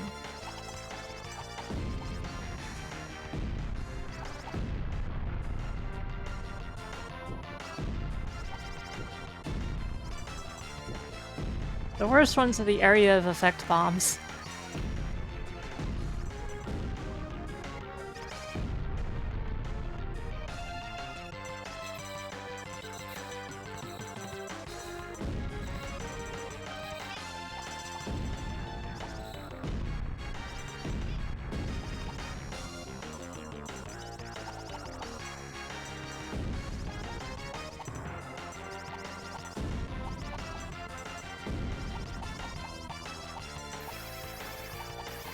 We're at 4 hours. Well, we'll probably be here until like 6 or 7 hours. I say half series.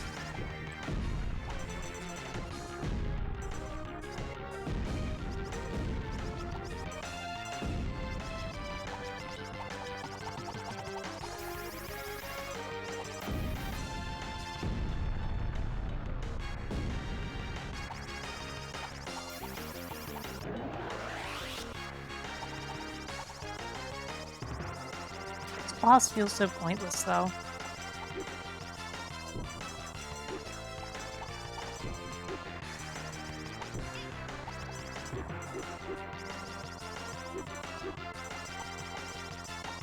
Like, what are they supposed to do? Prepare me for the fact that there's a Rock'em Sock'em segment ahead?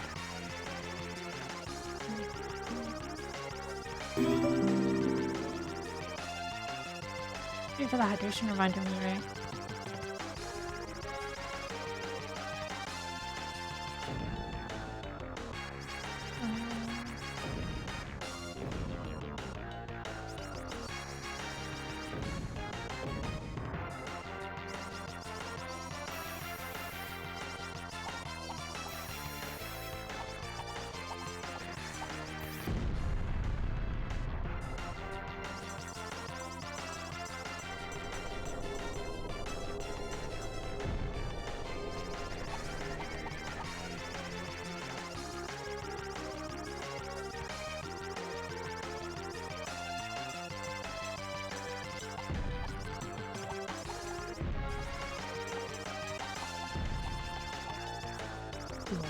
Let's Rock'em Sock'em again.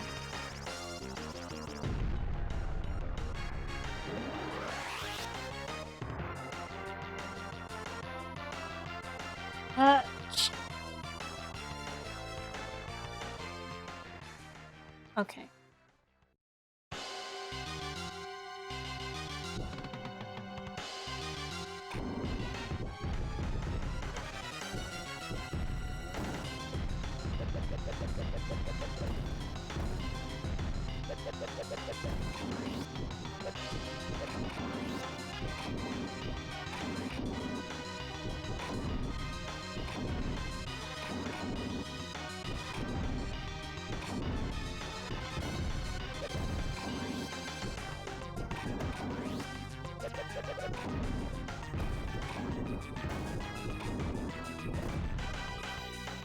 Yeah, I decided to just be aggressive since I'd already gotten so many hits on him, but the thing is, he has a ridiculous amount of health here.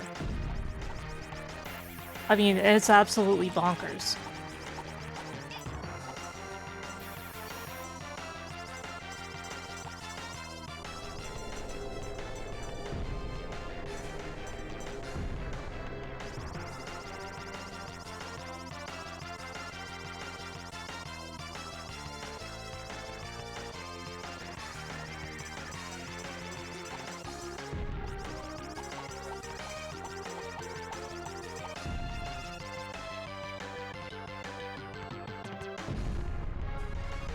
wondering the controls of the Rock'em Sock'em segment, L controls your left hand, R controls your right hand, and you can shoot with Y, which is also your jetpack button.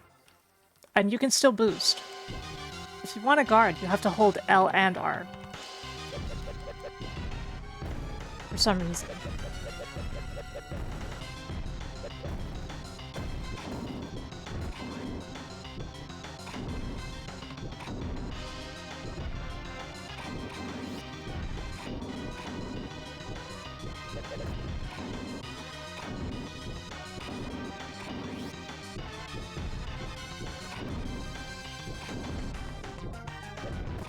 No, unfortunately it's not. Especially since if you're pressing both L and R, you will just guard. And if Axel becomes aggressive, like, you can barely do anything to avoid the damage. Like, running like this only gets you so far because he's still damaging my arms. One of them's gone.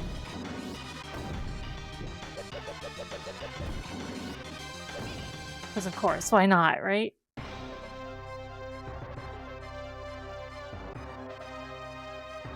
Yeah, I'm pretty sure that this fight is harsh on any difficulty.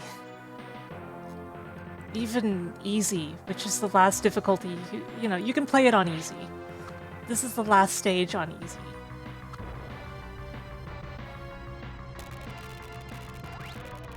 Basically, the Rock'em Sock'em part is extremely difficult no matter what. Oh, excuse me, it's easy digest.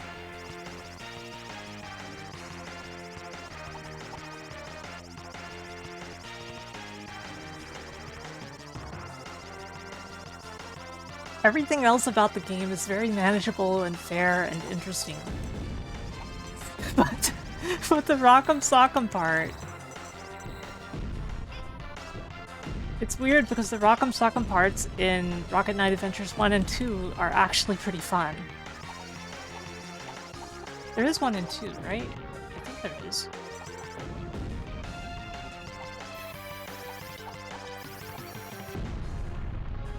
One B is good.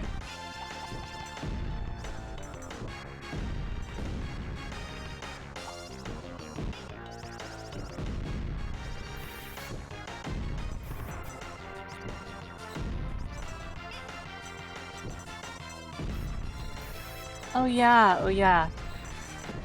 That one's a hilarious gotcha too, because in Rocket Knight Adventures 2, you're collecting magic swords, right? But if for any reason you skip the intro, you can't get all of them. And the intro is skippable. You can also lose the fight, which will also prevent you from getting one of the swords you need.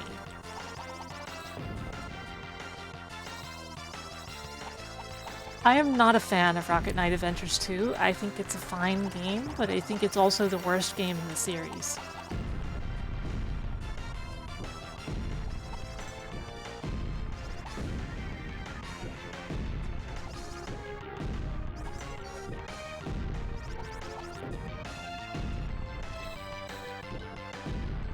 It's just hilarious that if you skip the intro, you can't get a 100% run.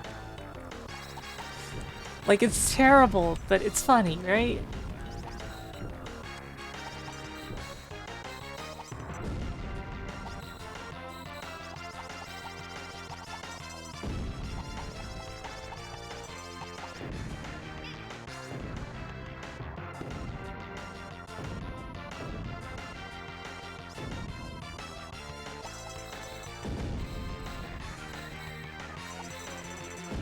Like, on one hand, why would you do this?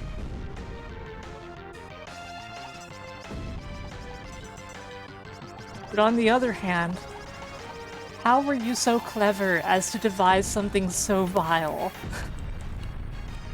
and sneaky?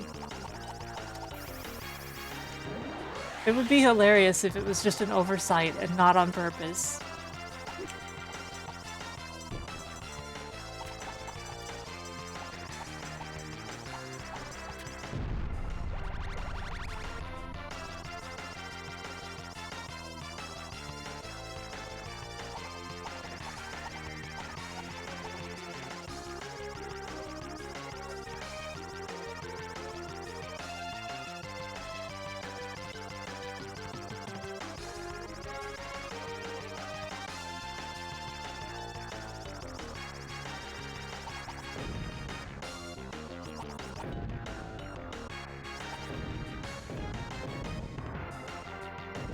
I'm sure that the Rock'em Sock'em fight probably took hundreds of hours of my life as a kid.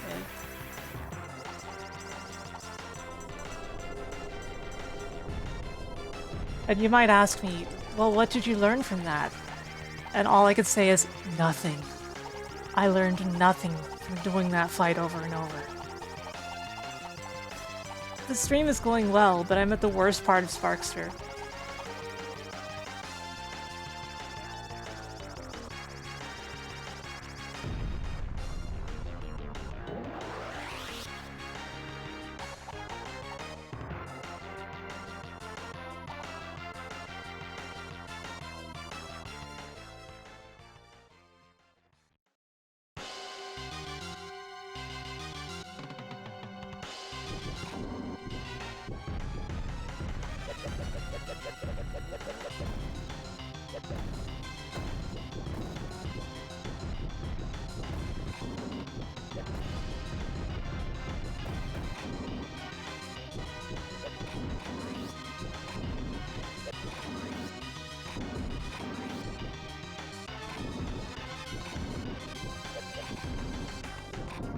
If there's any way to make this fight less miserable, I have never found it.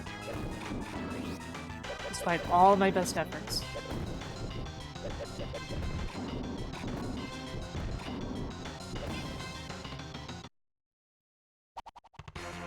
Once you lose one of your arms, it's pretty much GG already, you know?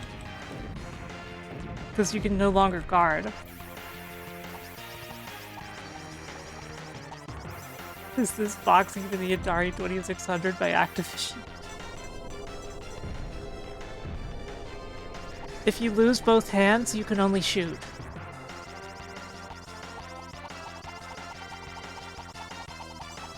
Technically, Axel's hands are also destructible, but you're not gonna.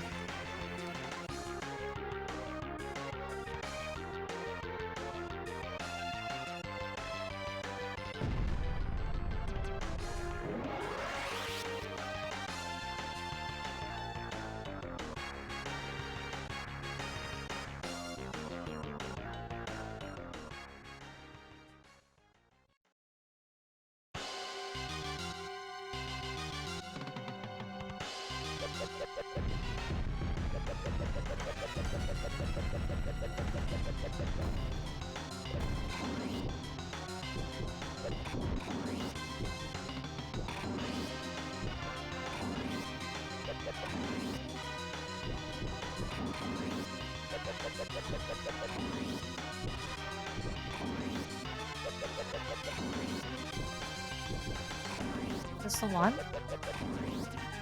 Thank you, Dr. Dreads.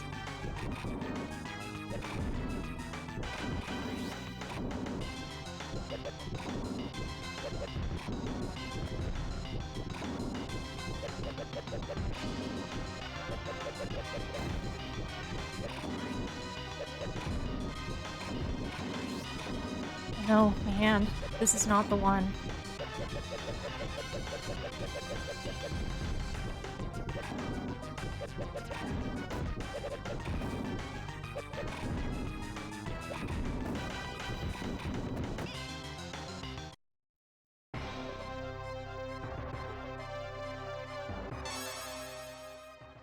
Yeah, you can break Axel's arms, but it's very hard.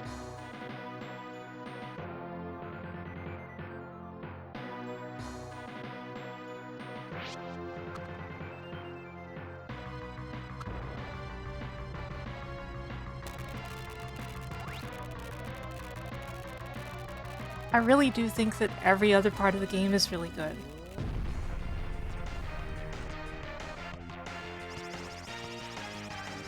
Konami's ultimate survival horror game. Yeah, pretty much.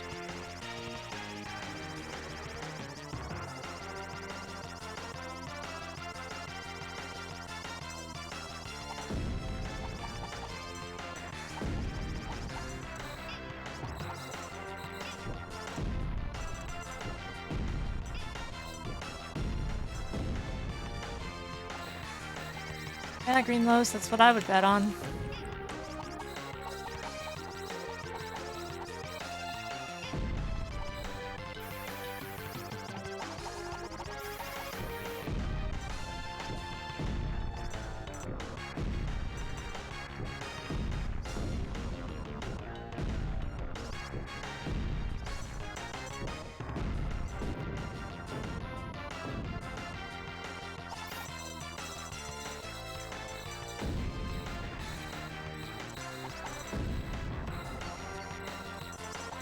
So that sentence included the words Silent Hill F and Axel's robot, and somehow I read Axel F.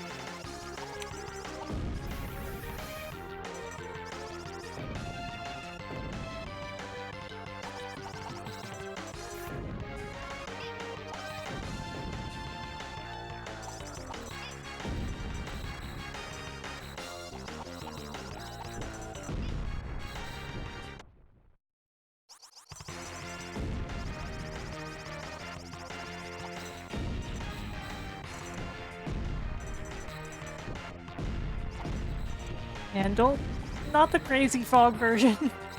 Axel F was a good song once, before Crazy Frog became existent. And retroactively ruined pretty much everything it touched.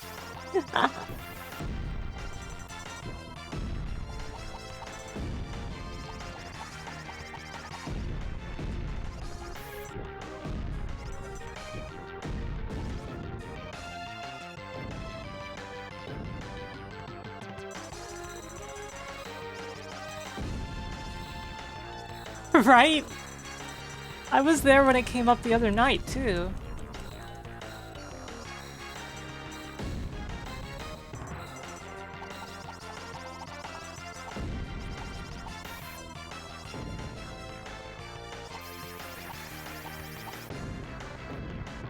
Oh, that's a very accurate name.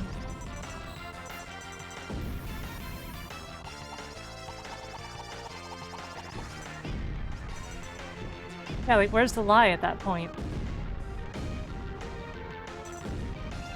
It's just an accurate description of Crazy Frog.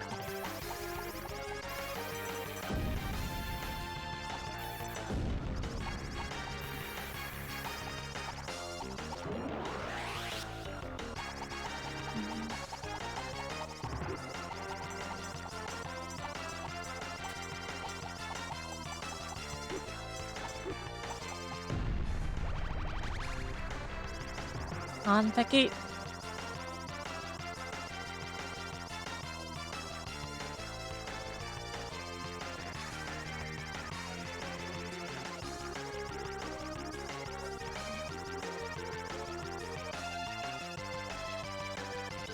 Honestly, no. I mean, technically yes, but like, not realistically.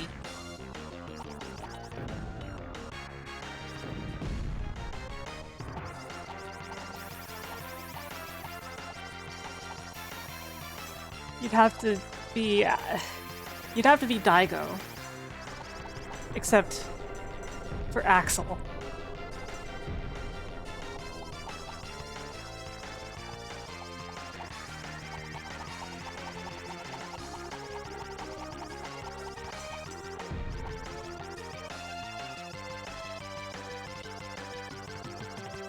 Just give me a moment.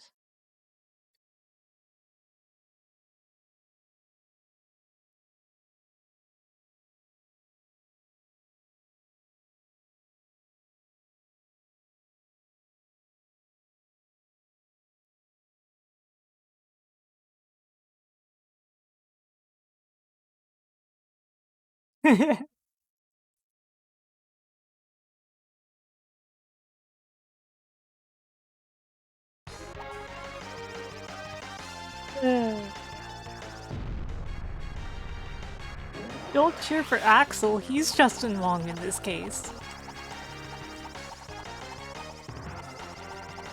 The player has to be Daigo in order to win.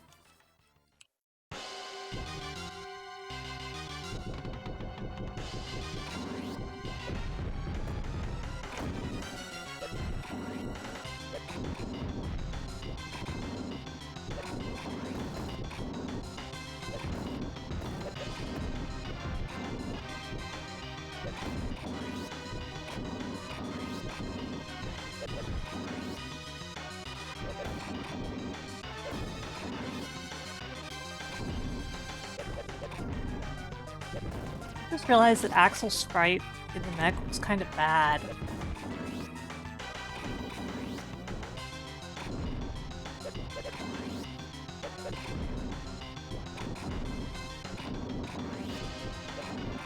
Oh crap.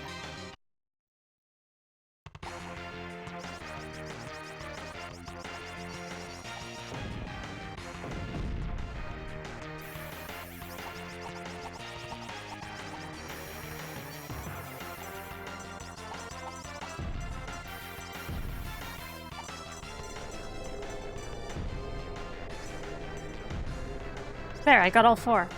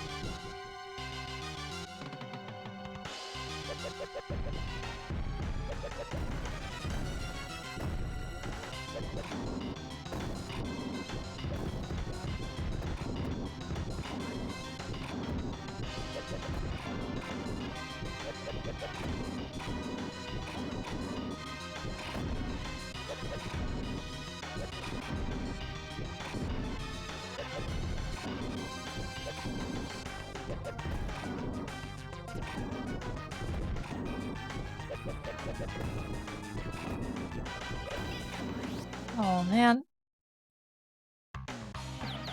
Okay.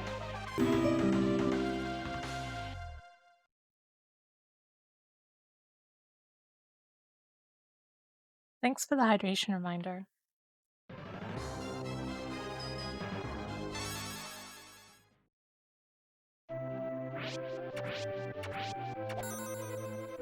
Oh well.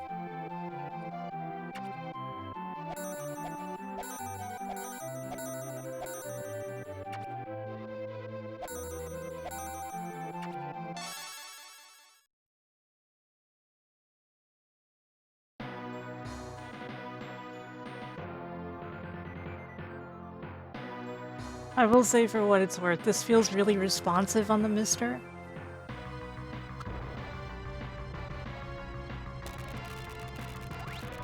But that level of responsiveness does not save you.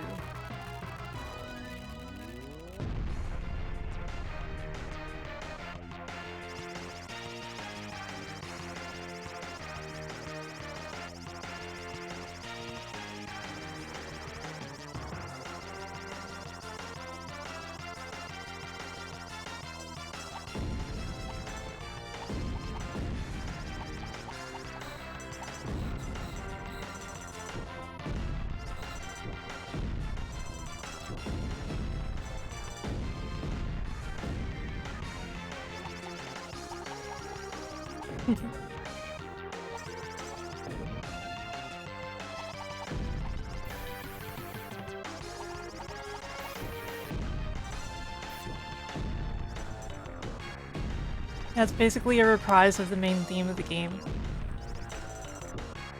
Which is a great theme. Oh, I got hit.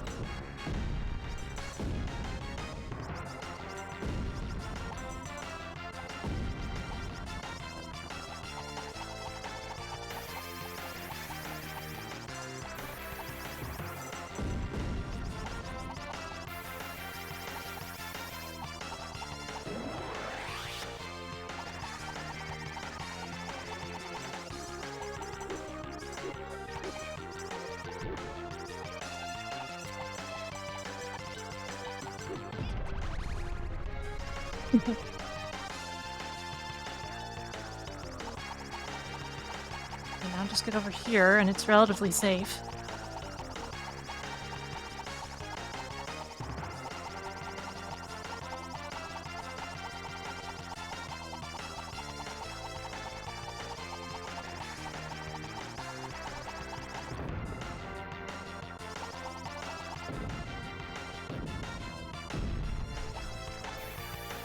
Uh-oh.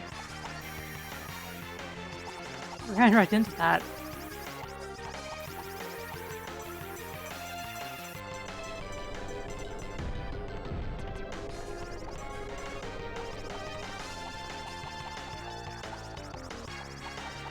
I have no idea what the point of destroying these actually is.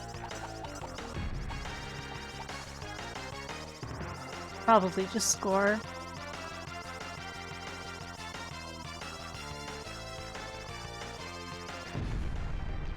Yeah, it's with good reason that I love this game, even though this boss fight is such bull.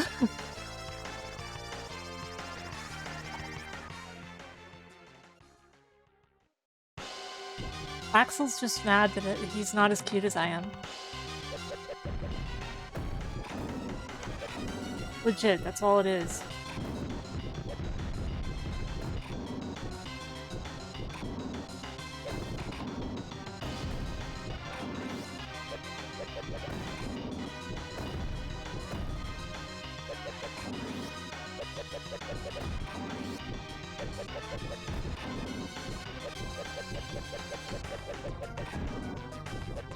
Oh, not this again.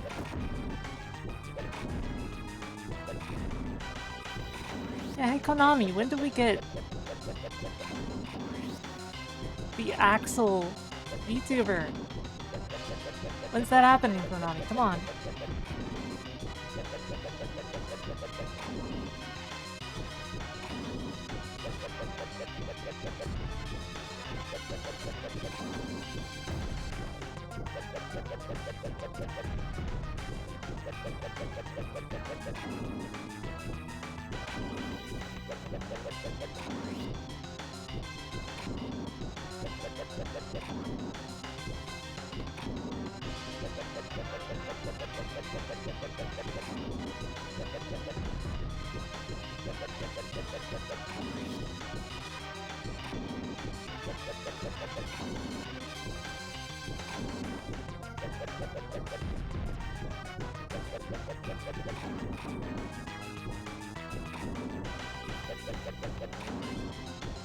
Hey Skull, how's it going?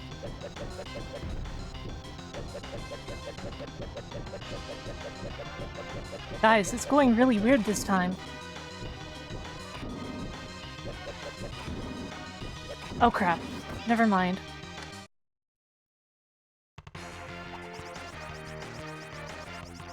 For a moment, I thought I had a chance.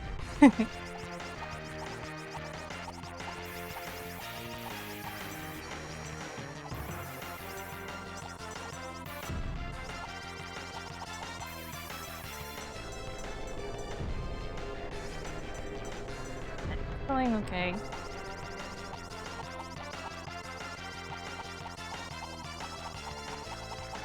Just the most difficult fight in all of Sparkster.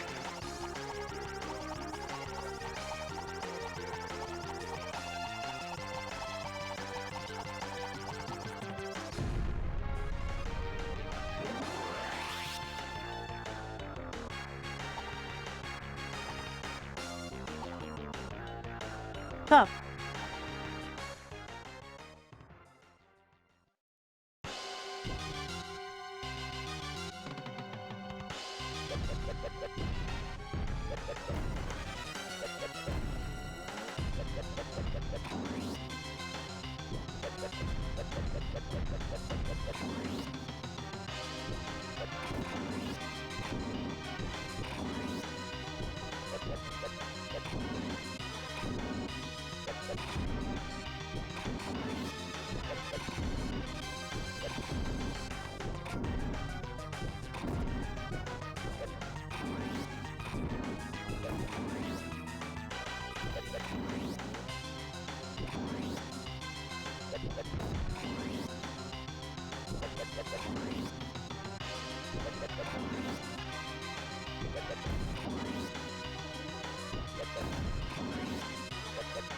Oh, nice. Congrats, Skull.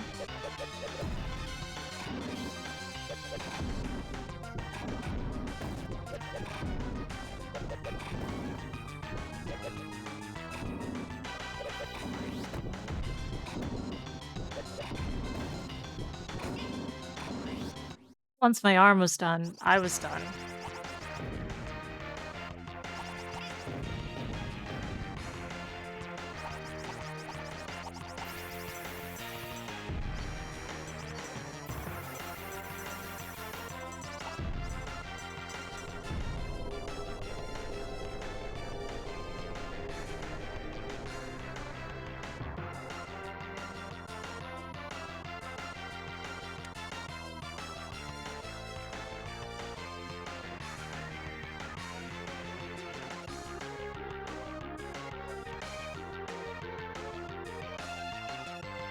Right, who took the next good parts?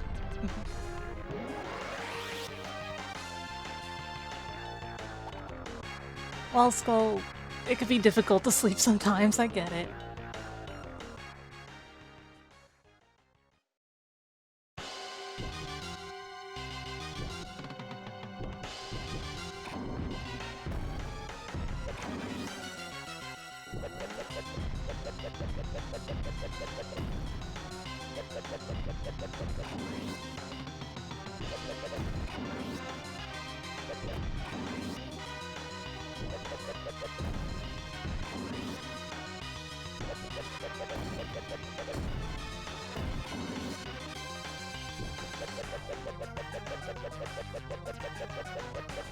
This is not hurting his pants now.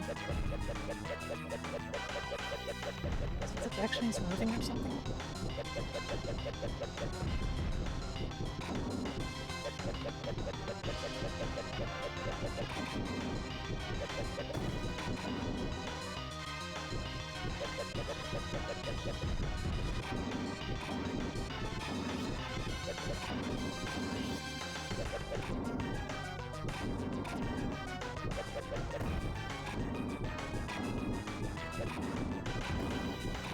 Oh crap, not this again.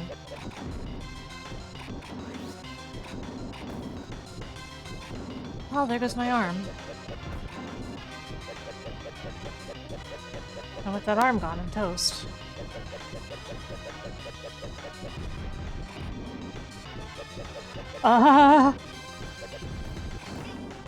No! Oh my gosh. Yeah, the Rock'em Sock'em part is the worst part of the entire game, possibly the entire series. The Rock'em Sock'em parts in the other games are fine.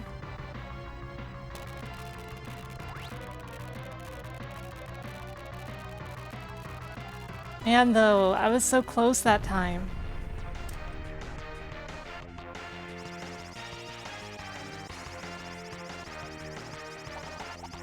If I can just clear that, we'll basically be home free.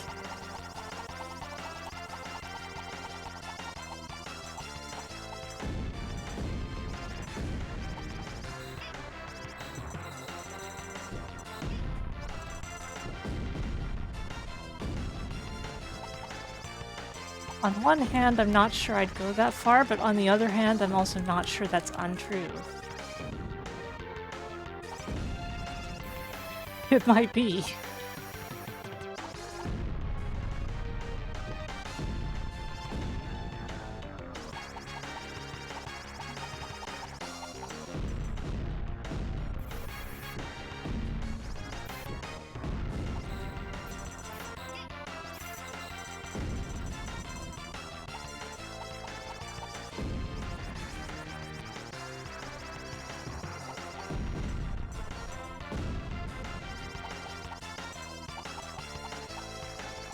I understand why it would.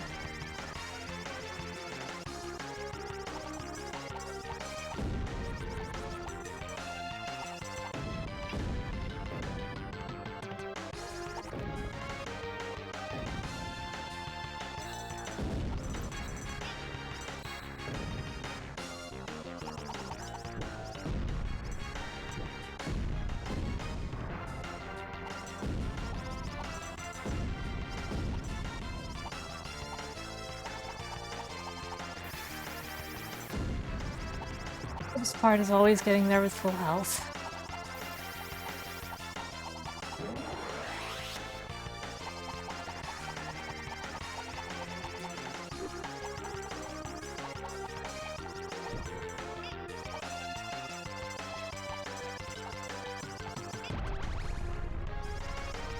Got pretty close though. Thank you, Hazuki.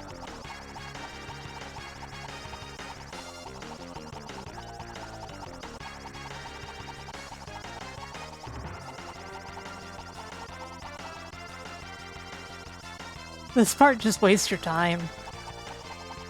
It's like, here's a long section of nothing.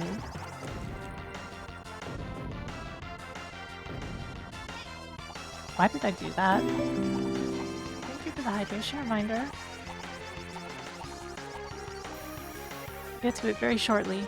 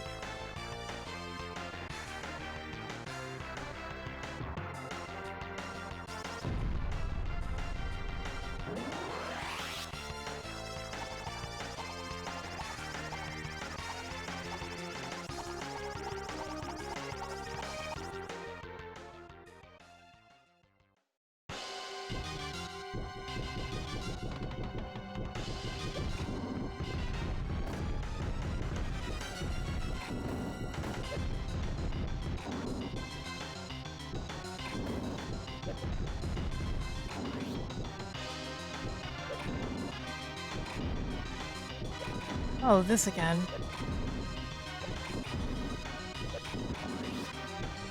Of course, if a player attempts the same strategy, it just doesn't work. Arm's gone.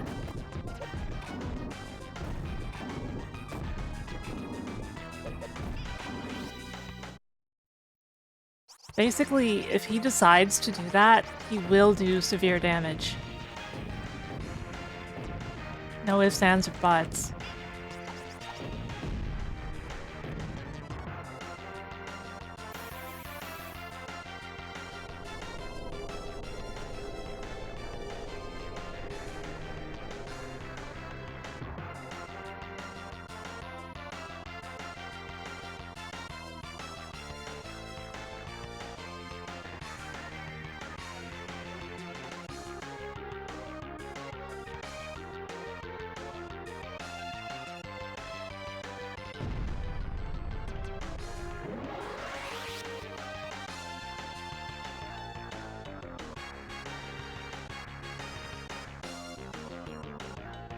I'm at the mercy of his patterns. Give me something good.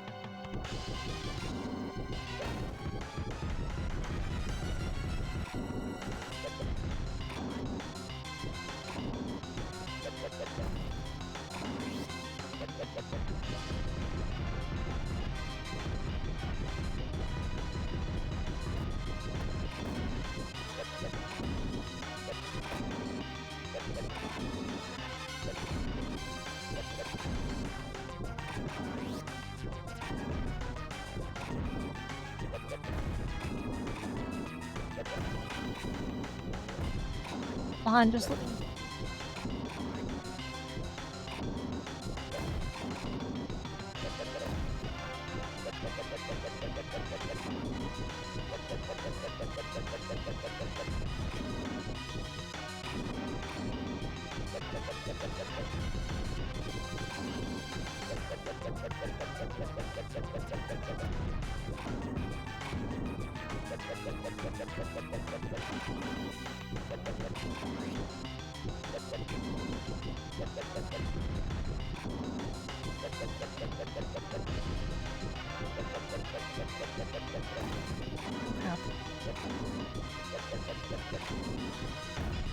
Oh no!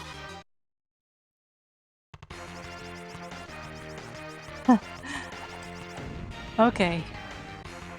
That happened.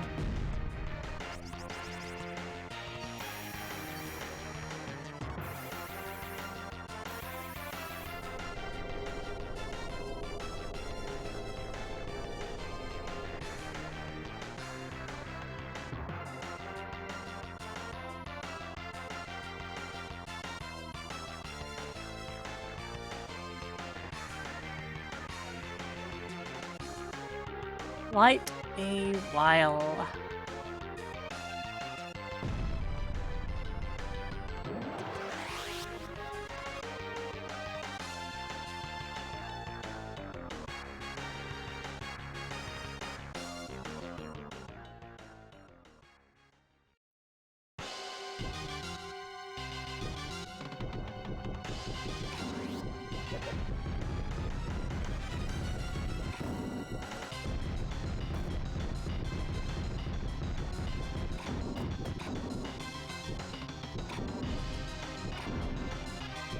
Not this again.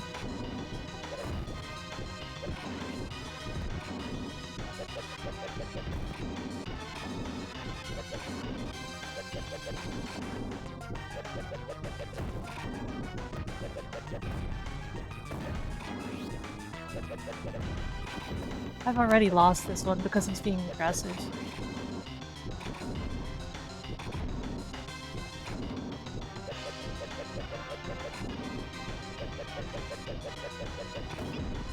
See? In my opinion, it's just RNG. I'm sure there's some people who have the perfect strats and can get it every time, but I am not them.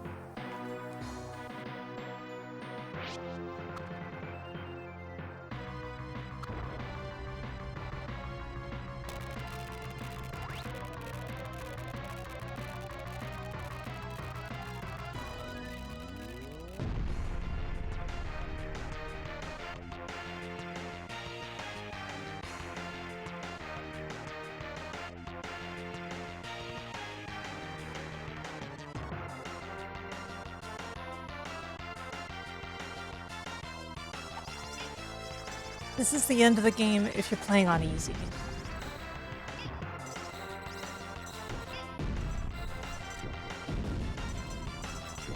On normal, there's one more stage.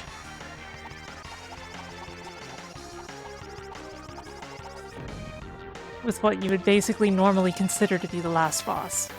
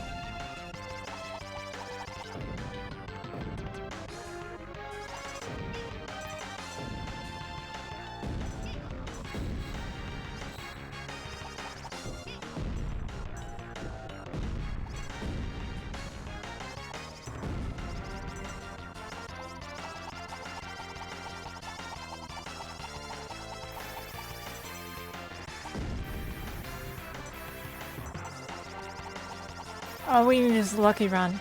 All we need is a lucky run.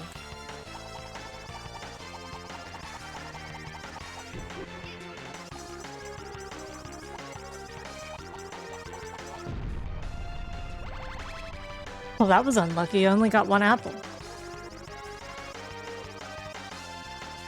That was the least lucky run.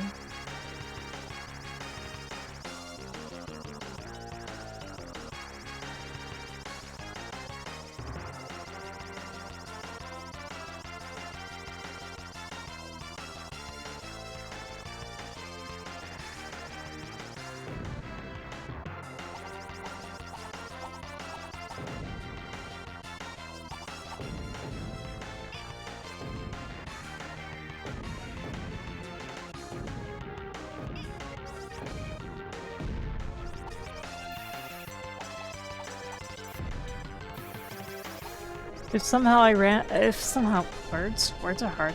If somehow I won this run, it would be nothing short of a miracle.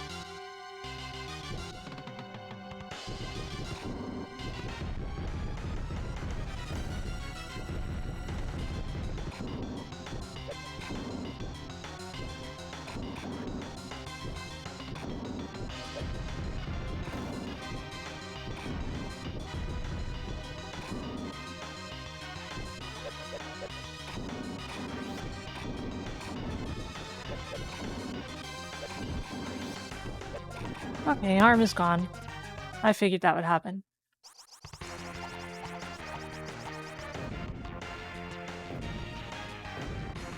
It's no use! It certainly seems that way.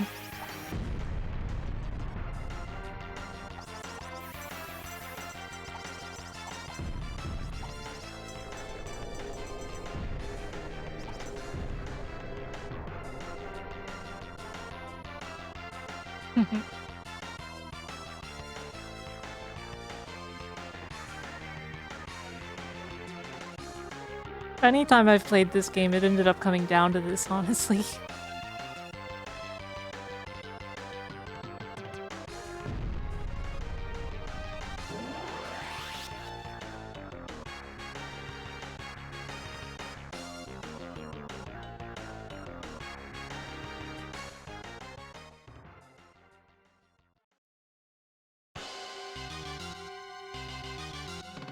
Salro Boxer?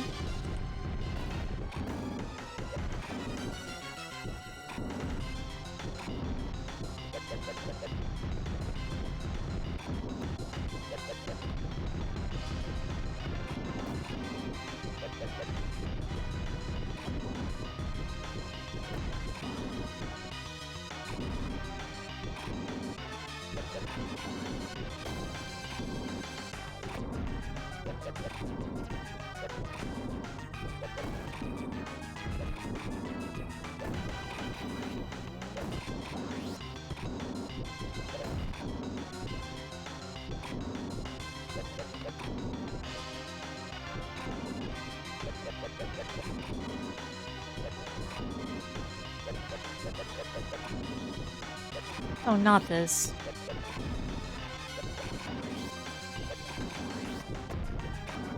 Well, my arms are gone. Both of them.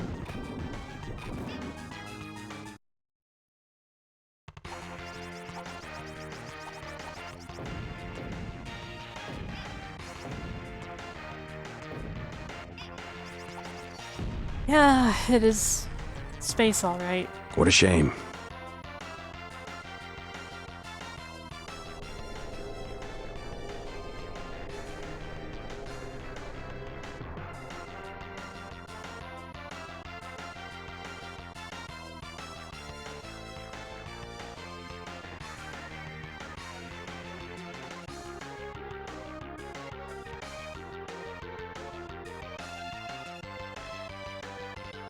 Do-do-do-do-do.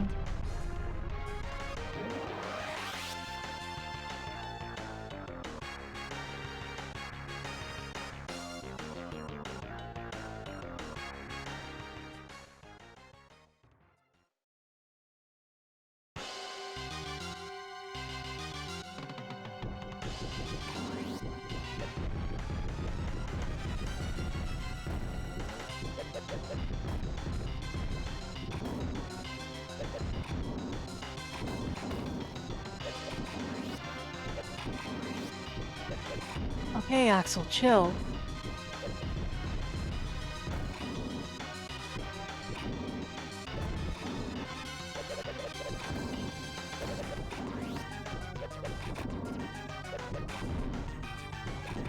Well, here we go again. One of the arms will die at any moment now. Or I can die, that works too.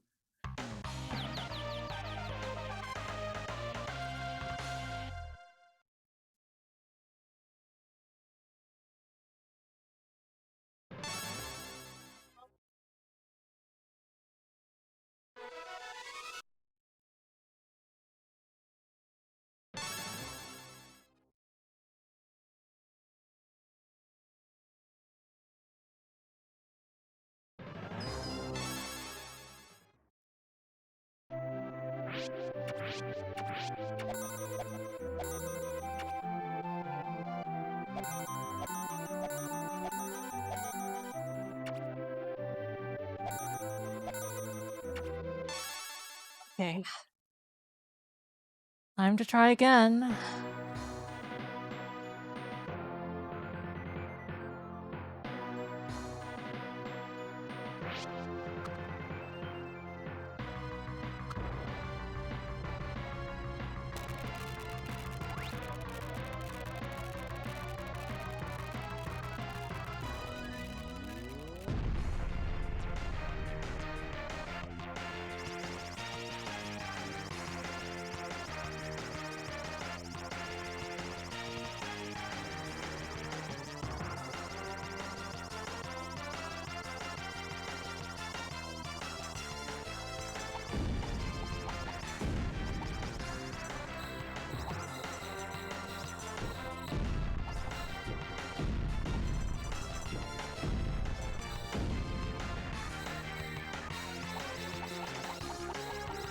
So let's just try to get through this stage taking as little damage as we can, first of all.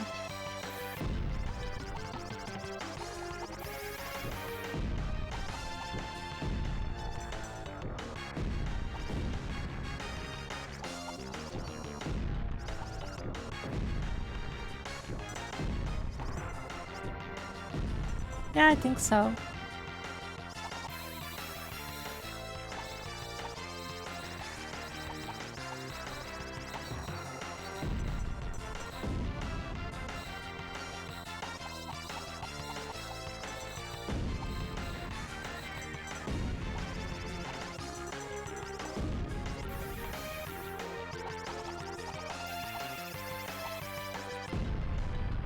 A year went by so fast, honestly.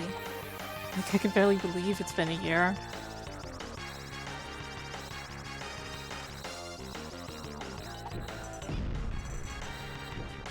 Yeah, I took a hit. Of course it'd be from this guy.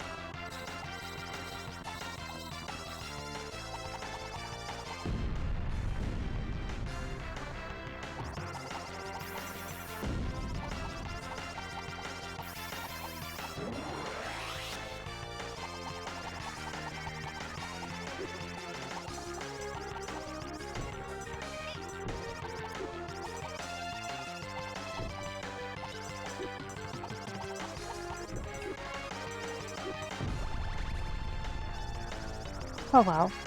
I got full health anyway.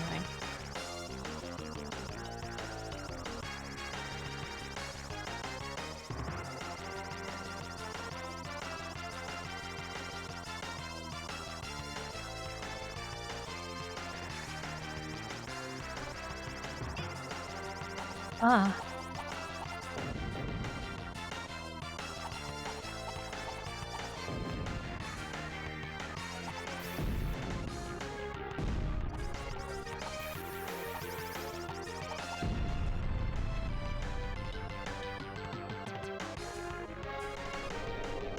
Well, funny thing about game development.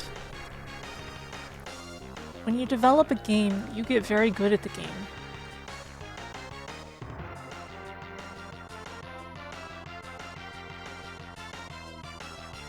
To the point that you can do things that you really ought not be able to do.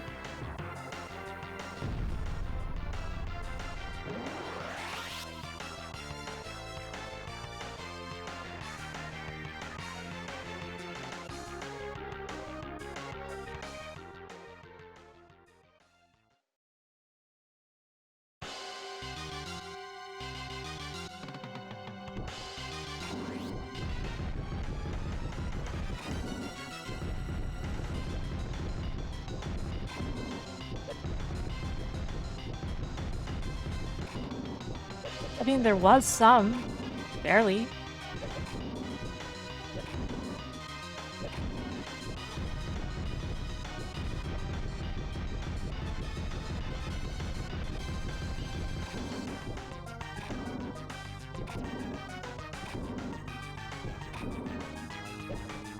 I think people in the Rocket Knights just have these for some reason.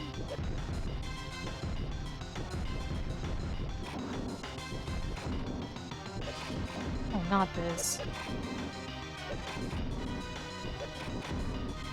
This is pretty much where he goes, oh, sorry, you lose. You were trying to play the game? Too bad. You lost your arm now. Goodbye.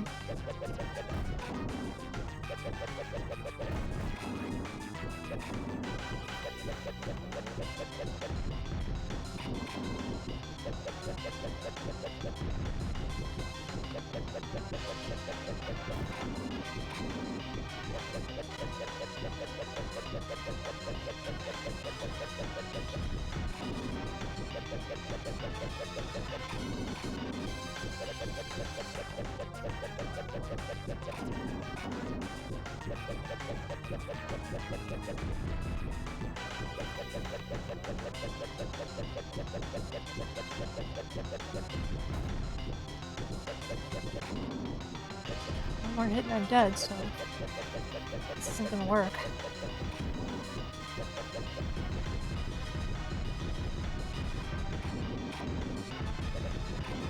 Going with brush. Oh man. Yeah, they definitely do. He also hits harder.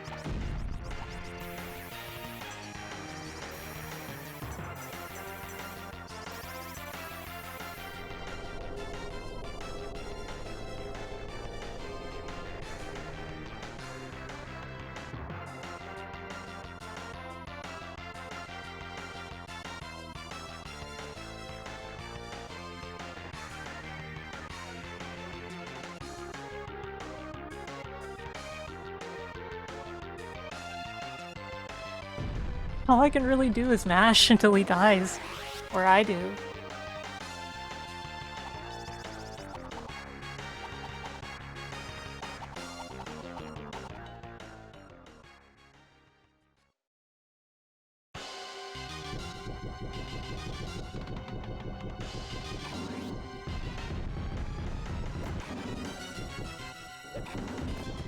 Die, monster!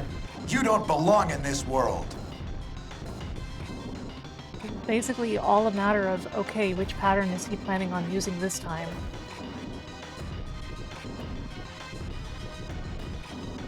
Will it be the you just lose sorry pattern? Or will it be the I'm going to let you slowly defeat me until I defeat you pattern?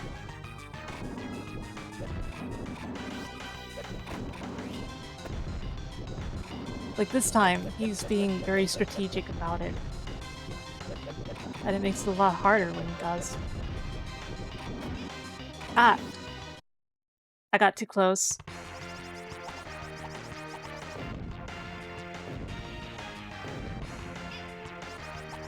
Still took a hit.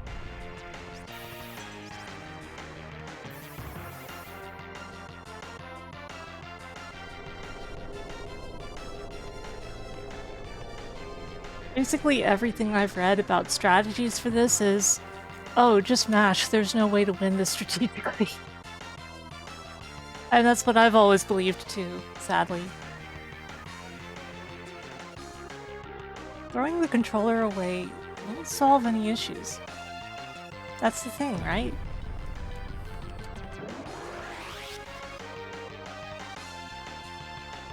Just gotta roll up your sleeves. And sooner or later, victory shall come.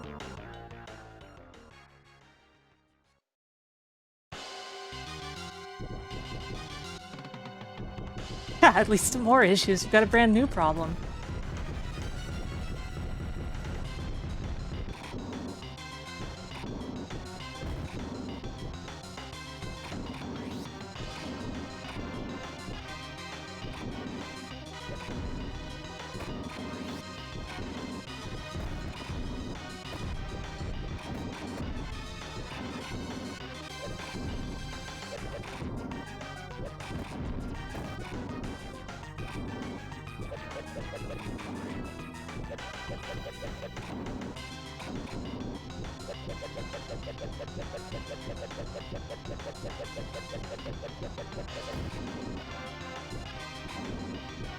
When you do get to attack him, the thing is you can't get too close, or it'll just turn into the exact same situation anyway. Oh no.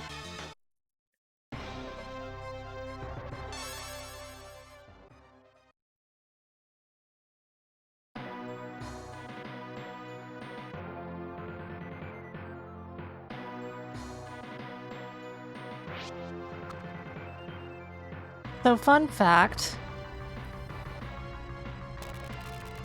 There is actually a ROM hack that almost entirely just nerfs this fight.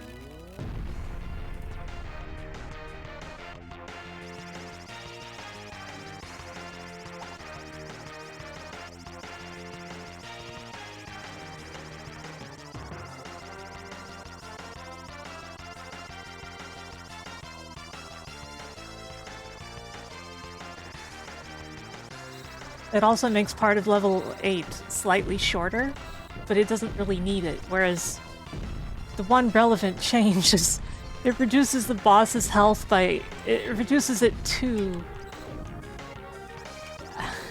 it reduces it by 1/4. Yeah, this fight is extremely infamous because it's really hard. It's tough as nails. There is basically nothing involved but luck. Unless you are a tool-assisted speedrun. Like the human embodiment of one.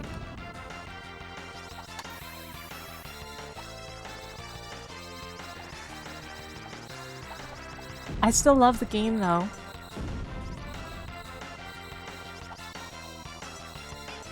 Like, you might hear me complaining about this boss fight, and like, I'm still here doing it, right?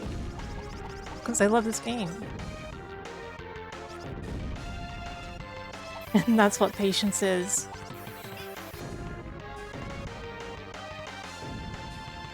If you can tolerate this kind of bullcrap and still enjoy the game, you're doing something right.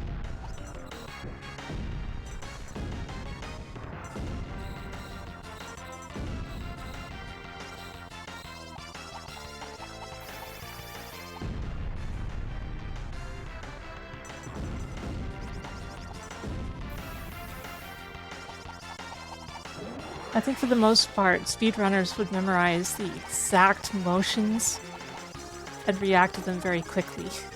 That's about all you could do. Oh no! I destroyed the boss so efficiently that I couldn't grab the apples.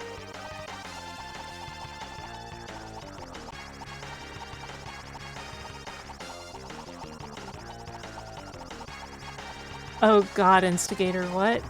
How does that happen? That's horrifying. Is that how you died?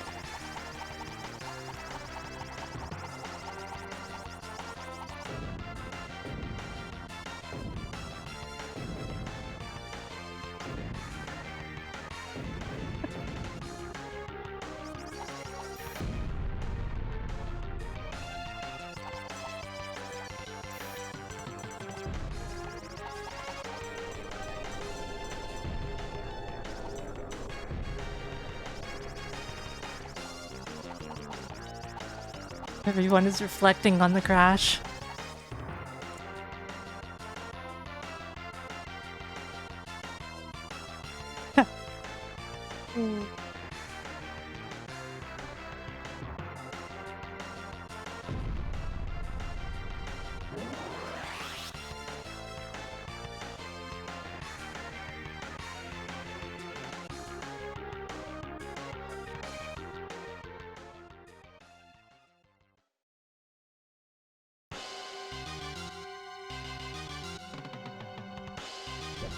Let's try going this way.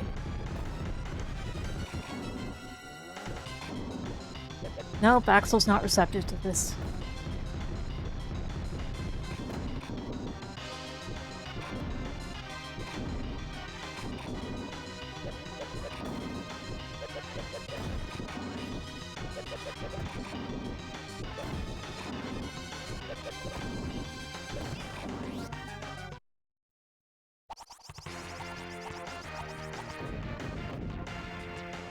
I so wish I could see his health bar, though.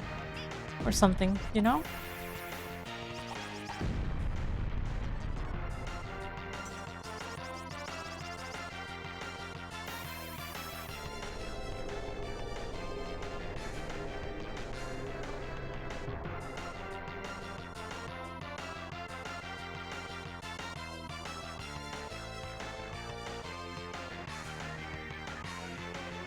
Yeah, pretty much.Als, thank you for the raid.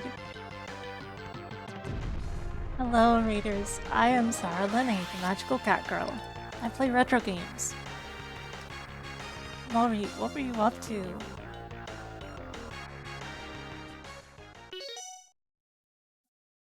Make sure you get shouted out.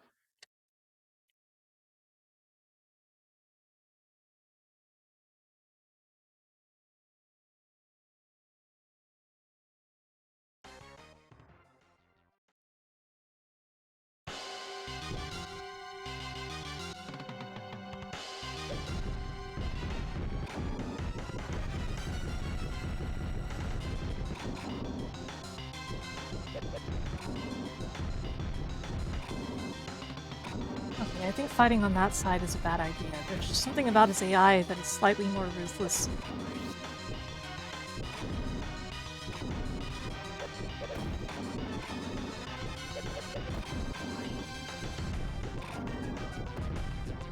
Oh, he's kind of forcing matters, though.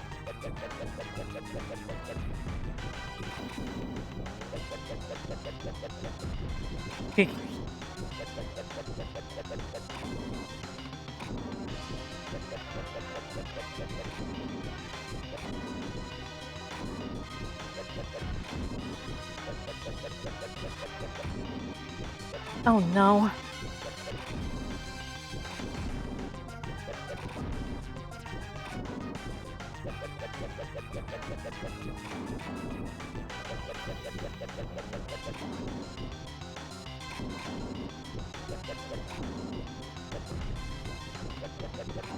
Come on now. Break his hand. Break his hand. Too close.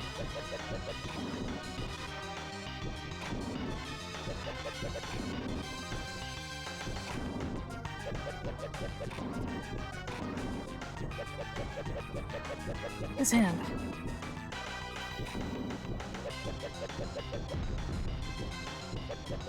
Be broken.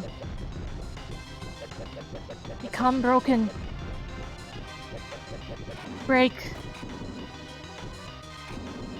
It broke.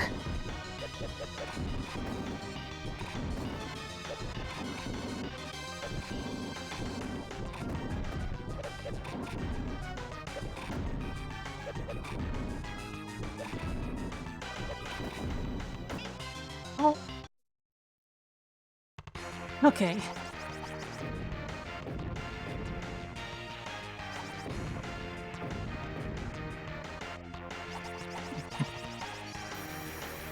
Big oof.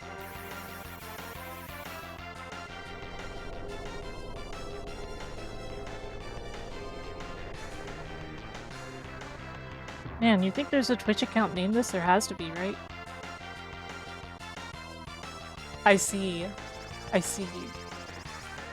Not quite the kind of avatar I was expecting.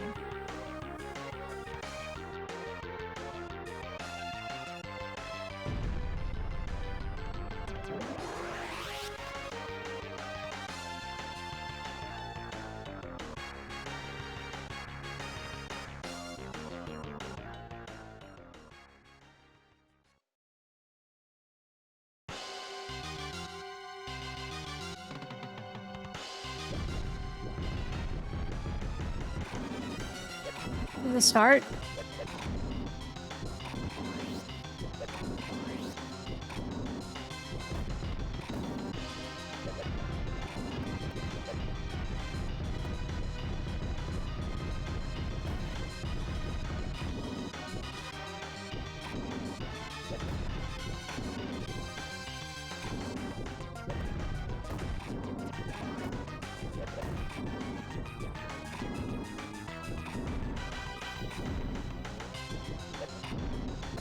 Hey Axel, I get it.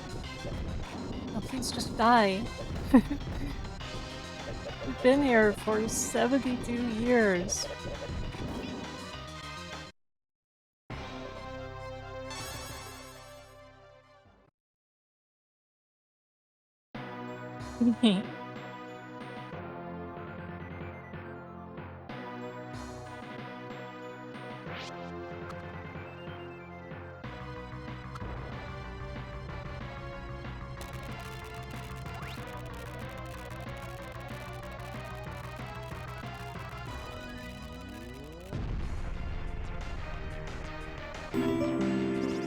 Thanks for the hydration reminder.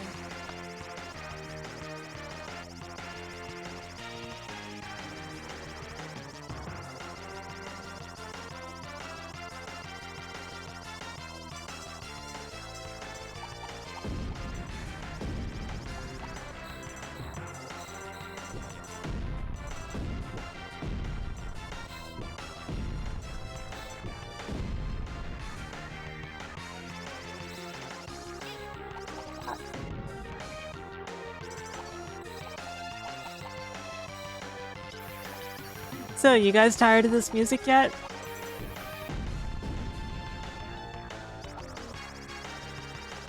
You aren't, right? You definitely aren't.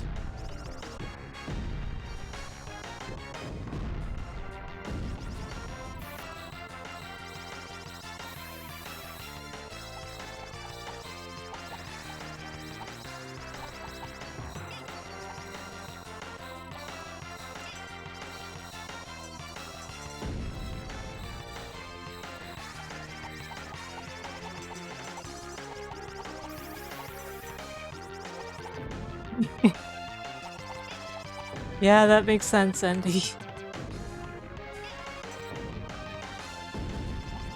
He has been playing that, hasn't he?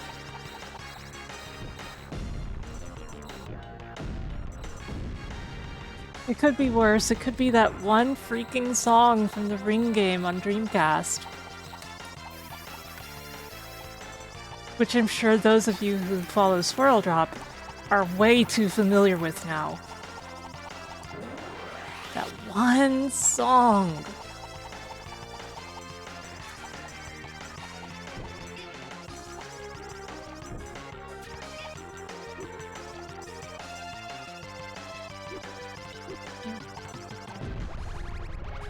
Darn, just two.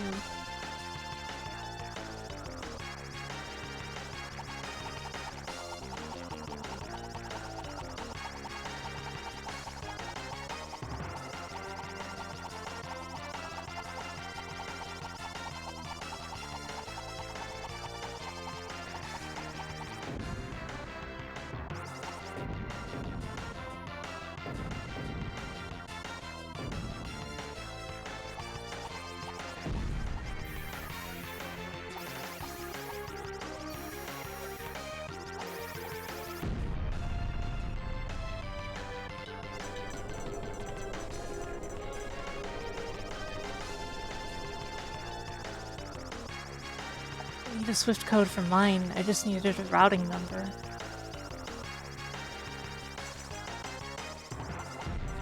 Granted, I guess those are close to being the same thing.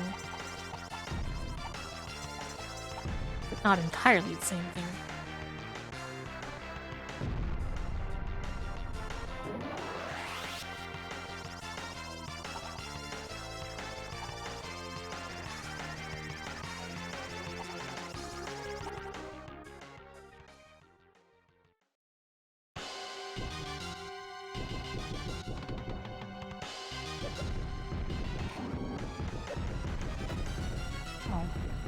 Okay, so he's in the mood for a fight, unfortunately.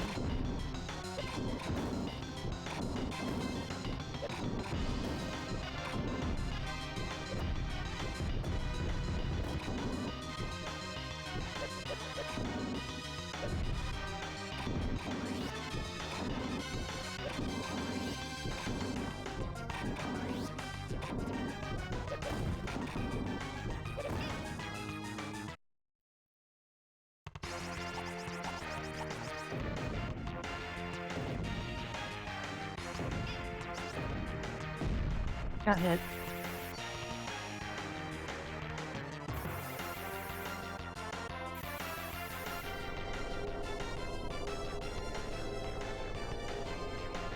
This has gotten tedious, but it's okay.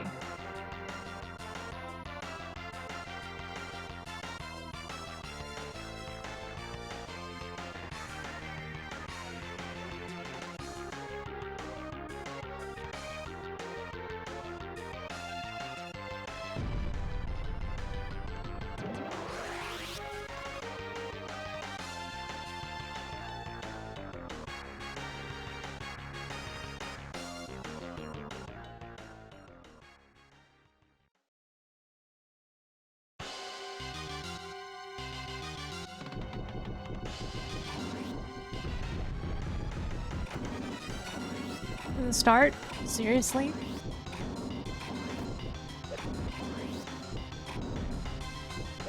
Axel, don't open with that. That's mean.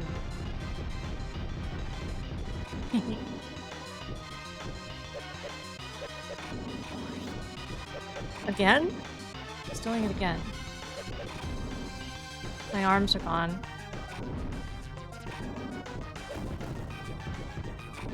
Both of my arms are gone.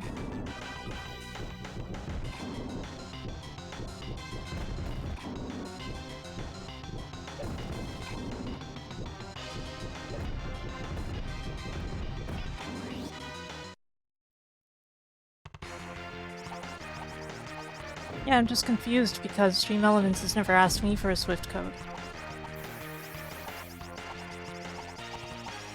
And I use SE Pay as well.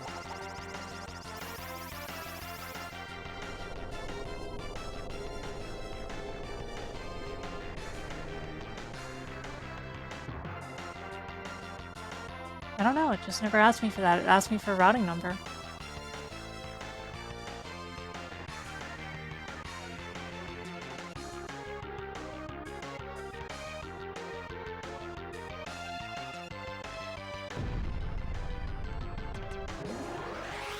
No?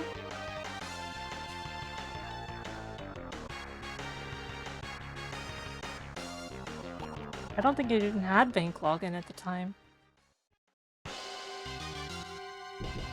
When I first set up the payment info, and it still works. So, heck if I know. Oh, not again.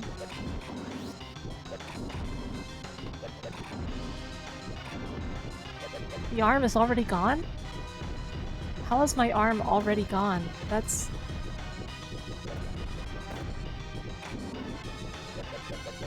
Axel, you can win at any time. I'm missing that arm.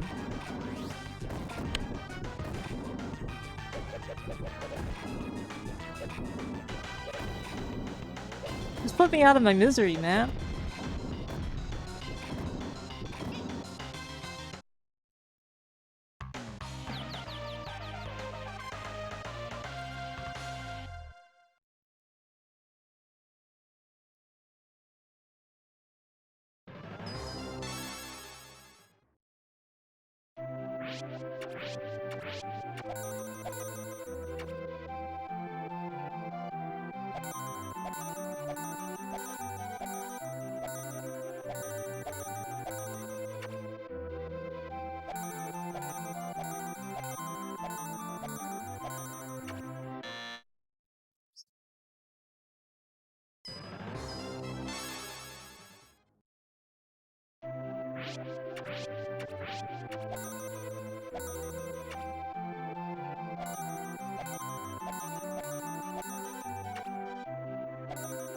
It's apple and then apple. Got it.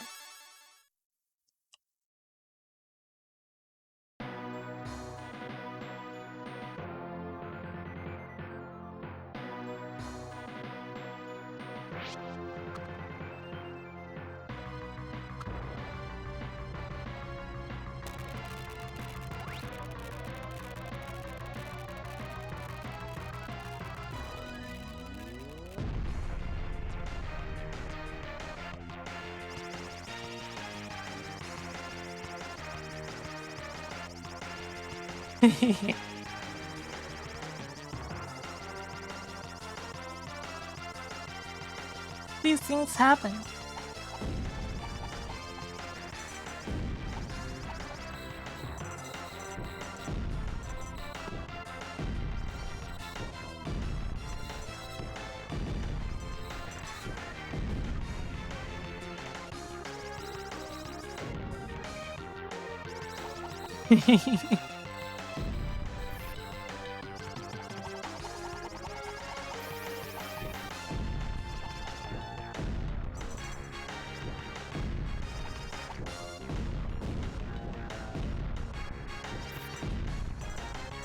Well, you know, on a day like this, you should play what you feel like playing, right? That's what I did.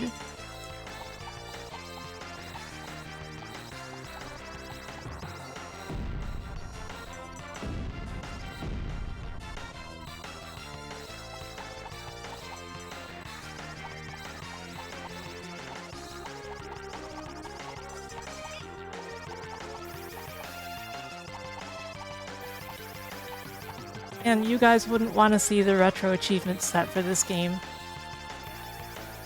At one point, it was basically all something like clear every stage without taking damage on crazy hard.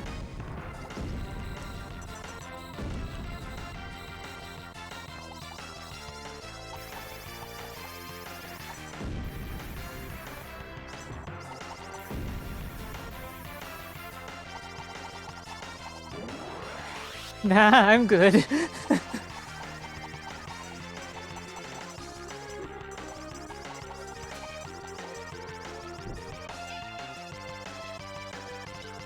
down here. Oh, crap. Okay.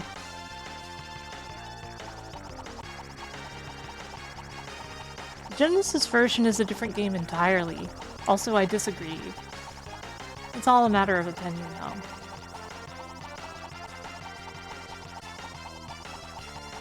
But, like, it's literally a different game.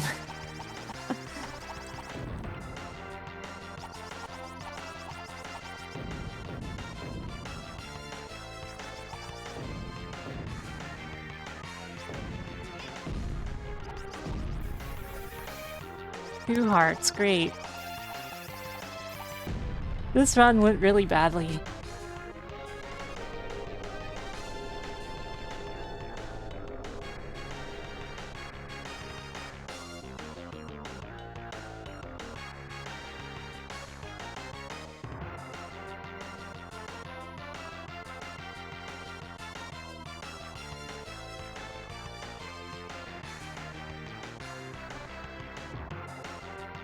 Ah.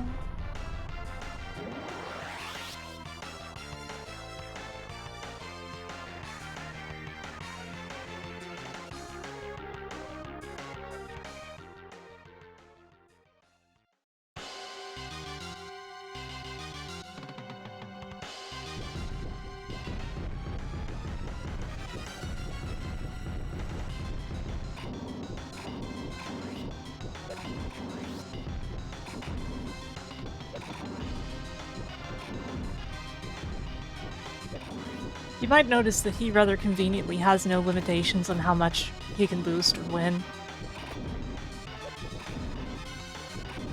When he decides to do this, you're just dead. Especially if you only have 2 hearts, though.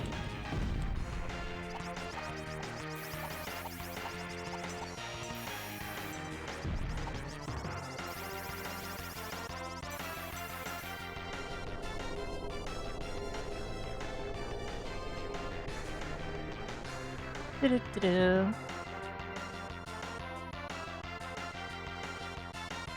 There's a lot of things rude about this. But it is what it is.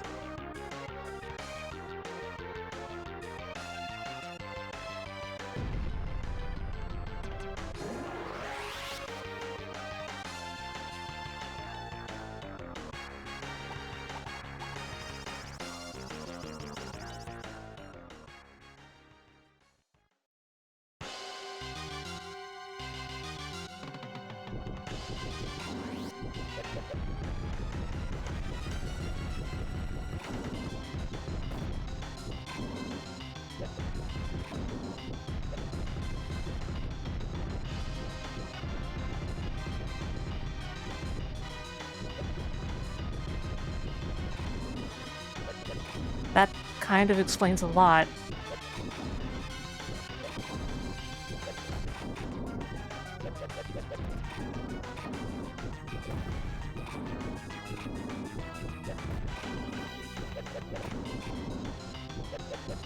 Come on, dude, just let me actually fight you, dude.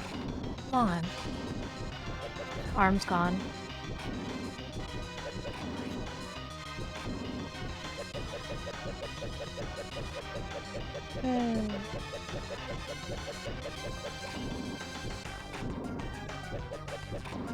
Wait, is that?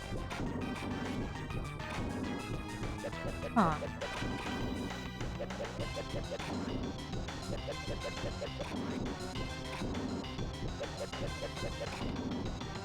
I think I figured out a trick. It's not very useful, but it's a trick.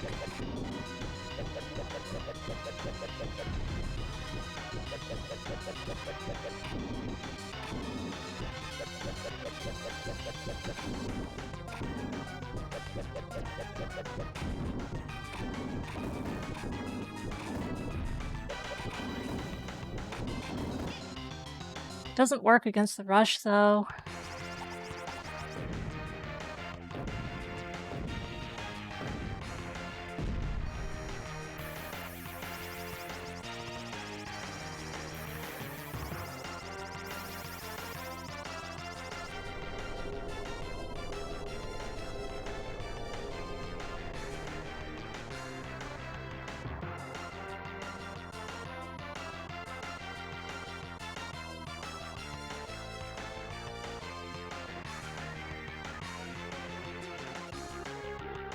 The rush is absolutely his I win button.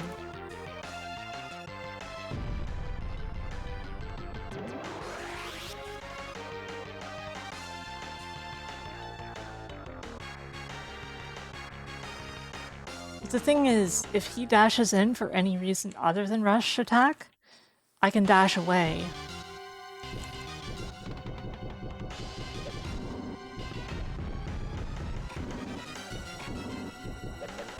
And it seems to reset his pattern when I do that.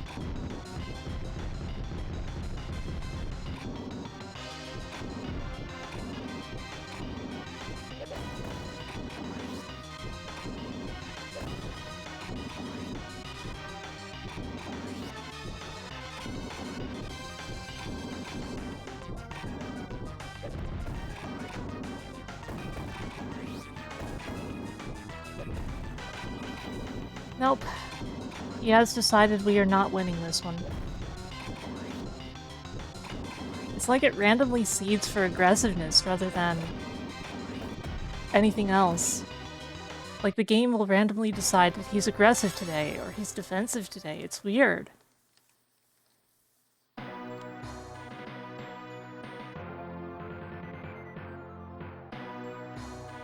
Like, you gotta wonder, right? It's a very curious thing.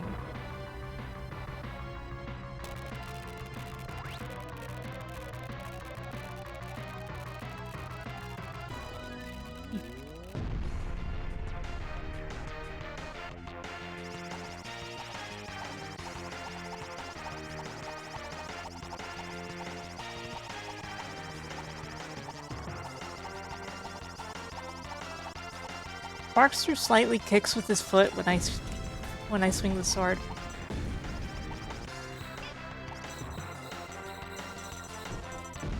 No, unlike Rocket Knight Adventures, this game was virtually untouched for its English release. Although I think the PAL version might be slightly easier because it's slower.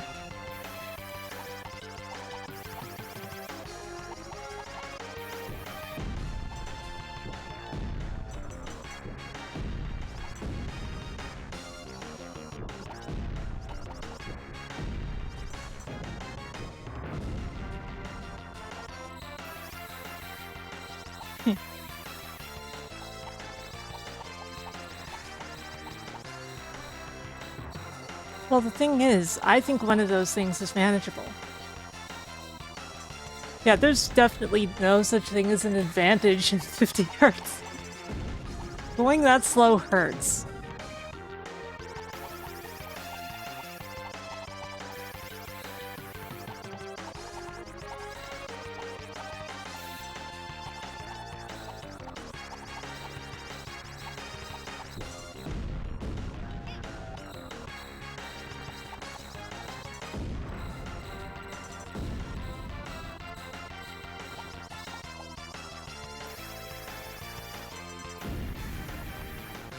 Have you guys ever seen Sonic 1 in PAL?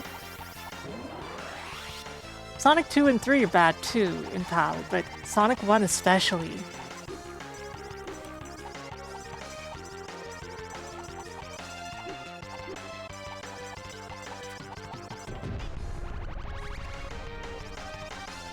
Gotta go slow. It makes it look like any other platformer, right? And even the music is slow in Sonic 1. In Sonic 2 and 3, they sort of fixed the music. It's still not quite the right speed, but they didn't fix a single other thing.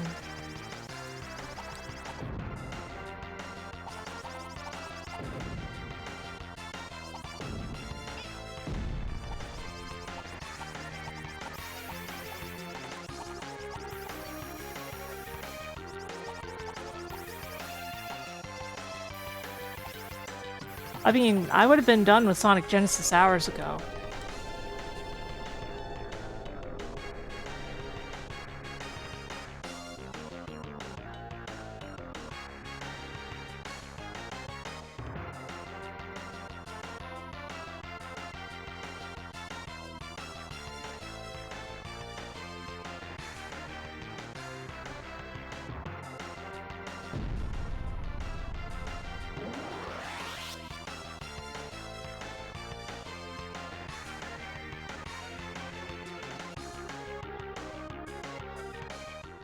That's just how Sparkster works.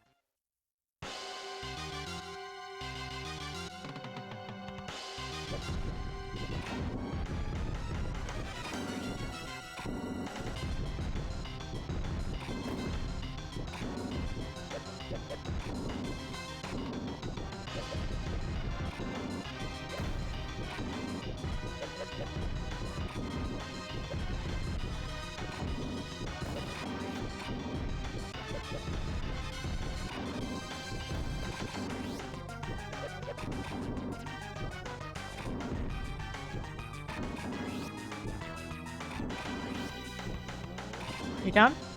No? Still not done? Oh boy.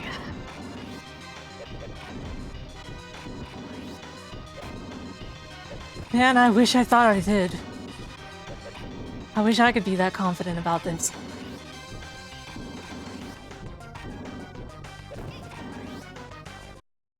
The game just decides in advance if Axel's gonna win or you are. Because Axel will either be very aggressive or not very aggressive. And that determines the entire outcome. Full stop. He was a good man. What a rotten way to die. Oh well.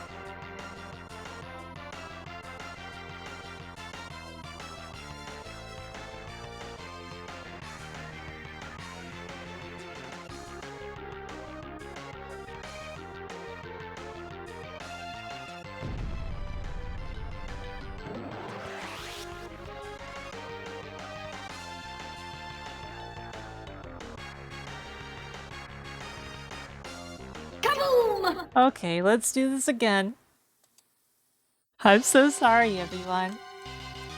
I didn't think I would get stuck this hard. Oh no. Axel has decided this is not the run.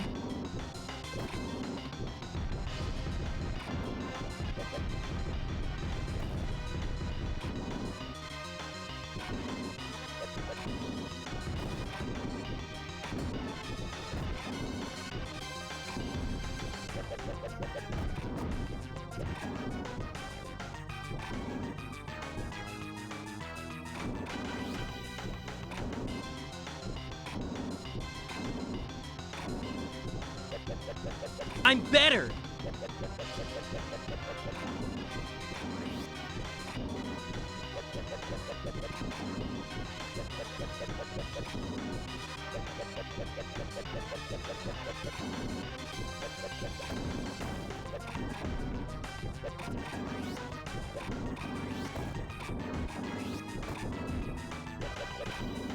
Oh, but my arms are gone, both of them. Cool, cool, cool, cool, cool. Thanks, Konami, very cool.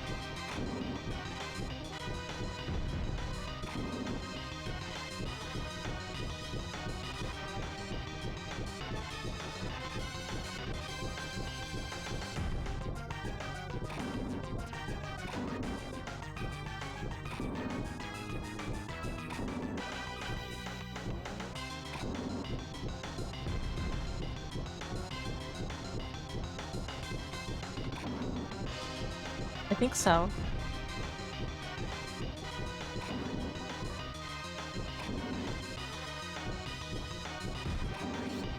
So yeah, somebody was talking about the Japanese version earlier, and I'm pretty sure from memory that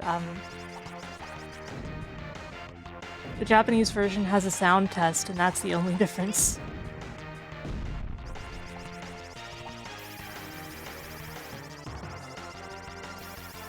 Pretty sure. Oh, it's a shame when I take a hit before the fight.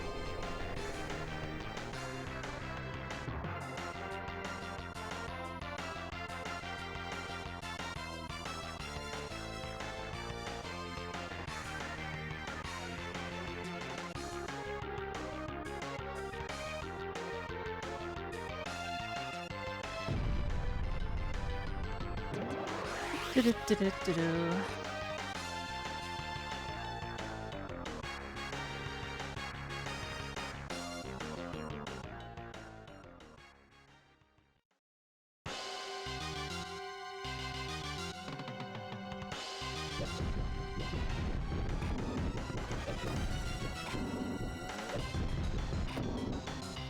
Not again.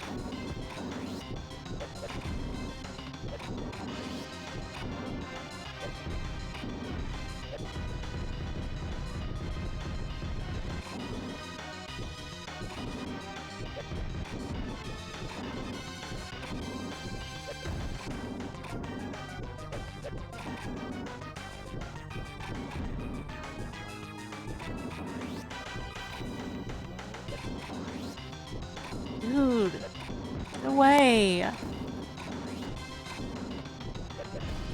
Get it, you're feeling aggressive. Please stop. I do not consent.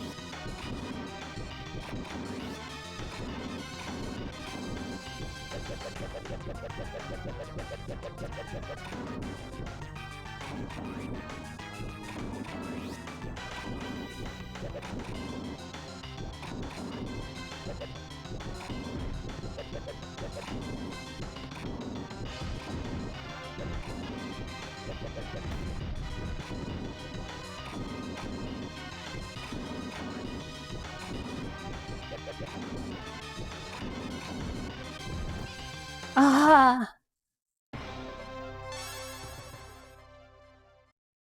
Man.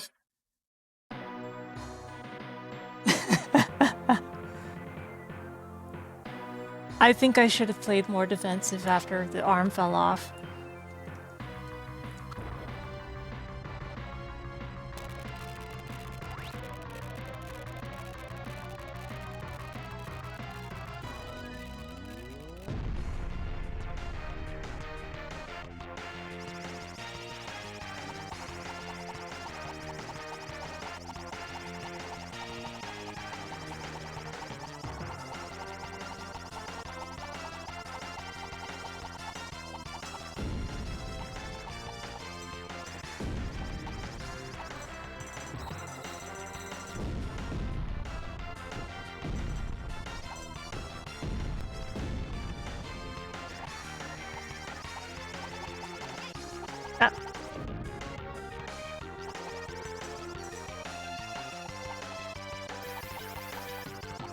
So, has everyone fallen asleep yet?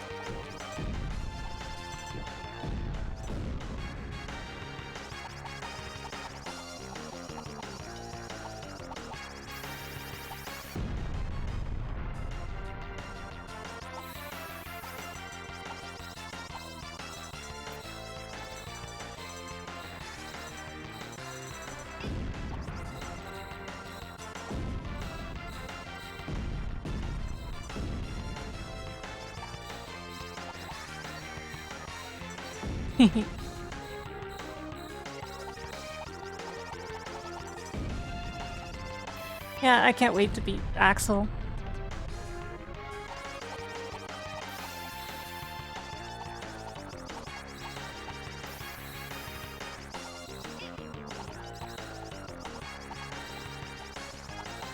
Though I do not think this is the run.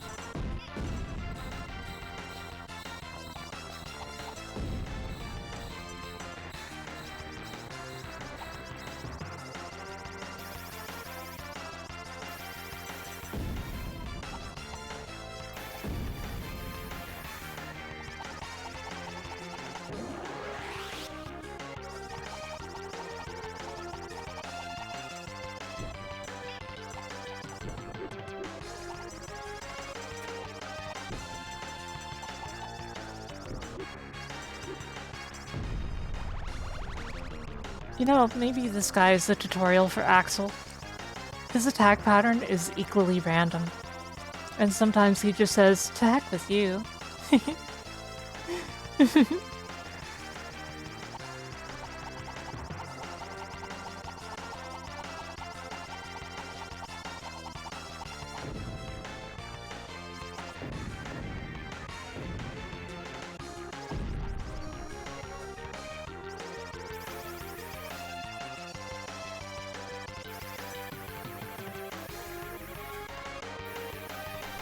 Okay.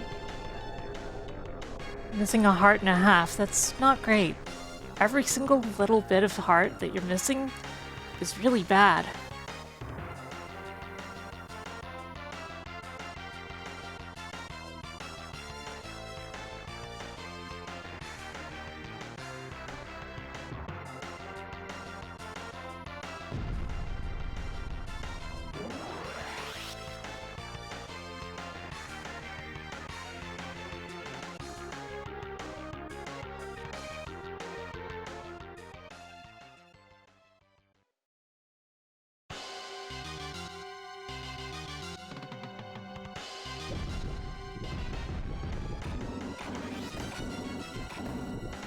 Ah.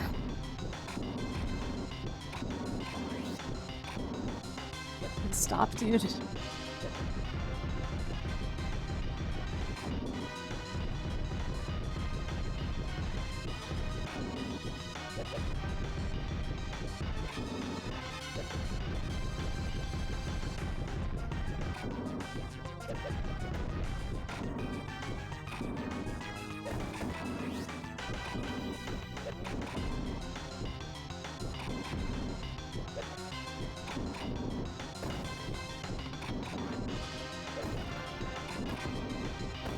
Well, there goes that arm.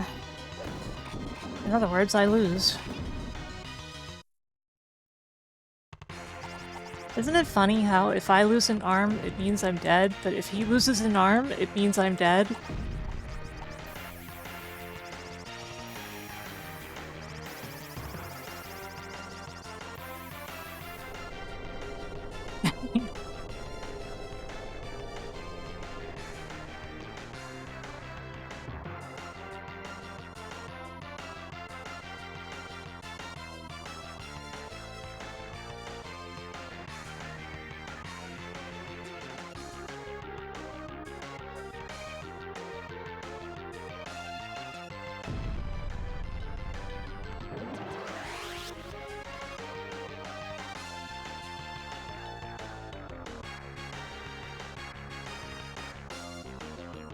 Yeah, isn't that great?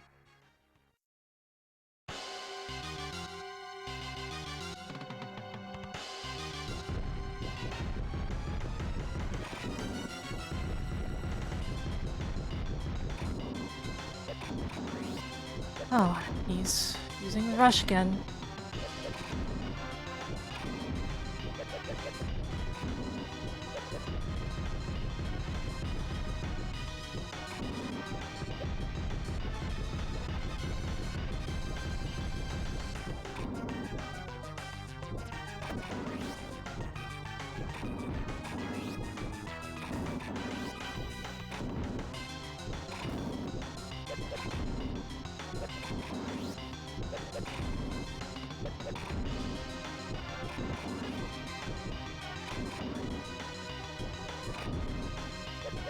Again? This is the third time he's rushing me.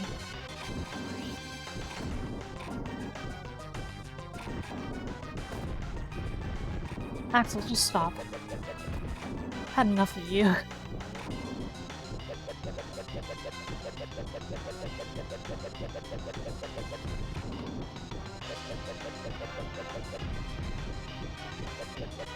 I'm not being nice anymore, Axel.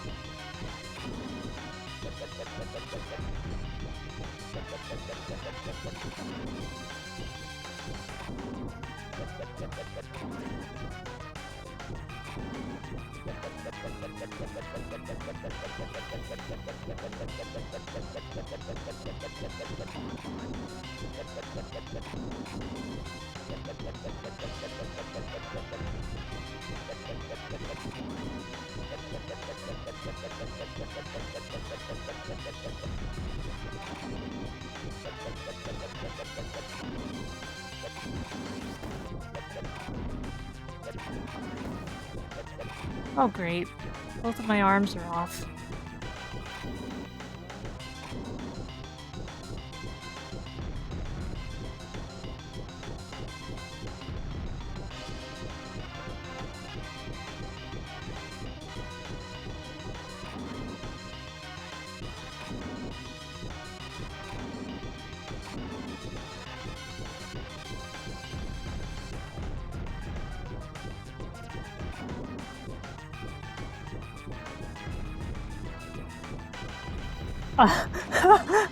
Guys.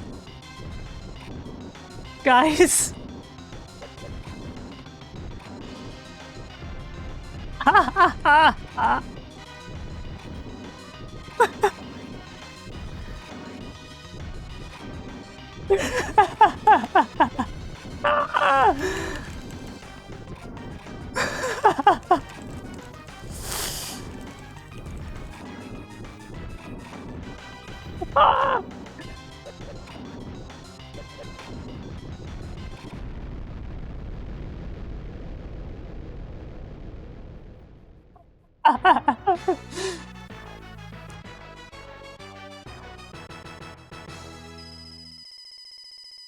Oh man.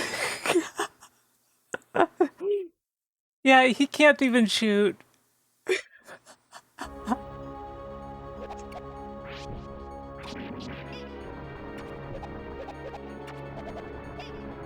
Ah.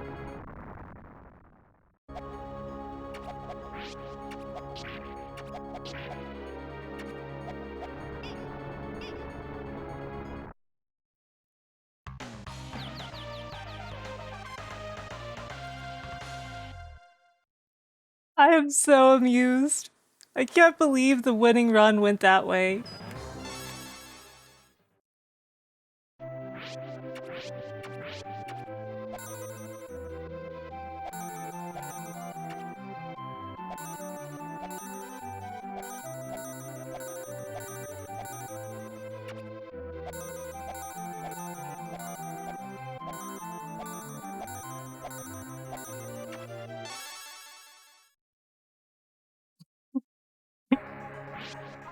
Oh, this is the wrong stage.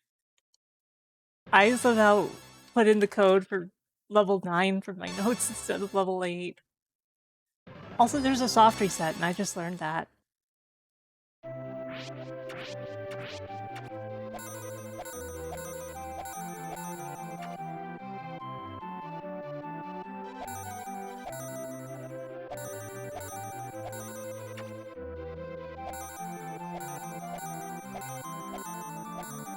And yeah, they very clearly thought that was okay.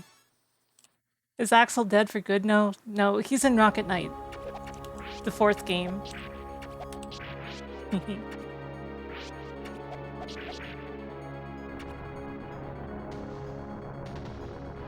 By the way, that isn't mode 7 or any kind of 3D trick. It's just a shading trick. They apply a shading layer while rotating the graphics texture very slightly. They don't need much of anything to do it. It might actually be using mode 7, but basically it's a very clever trick.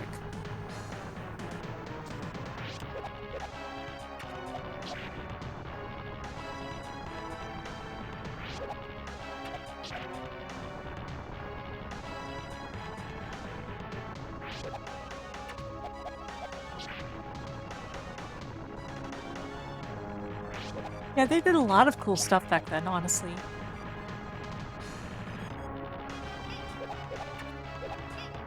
Sparkster is a game I like a lot, even though that one boss is just terrible.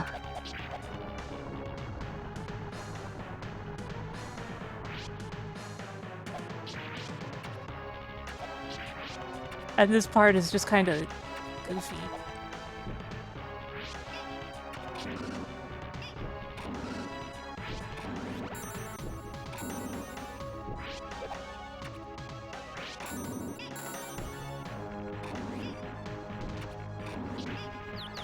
Okay, I messed up a lot there. Let's do this boring missile part again. That's okay, because it's a cool game.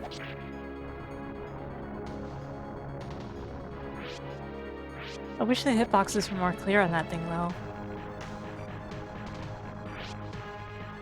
You jump even slightly too early, and you get hurt.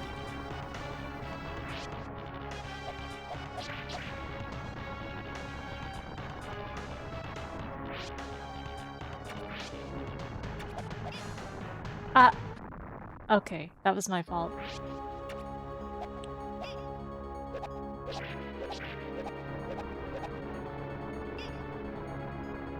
Hehe.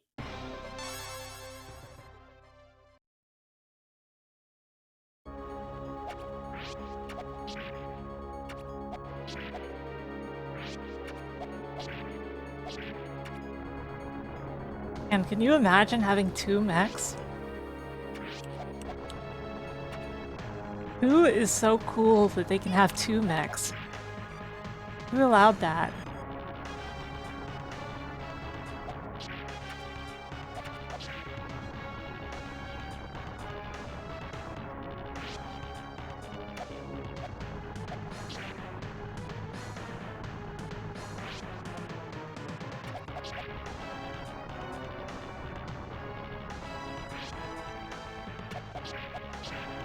Getting a little bit of pain in my temple.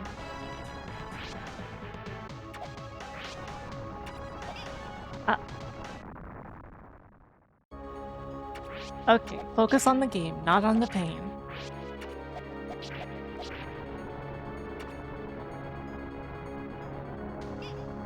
Okay, that's too early. Just trying to feel it out.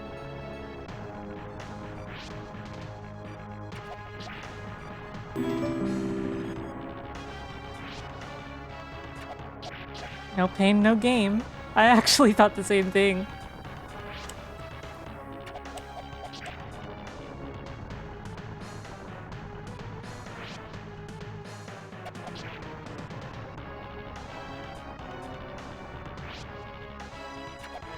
It's just a shame that Konami made such an amazing character as Sparkster, and then proceeded to just sit on him after a while.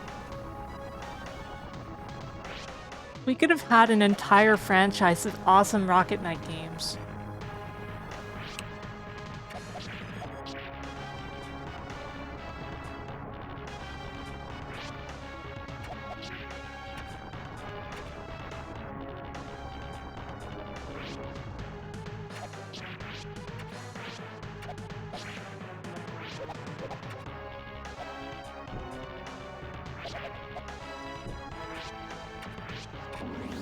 Whoa. God, imagine if the missile would come back after I made that mistake.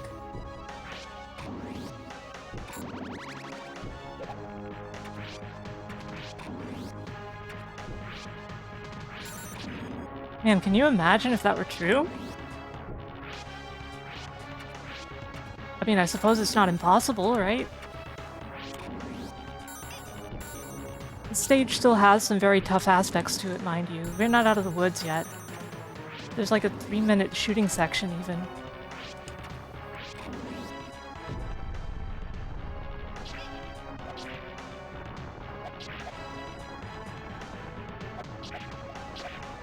In general, this stage tends to give me vibes more like the original game had. Like, it feels more like Rocket Knight 1.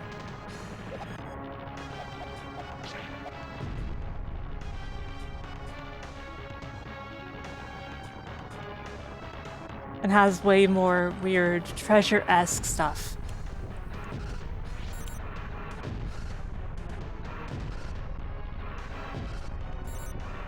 What's this frickin' hallway?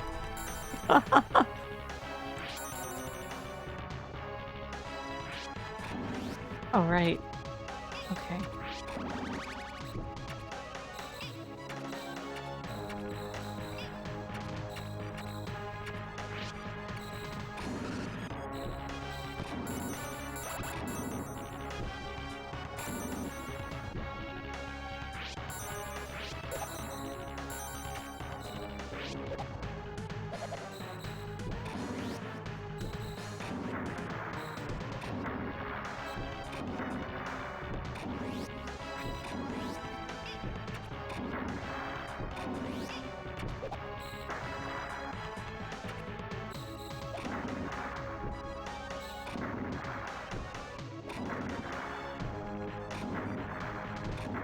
Slowly but surely, right? I'm definitely worried about the boss, though. I do not think I will succeed without several tries. The boss of this game is legit tough.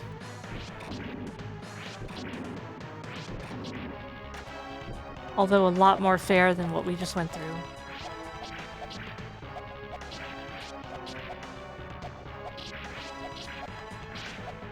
This section takes a while.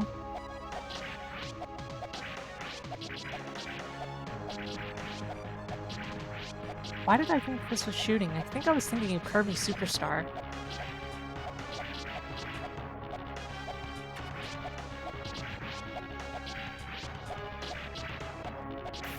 Seems I'm not the only one.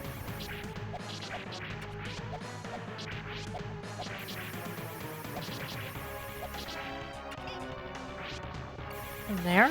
They can hit me from there? Okay.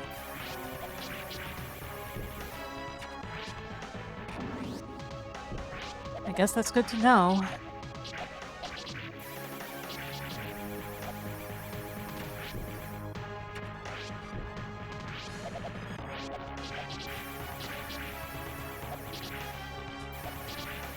Man, I'm feeling like I should have played Fury.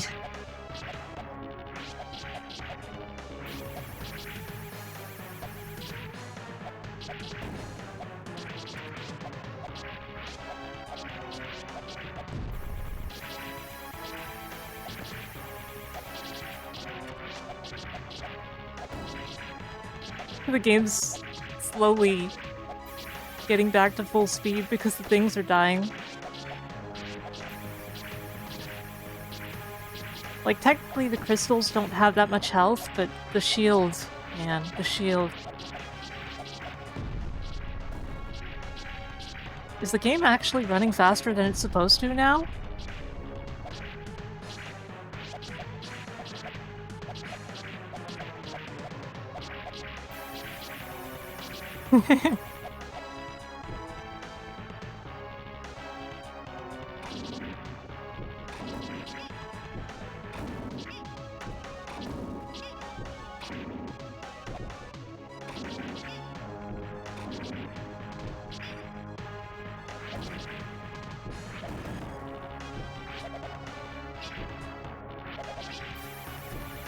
Okay, I shouldn't do that.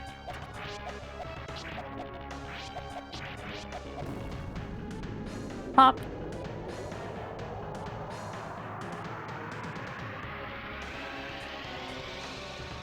Flash warning.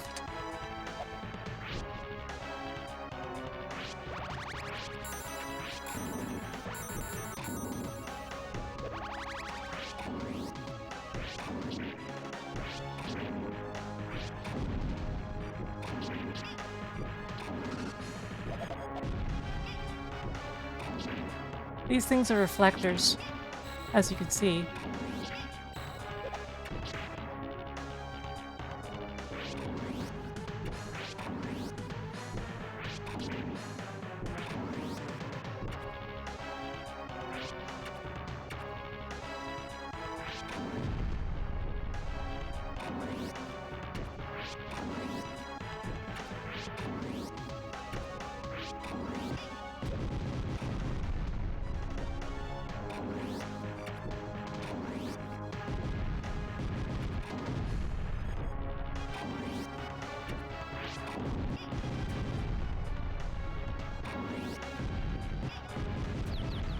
No.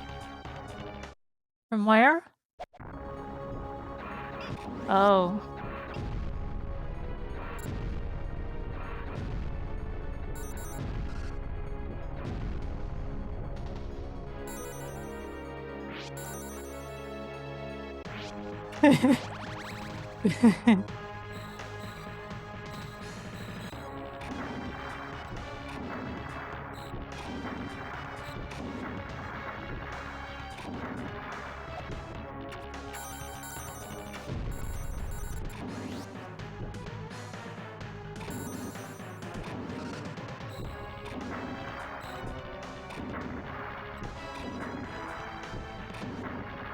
It's okay.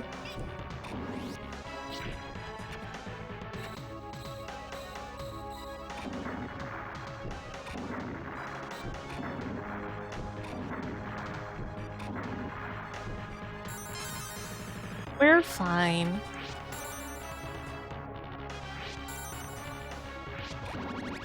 Right, guys? You guys are fine, aren't you?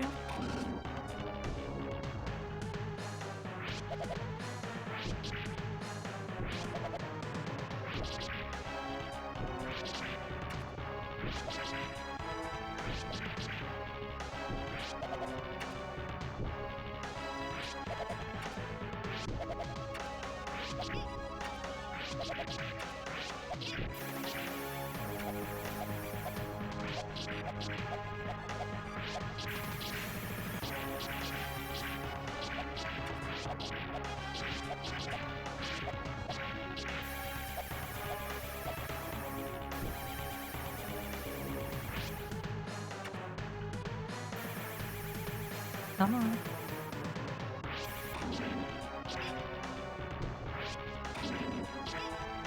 Okay, bad idea.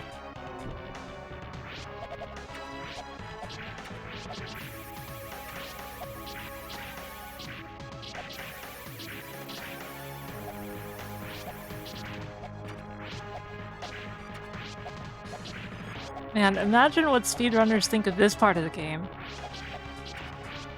I mean, I'm sure they have ways to do it quickly, but... misery, right? Because this part isn't even unfair, it's just really slow.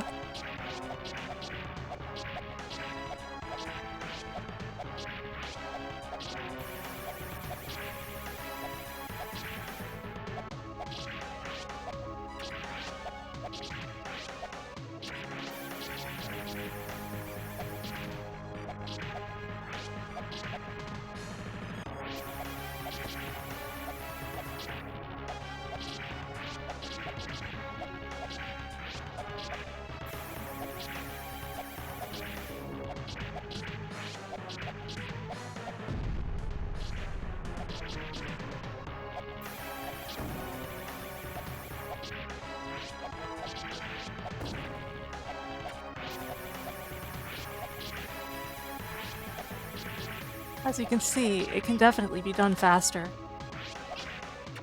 Oh crap. I just wish I wish the game didn't speed up because it throws you off after a while.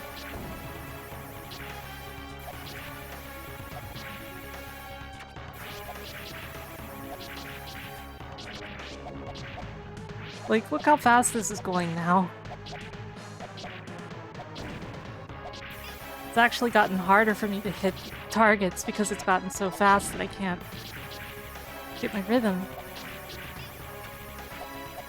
Also, it's speeding me up.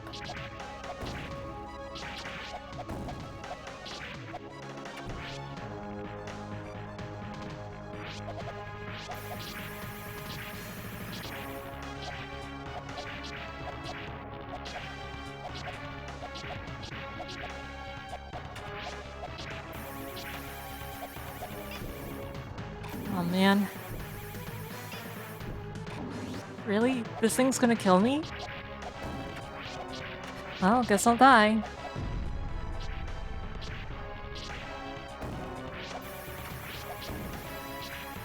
It's not how this was supposed to go.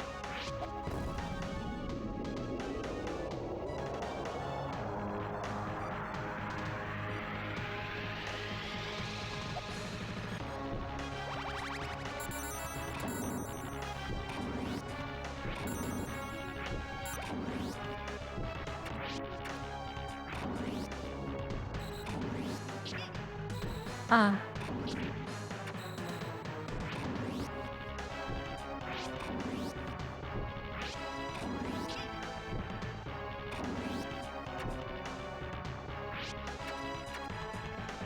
Okay, this part.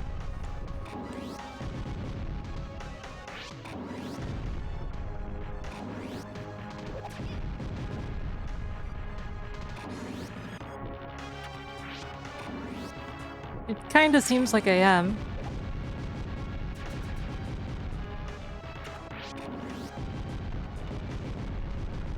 I'm suffering from post-Rock'em Sock'em stress disorder.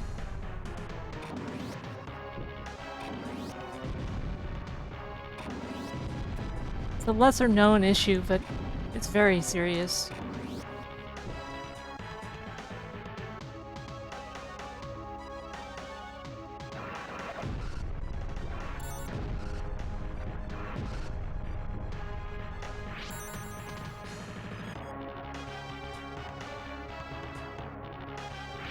Oh. Yeah, I don't think I'm winning this. Not with half a heart.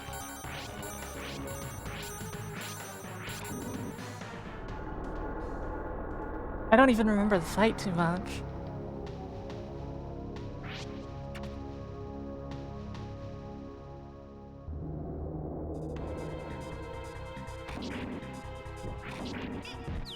Okay.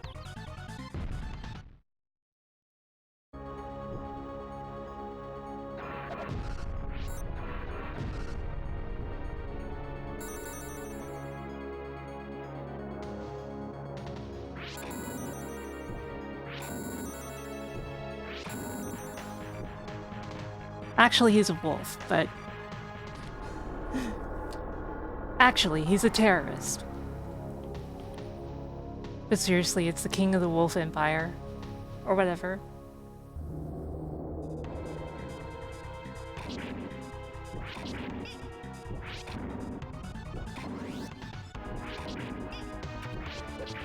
Okay, right, he has these wave beams. I'm already dead.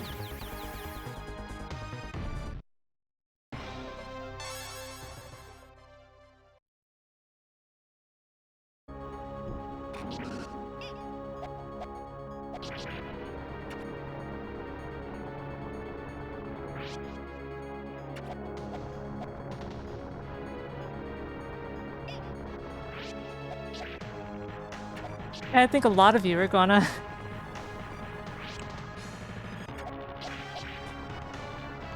But for what it's worth, that boss fight is way more fair than the stuff that we've been dealing with.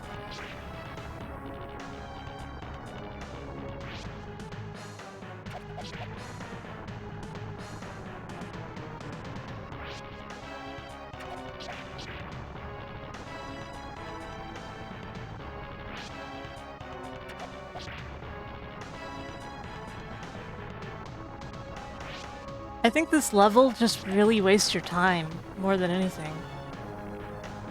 With segments like this and the core boss.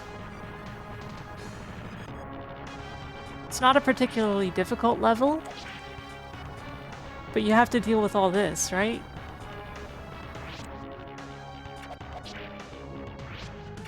Maybe I should just be thankful that they actually give you a checkpoint at the boss fight.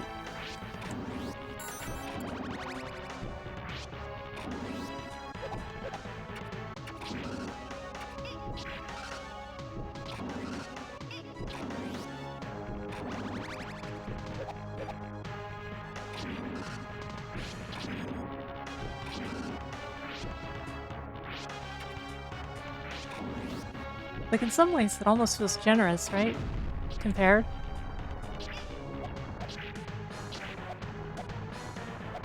Sparkster, focus. It's gonna be okay, Sparkster. We got this.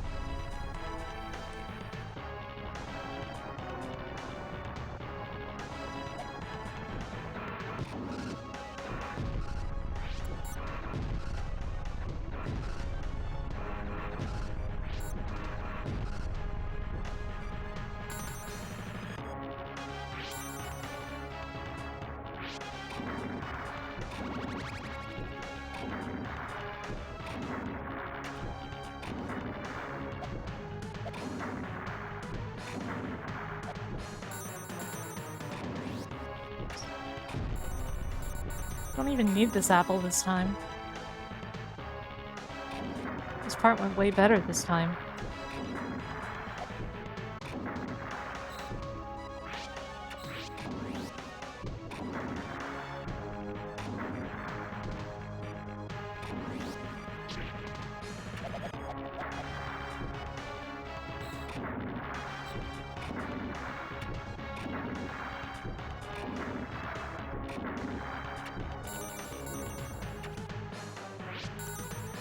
That went smoothly. I don't need these apples either. Did I get an extra life? No, I didn't. Hey, Professor. I hope you're doing well, too.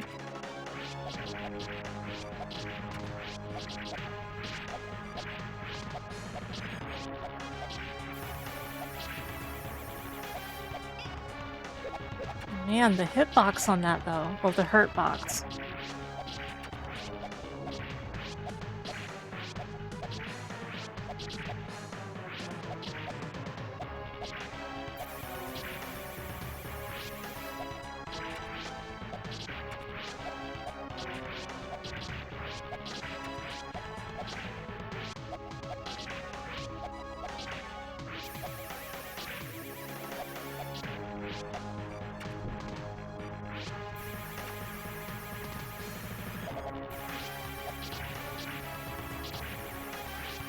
Gonna be okay.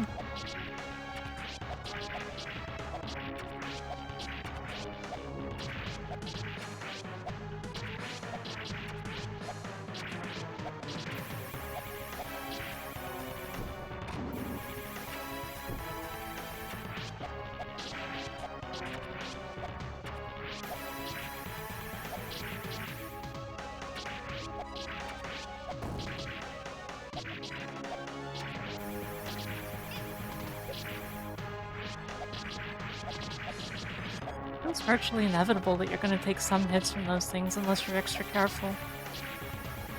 And pay attention to their spinning. But when the game's speed is so variable too, it's kind of hard, right?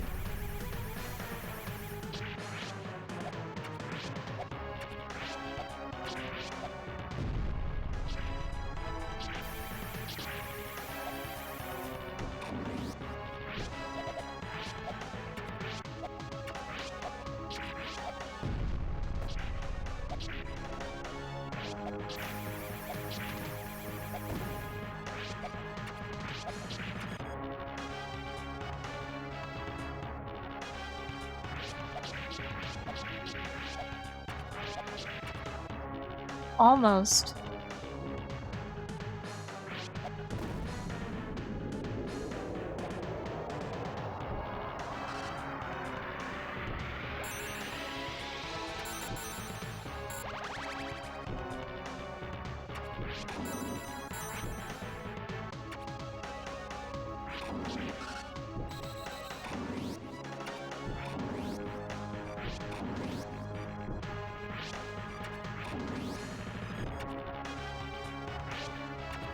Beautiful.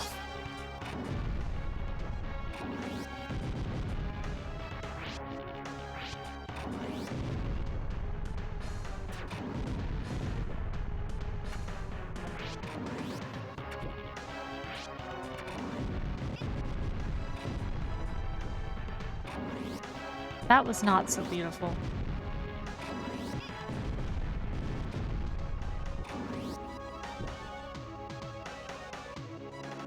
Okay, so I'm down 2 hearts. But I still made it.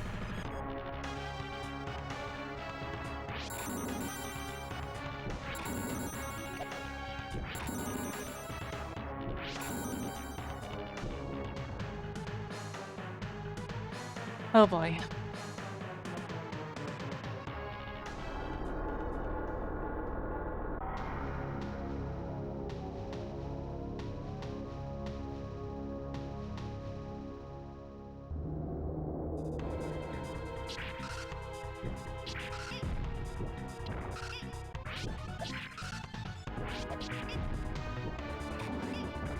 Oh no. He does so much damage.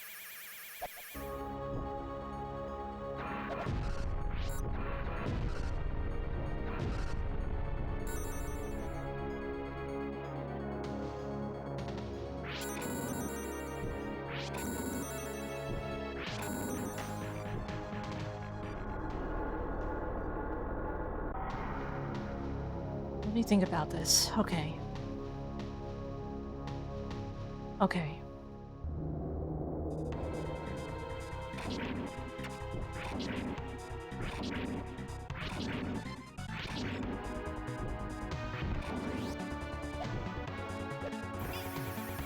Oh crap. The lightning.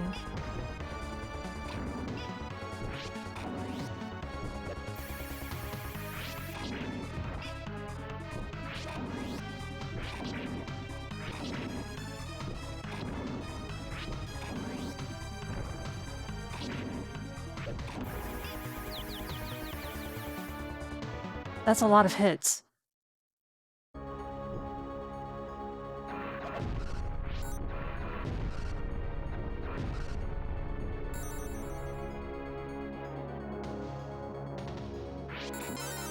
Extra life, though. At least there's that.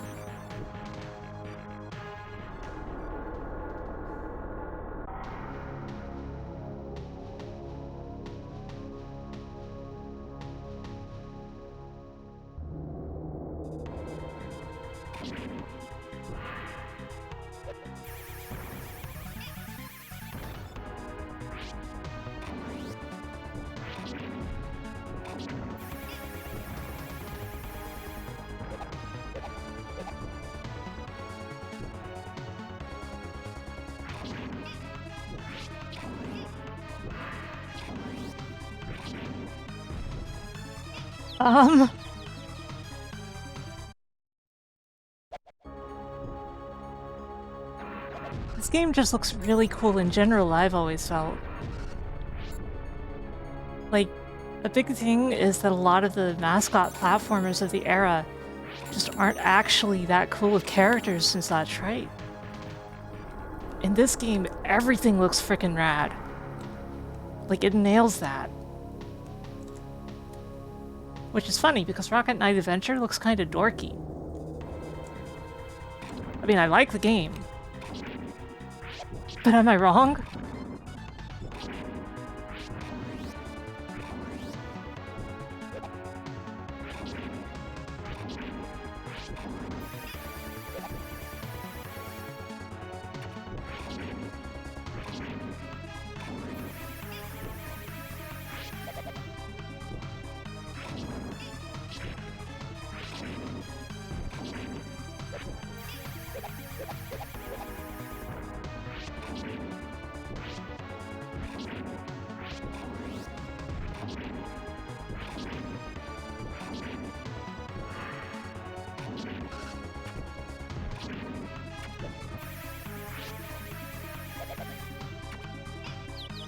Ah! I feel like I was really close. I feel like he had like 2 hits more.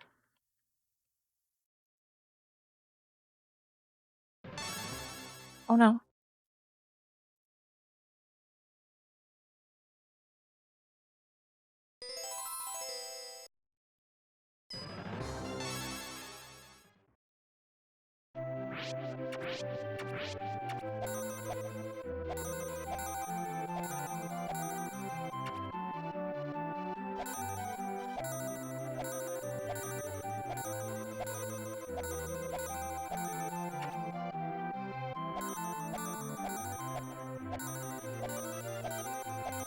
Like this, right?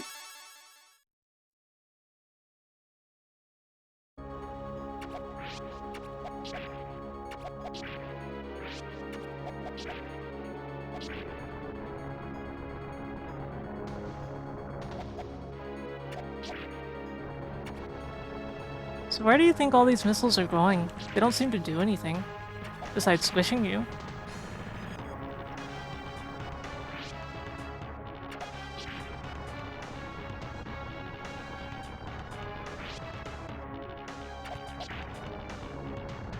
Like I told you guys, though, I like difficult games. I will overcome this. I just wish the stage wasn't so long. But that's part of the experience, right?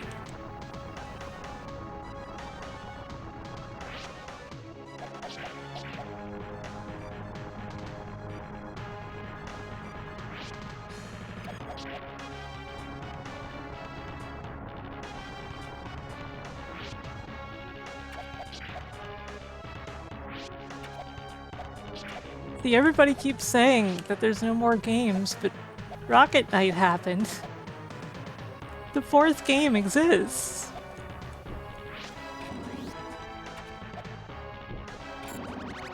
Endurance is something I've got tons of. I'm nothing if not patient. I learned that from Marino. Rocket Knight is okay. It's just okay. It's a game that exists. It doesn't really do much. And even the moments where it tries to subvert your expectations, it then goes, oh, actually, we weren't subverting your expectations at all. Which is unfortunate.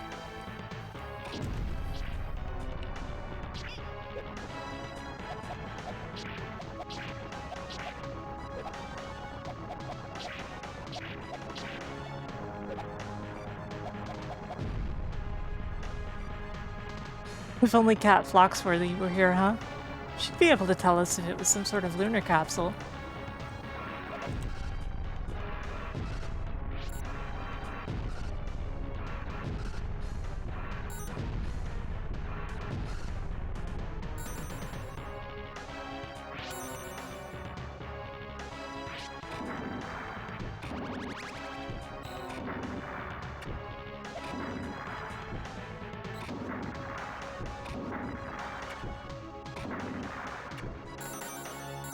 Man, I think they would actually be good at it.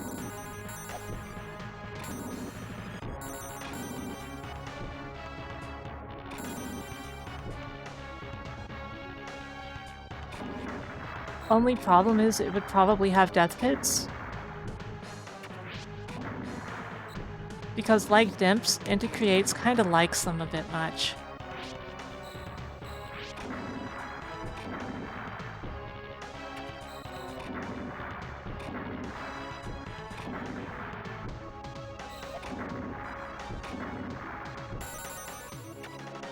And if there's something you don't really need in a Rocket Knight game, it's death pits, right?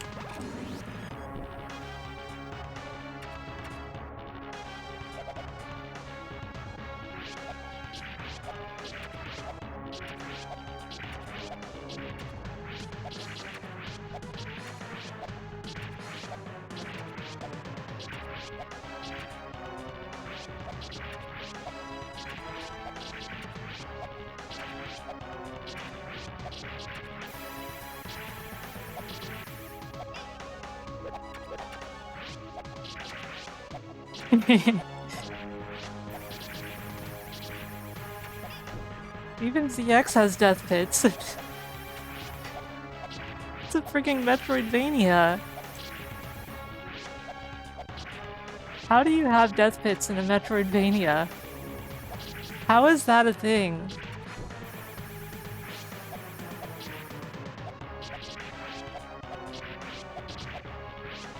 The mind boggles.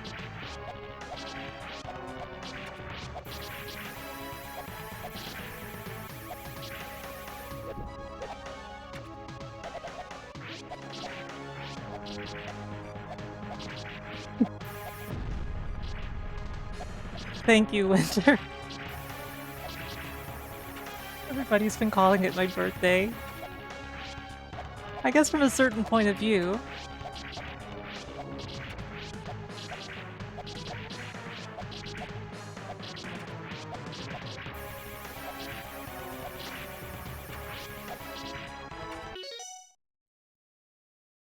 How about a shout out?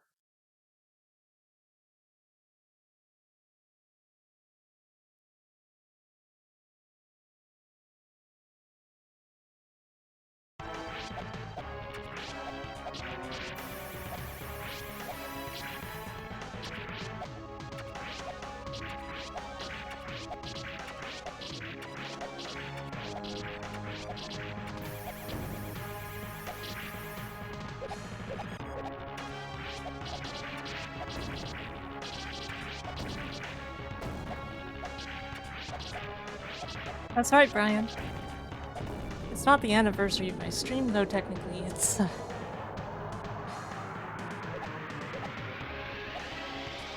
It's, you know, my VTubing career.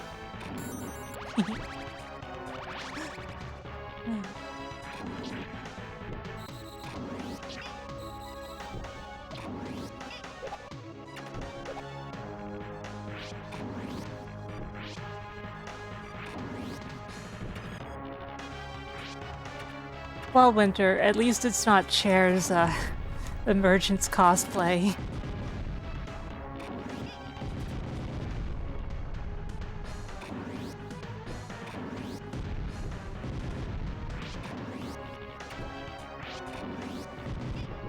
Oh, I've been streaming a very long time, but on Twitch...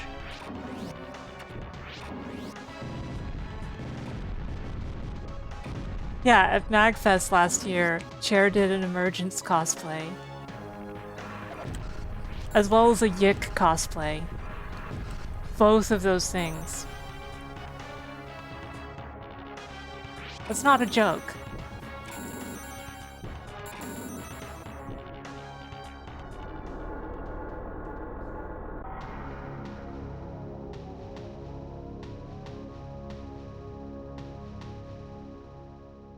Okay, patience is key.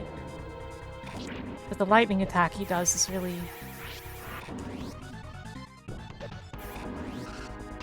problematic. Like, that attack in particular is not very fair.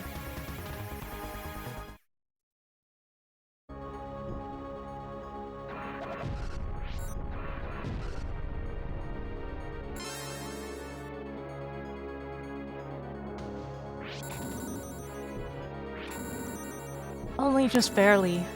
You can sort of go through the lightning using them, if you're lucky.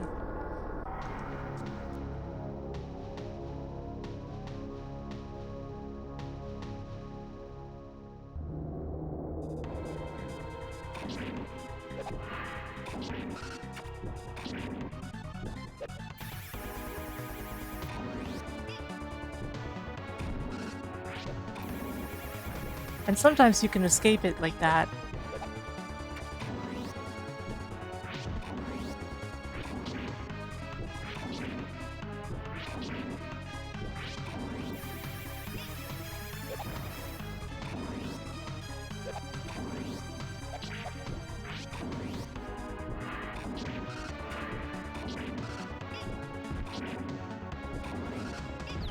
Oh no, those things can hurt me?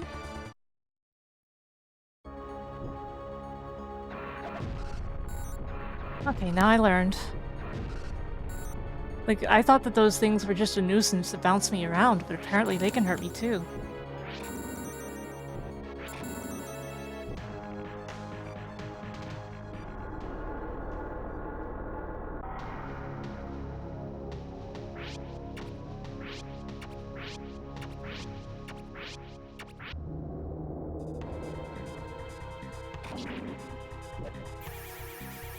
Right off the bat, huh? Uh-oh.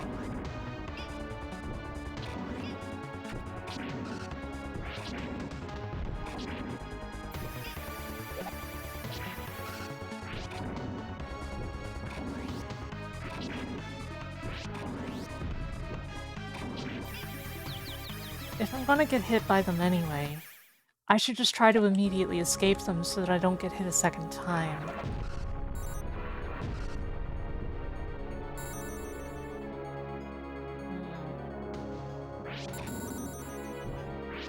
Not quite enough for another life, sadly.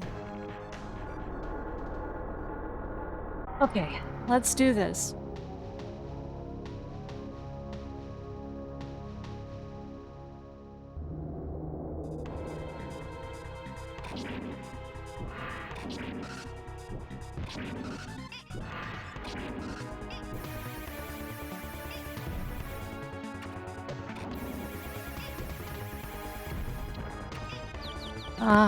Never mind.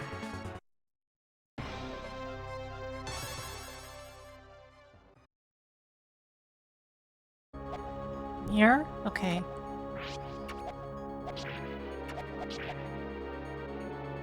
That's fine.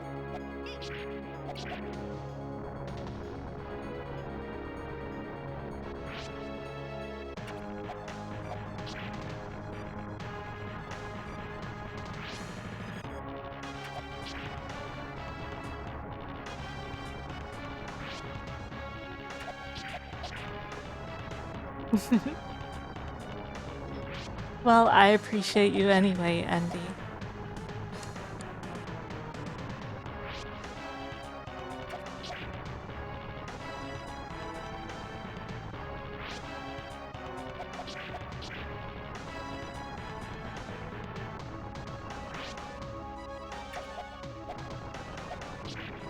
What the?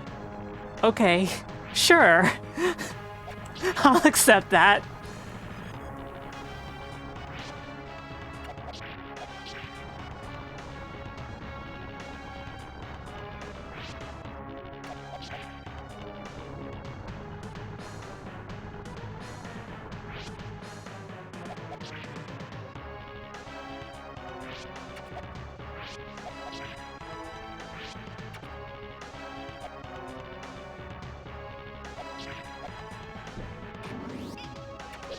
Darn.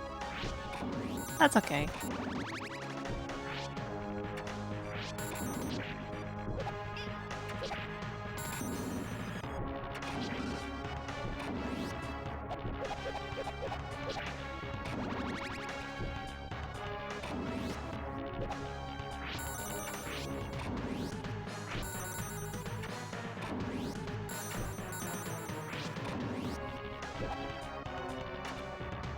Mods.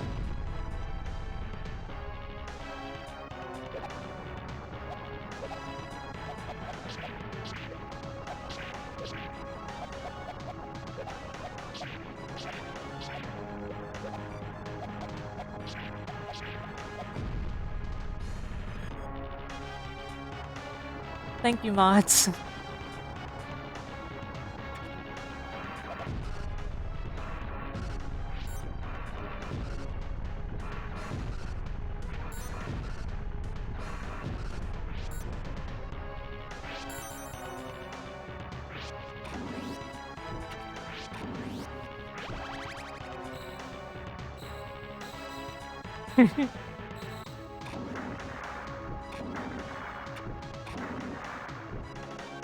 It was not big follows.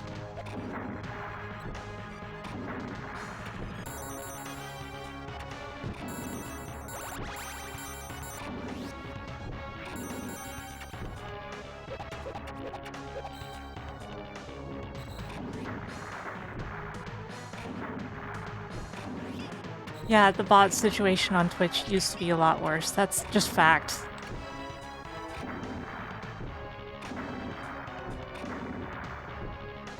I remember having to ban like 4 or 5 bots in a 3-hour stream.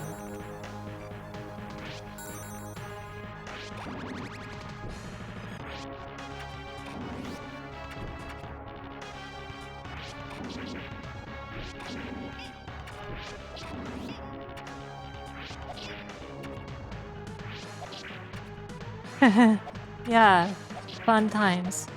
Good memories.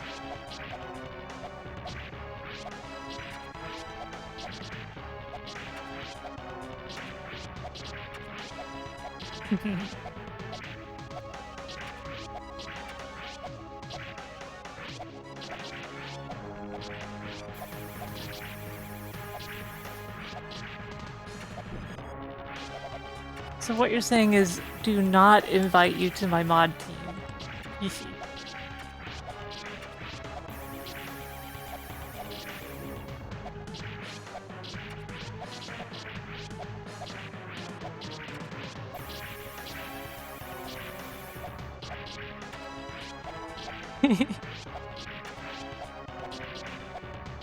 Hey, you guys think I'm popular enough to get 300 viewers, right?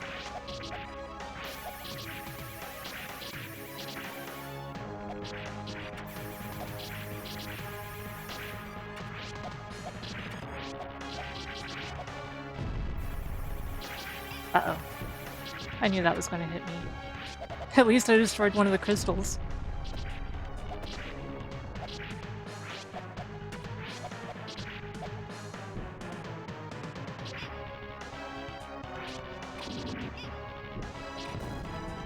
I just wanted that section to be over.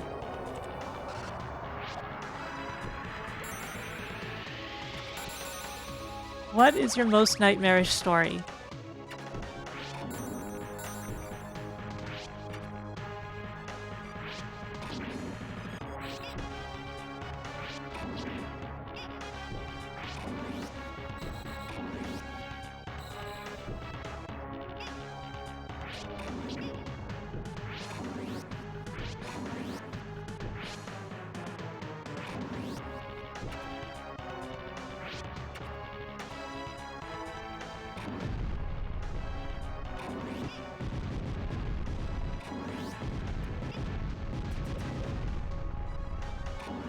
I do not like this section.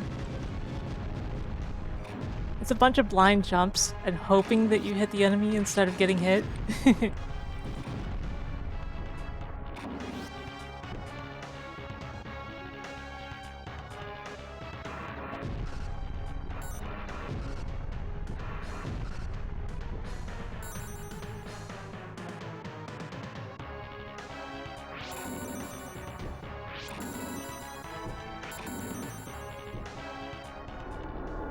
I feel like my mods are all gonna cry when I start to get that popular.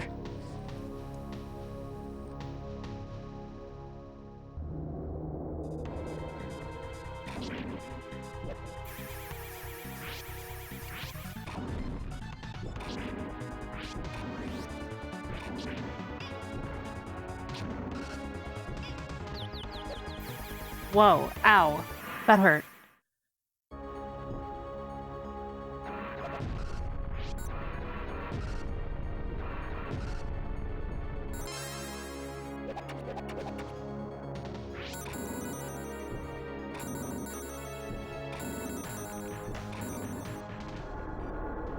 Okay, okay.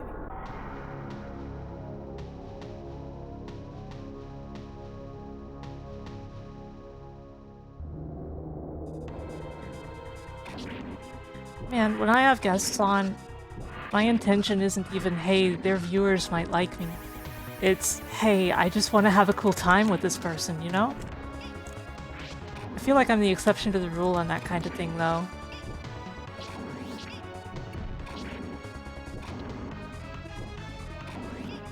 Ah.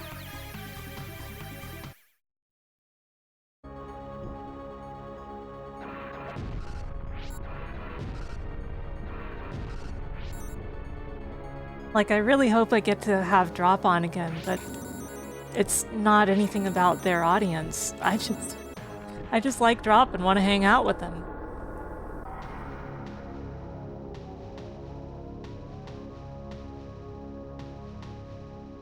I'd also love to collab with Vox again. I just don't foresee it happening.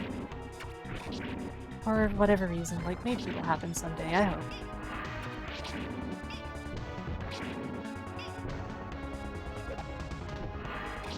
Oh man, Winter, did you see their new 3D model?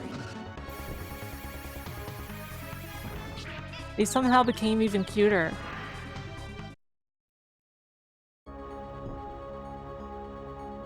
When we collabed, we played East 2 Special. She's never posted the VODs, though.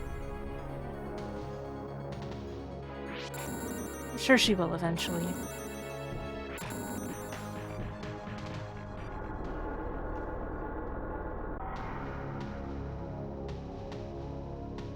Fairies are bugs? That's news to me.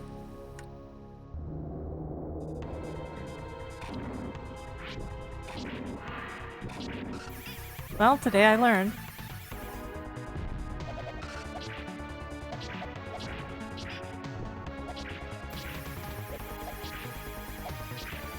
Oh god, please.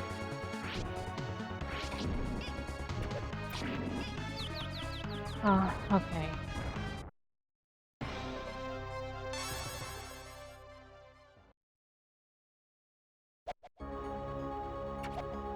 Yeah, it has really good music.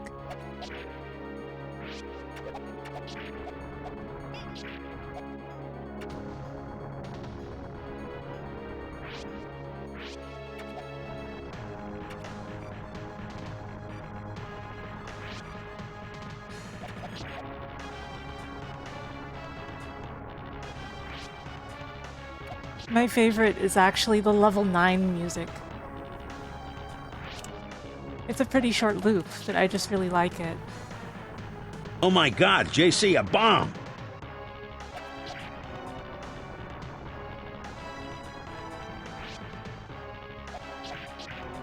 A bomb.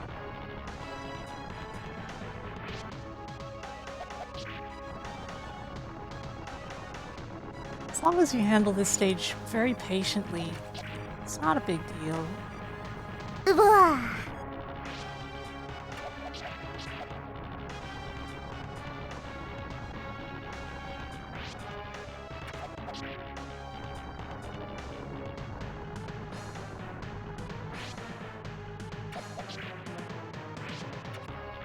done much when it comes to YouTube stuff, but my impression is that it's a very busy place.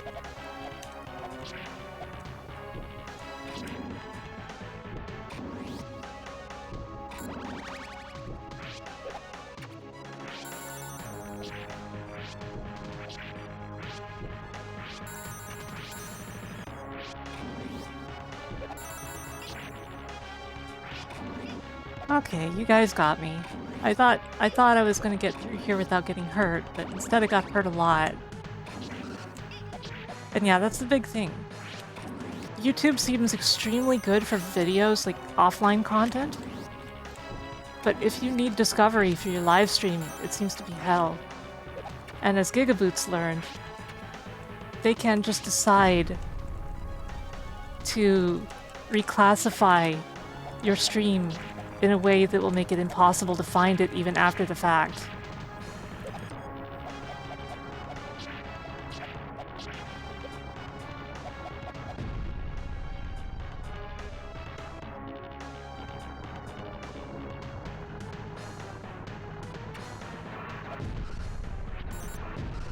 Gigaboots seem to be doing pretty well on YouTube for their YouTube offerings, but they're doing stuff like podcast content, which is a bit different. It seems like they had no real luck with streaming on YouTube. It seems like it was problematic for multiple reasons. And even streaming the podcast on YouTube apparently failed pretty hard for them in the end.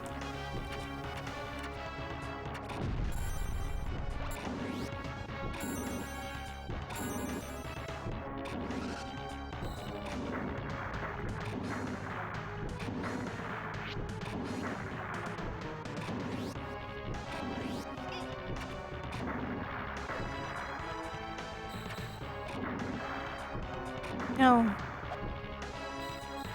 I wouldn't mind being famous, but basically in a I want to bring more joy to people's lives kind of way.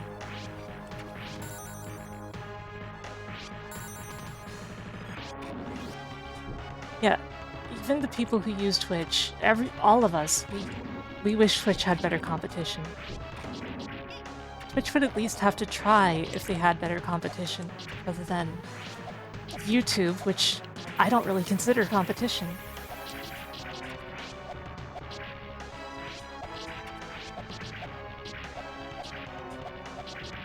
Well, Andy, I'm happy to have you around.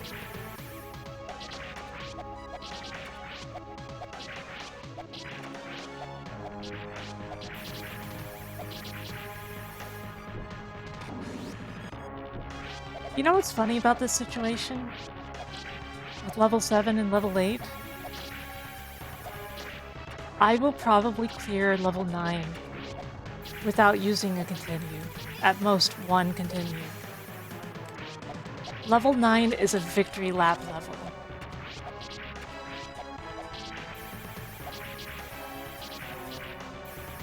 And yeah, that's the thing. I think I would keep using Twitch anyway, but if they had competition, they might be trying more seriously, right?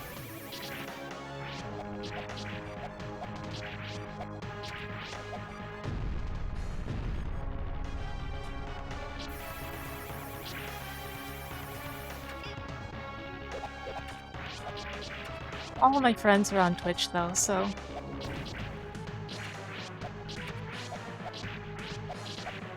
Well, Professor, basically, level 7 and level 8 both have really tough bosses, but level 7's is just ridiculous, and level 8's is legitimately hard. Although it does have one attack that really should be nerfed a little.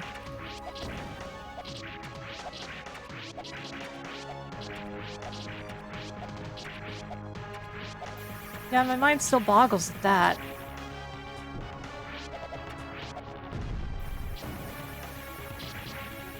Like, Mixer should have been a perfect proposition.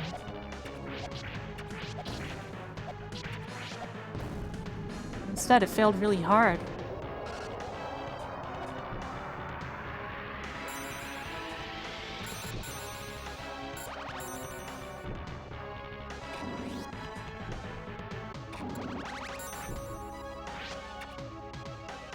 And for musicians, even SoundCloud is better, and that's problematic.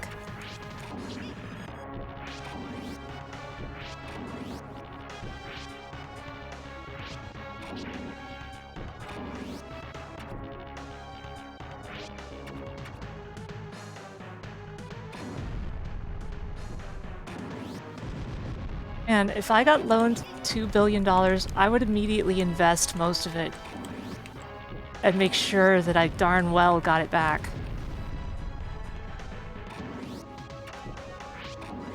But then again, I'm more financially minded than seemingly most people.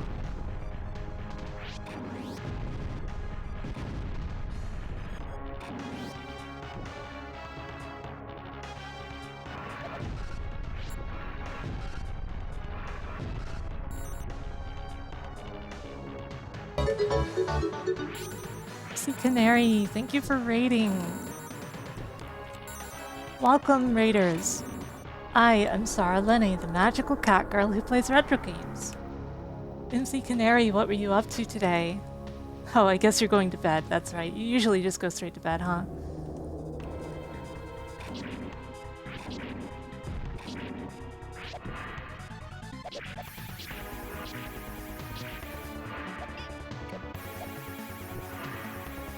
I have a plan now.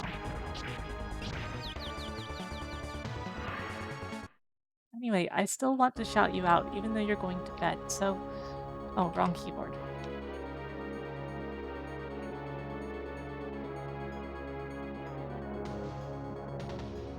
Thank you so much for raiding. Oh no, I took a hit. That was not my finest hour. Grim Dawn, huh? Never played it.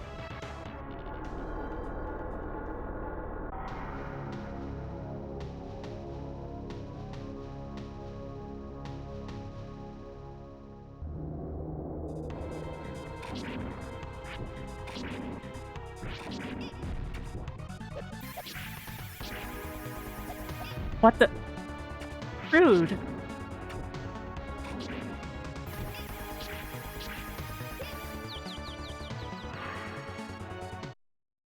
And then I hit the wrong roll button. I pressed L instead of R and ended up on top of the king instead of escaping. Well.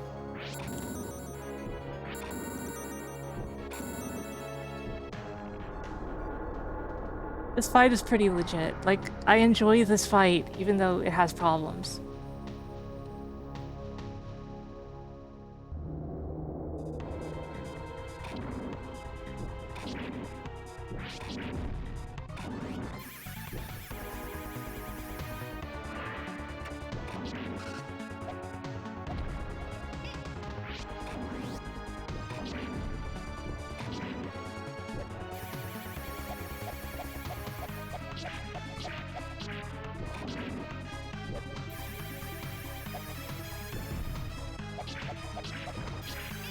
Yeah, I had a feeling that he was going to do that.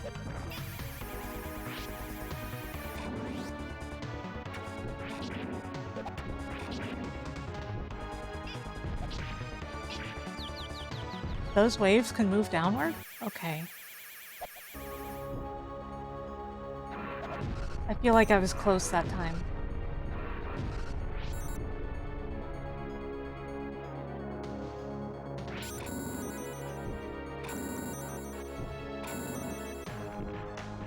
Yeah, exactly. I've made money on the stock market and such before, even with relatively small amounts. If I had that kind of money, I would never be poor again.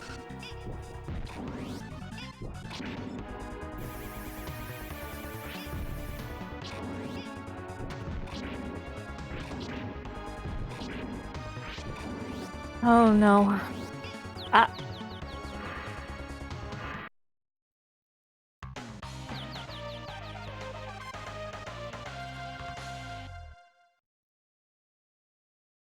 We gotta go through that stage again, huh? Okay.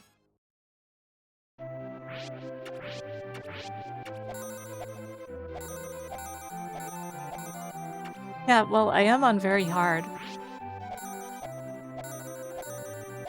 But that's still not the maximum difficulty. I get the feeling that on crazy hard, his attacks would basically two-shot you. What did I do wrong? Oh.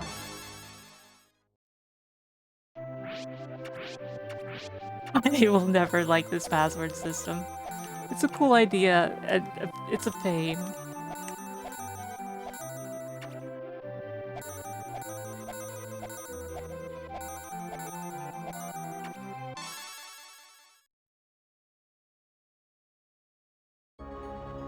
Yes, Fuzz.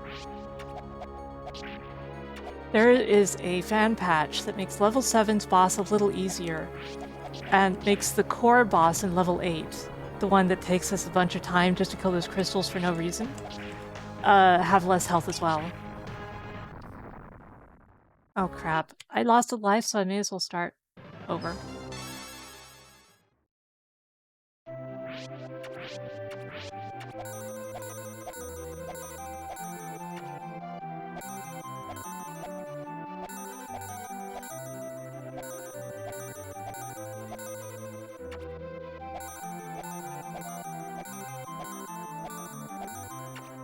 Yeah, that's Konami for you. Oh, what did I... Oh dear.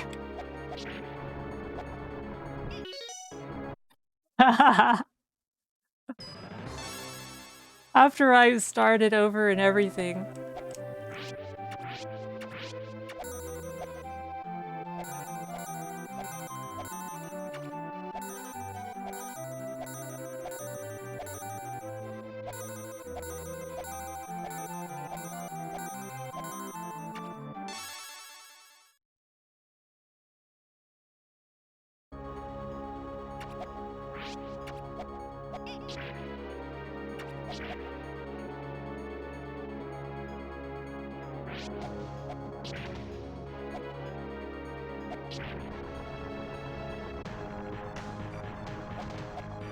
The only time we liked passwords is when we would find them written in the manual of a game we rented that somehow still had the manual.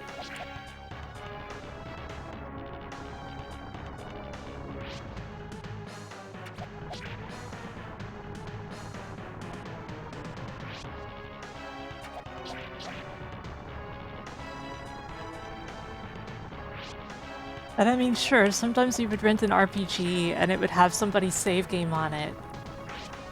But that just has different energy than finding a bunch of Mega Man passwords written in the manual, right?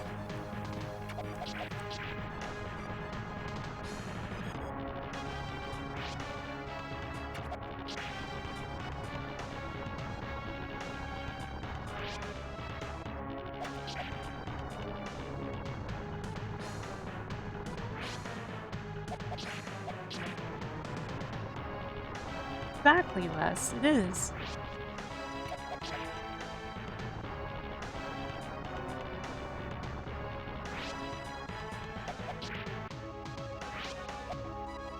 Oh god.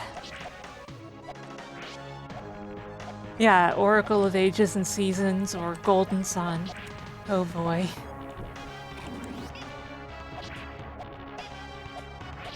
That's the lawful evil version of a password.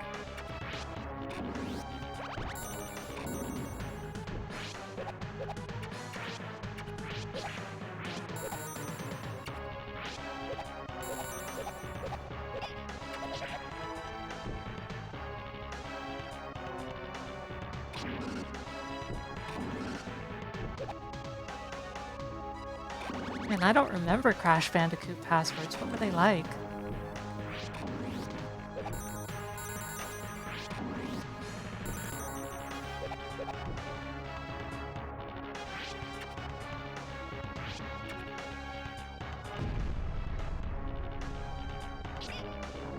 Man, imagine having vowels for your passwords. SMH. I'm thinking of the Lolo games and how they had vowels in their passwords in the Japanese versions.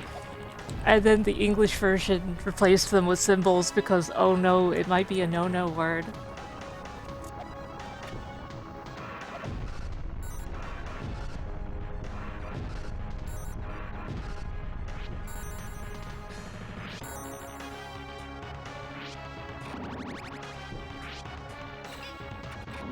Yeah, it's fun when you can make a valid password that has an invalid result, you know?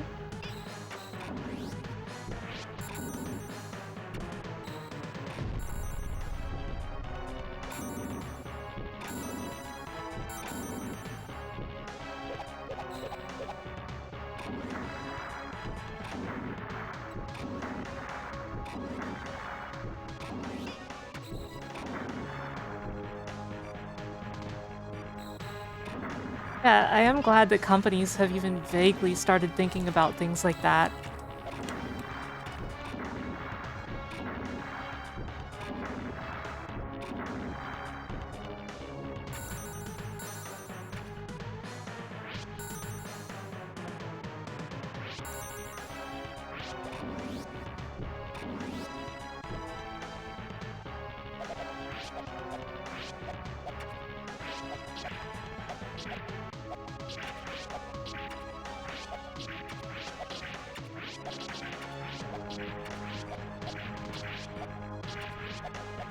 Man, there's gotta be a ROM hack for Guardian Legend that gives it saving, right? Surely. For a game with passwords that bad.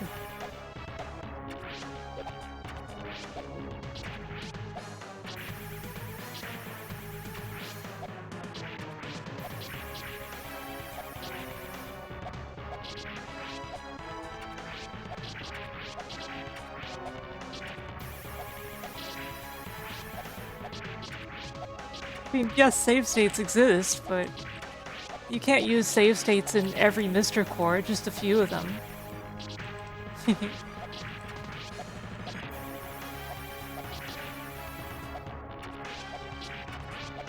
Oh, I'm hoping. I am hoping. I'd like to thank all of you guys who have been sticking with me for so long on this run.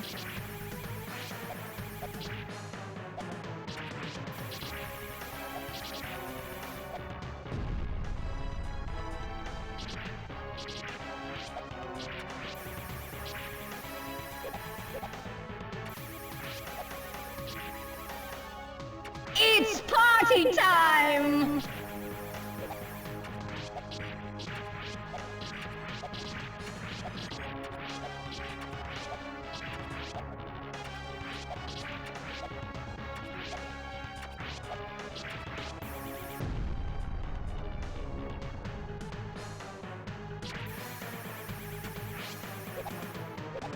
Yeah, I may not be a top tier gamer.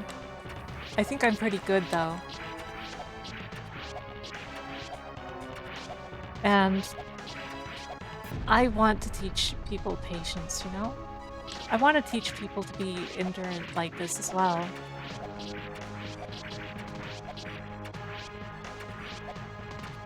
There's no use in getting upset at video games, because that doesn't fix the game beating you.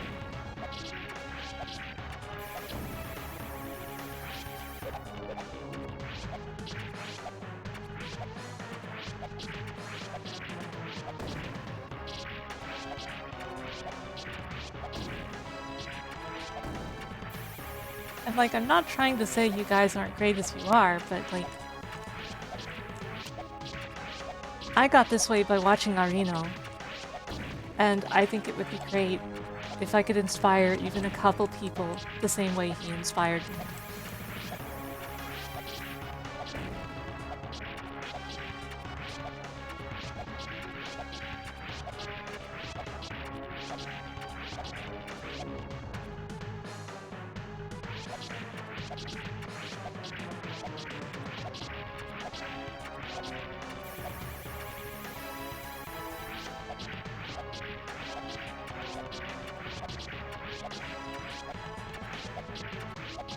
Yeah, Shinya Arino of Yoigo and Game Center CX.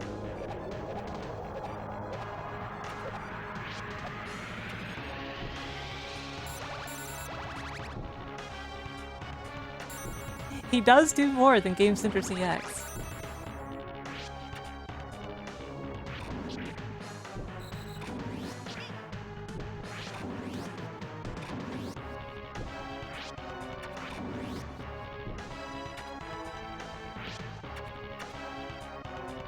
Okay, this part.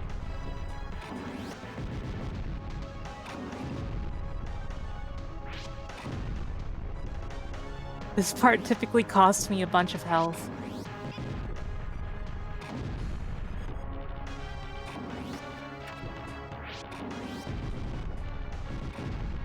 I'm sure there are other arenos, but I don't know any.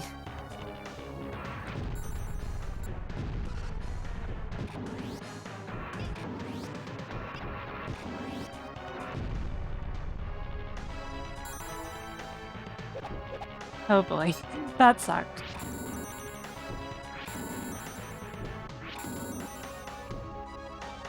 Slightly less than 20 crystals in that hallway.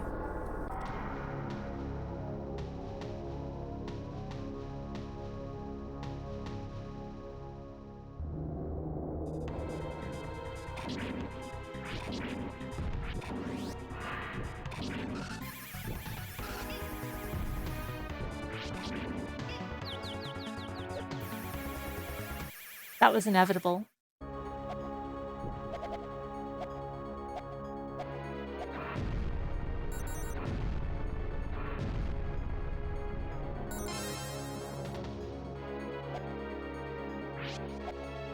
Yeah, Rift Dragon Haze. That's totally understandable.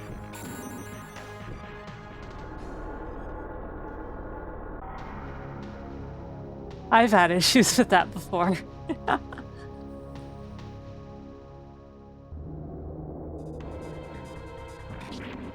Like, just dropping the game without really meaning to. Like, it just kind of happened. Oops.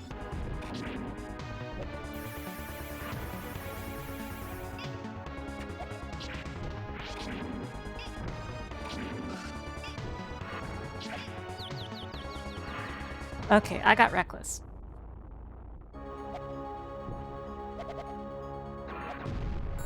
There are certain arrangements where it's basically impossible not to get hit. That much is true. Like, it's not a perfectly fair boss. It is, however, a fun boss. Mostly.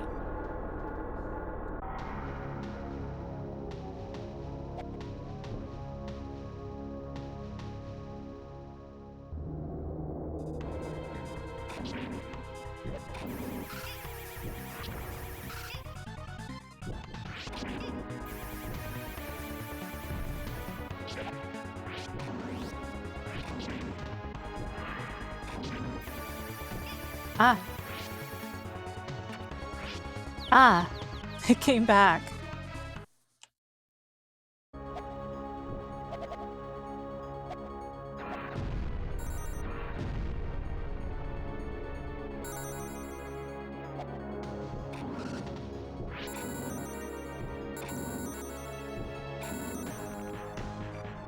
Why am I even bothering to get all of those at that point? Oh well.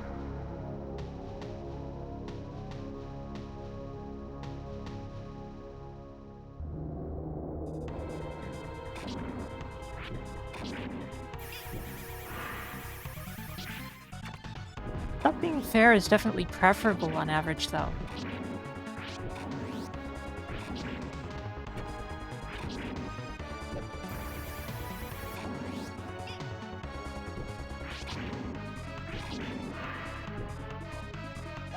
But that's like saying that preferably food should be cooked when it needs to be.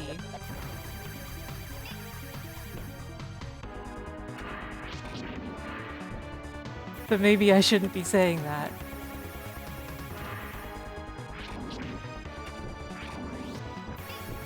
Ow.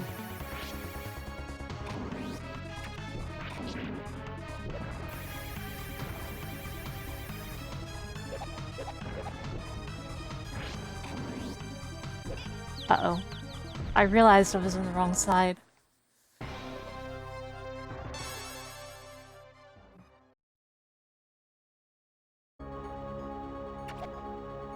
I think it's a matter of how easily frustrated you are and what kind of unfair something is.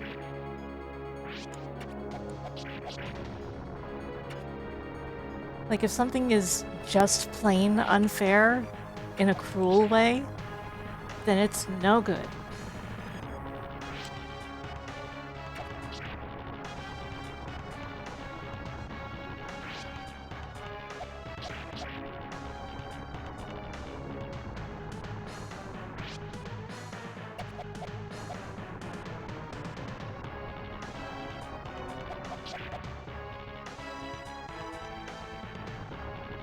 What's with the Tetris blocks?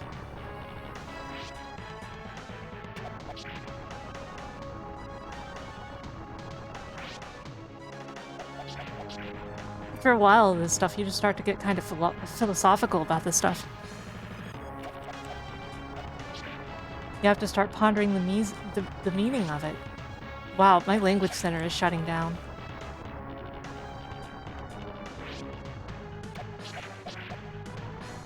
Yeah, exactly. That's how I feel about the Axel fight in level 7, basically. It is not fair in any way. But fighting the Wolf King, he's definitely a fair fight.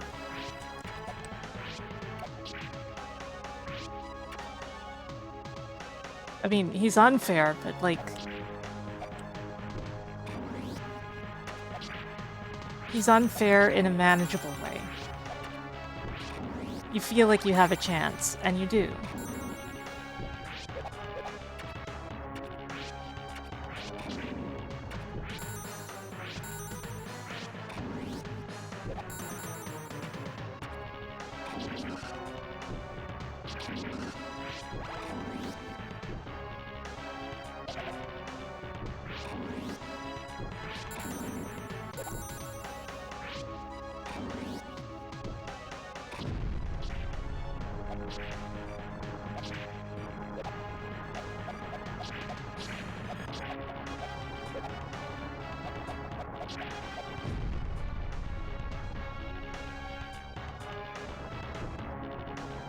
Got through the entire first section without getting hurt.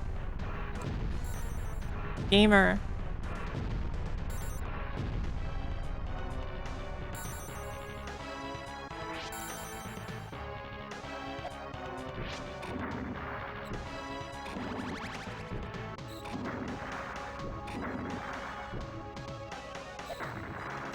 Whoa! I messed that up and it still worked out for me.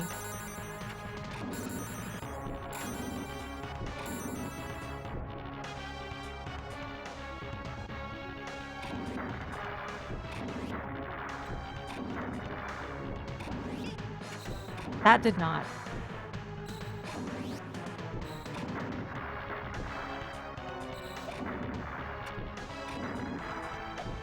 Oh man, that's reminding me of the Demi-Fiend battle from DDS1.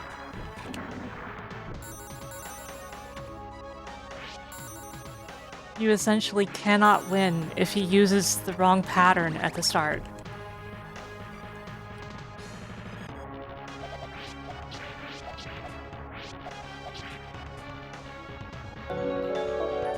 Thank you, Polychroma Meta, for the follow. I'm glad you're enjoying your time here.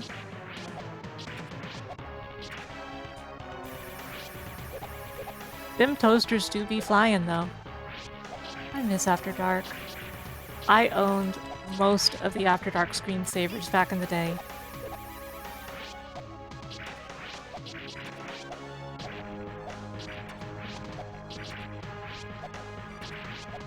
I just didn't have, like, a couple of the licensed ones, but even then, I had most of those. Like I had the Star Trek, the Next Generation one. And it was great.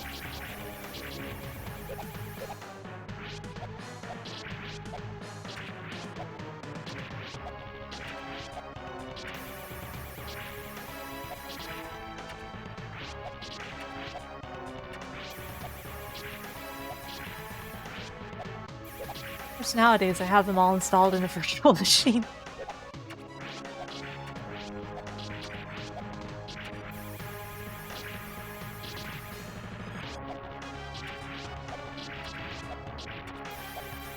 Well, that's as good a reason as any. But nowadays, After Dark is just like a footnote in millennial and, well, you know, like early millennial and late boomer trivia, basically. Well, not boomer, Gen Z. No, Gen X. Why did I say Gen Z? That's entirely different. Gen X. I meant Gen X, not boomer.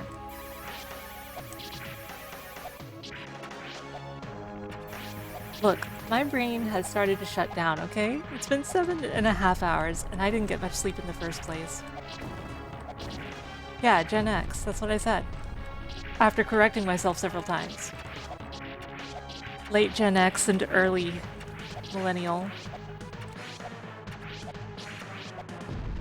After that, After Dark kind of faded background, even though they still existed until after Windows XP.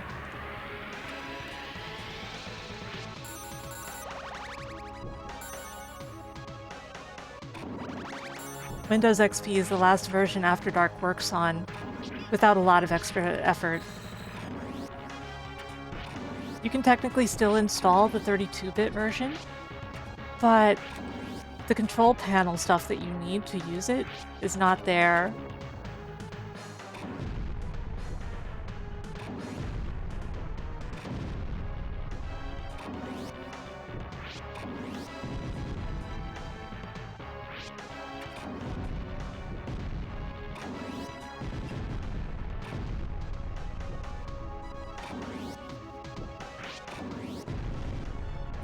This is something that people can expect from me.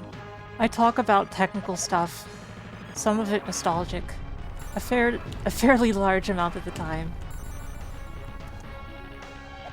I'm a programmer, after all. I think about this stuff a lot.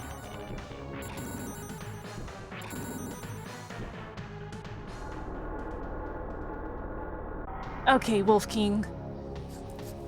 I know you're here. Where's my money?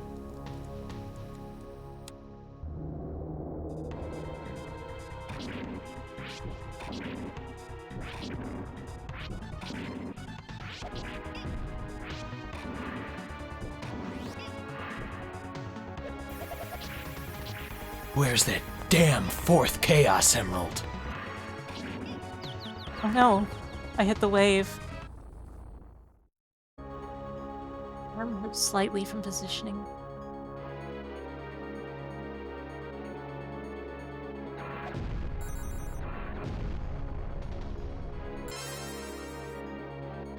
Okay, there's our extra life. We don't need to collect any more gems. I said we don't need to collect any more. Okay, whatever.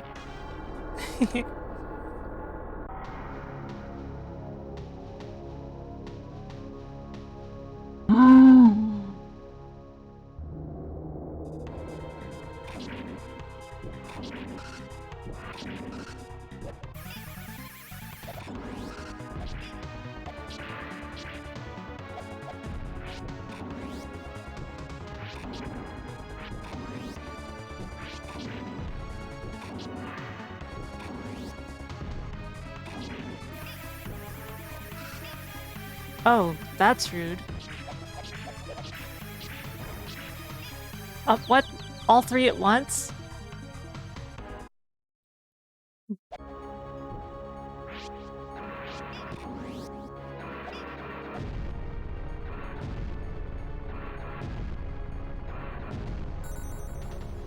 Man, Roto, why even? You got that curious, huh?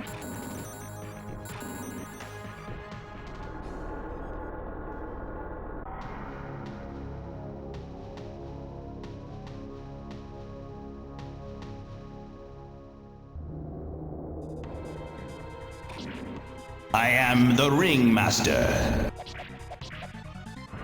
When he has waves out, I should just attack normally instead of...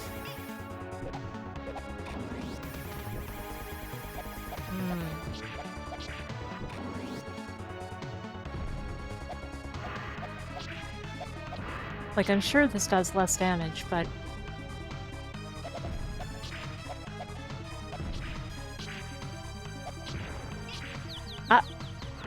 The hurt box on that is slightly bigger than it looks.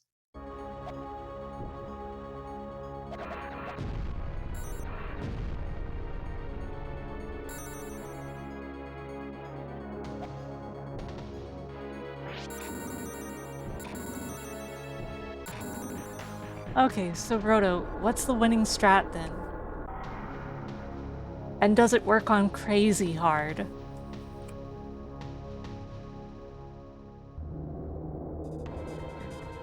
I think you're the fake hedgehog around here.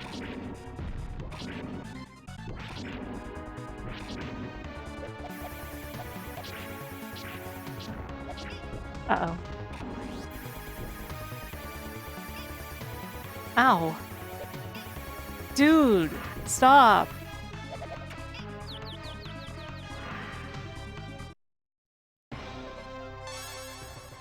That was not fair. That one was not a fair one.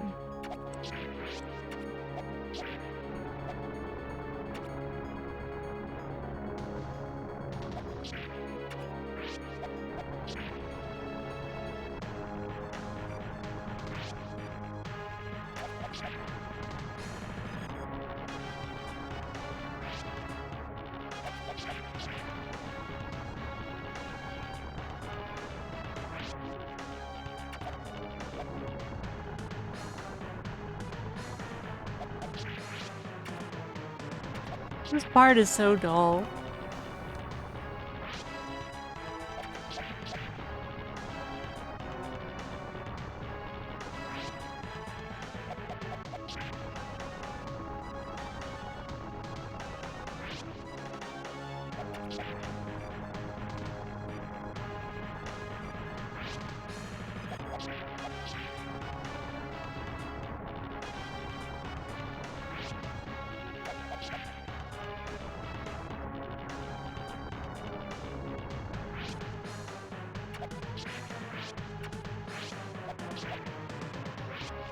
Like, it's getting to the point where I can basically do the stage perfectly, right?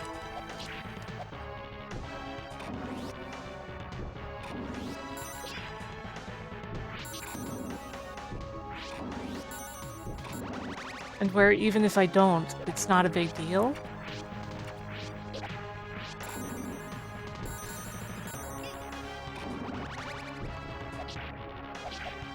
But man...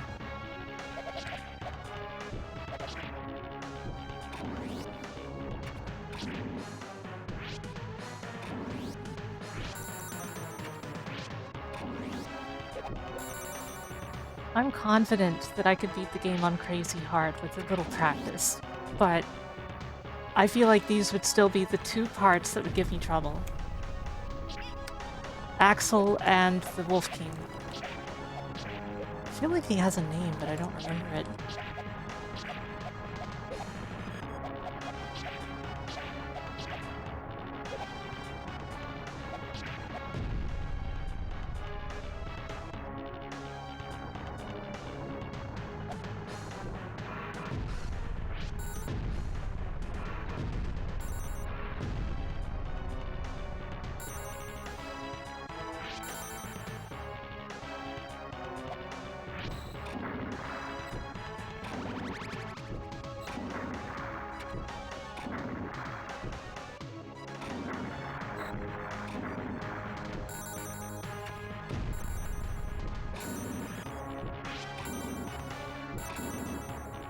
Like, it's to the point that I know exactly how many crystals are in each section.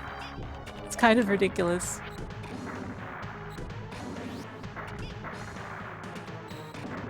I'll occasionally take a couple hits, but it's not like it's important if I take hits or not, as long as I still have full health when I reach the boss, which I usually won't, but that's a different story.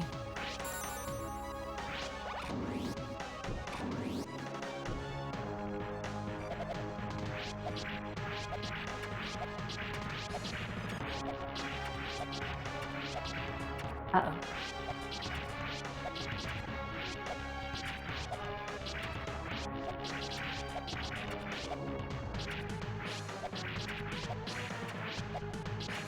Come on now, we got this.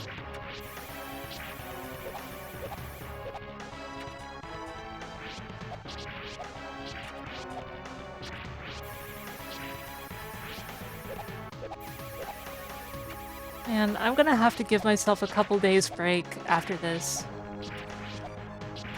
Because between finishing up Sonic Month and doing a big re-debut event with low sleep and all that stuff, quick do a Dragon Boost headwind. Yeah, this game was inspired by Freedom Planet, right? I think I actually made a joke about that earlier.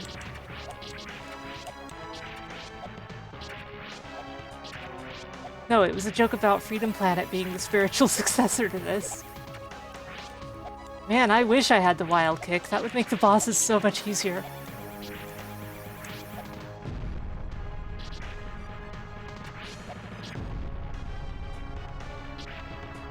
I've been stuck on the level 8 boss because he's not entirely fair.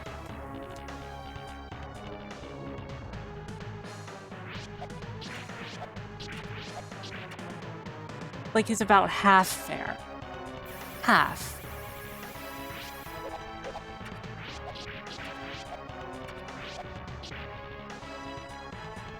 Okay, so first, let's destroy the core. Pop.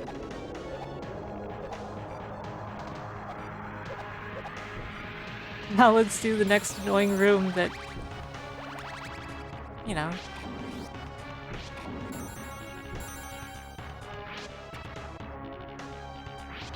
Ah, yeah, that sounds familiar. I think you're right.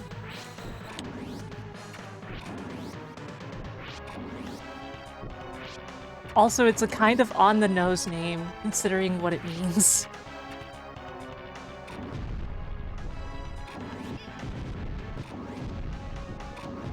But considering how Saturday morning cartoon Sparkster feels at times, it's not inappropriate.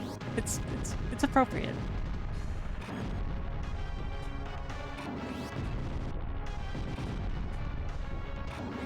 Okay, we're in the final hallway again. We're lacking health though, so this life is not the life.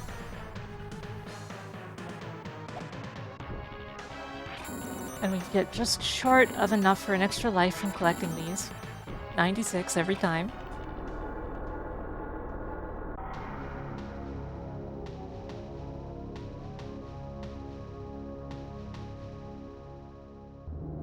Okay, come on, guy. Ah, this from the start, huh?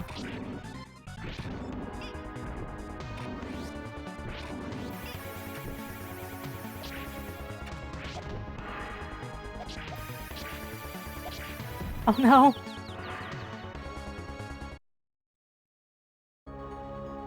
I didn't have full health, so it wasn't going to be the run anyway, but... Okay, there we go. Extra life. I don't know why I still collect those after I get the extra life, but it's fun.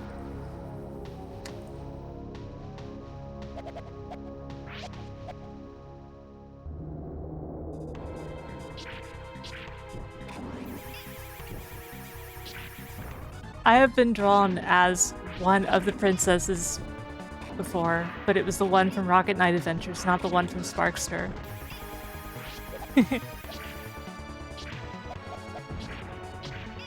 Ah.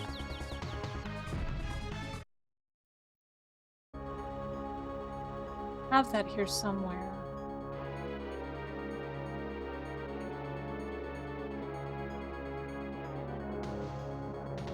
This.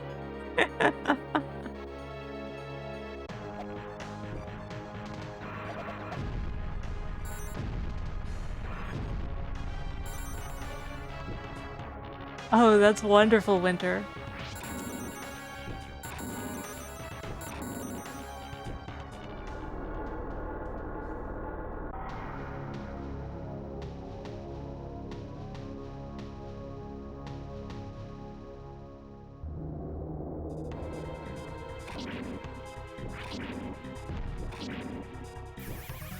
Chat really doesn't want to show the better Twitch TV emotes today.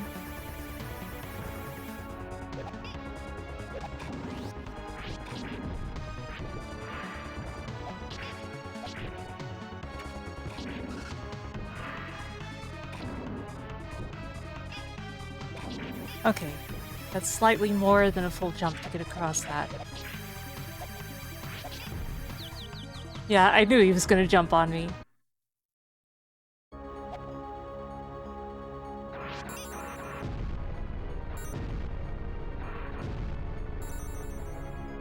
Man, guys, I'm kind of exhausted.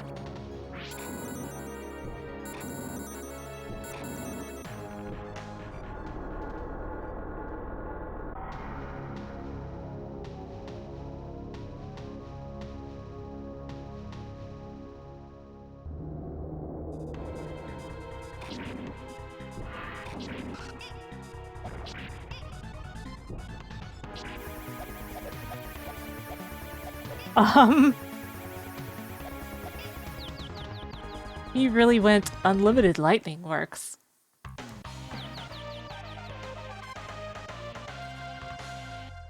Ugh.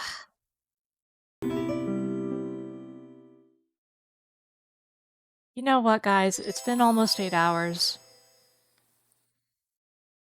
I have endurance, but I didn't get much sleep before this as it is.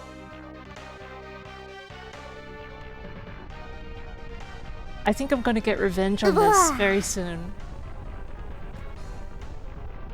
But I need to stop. I need to take a break.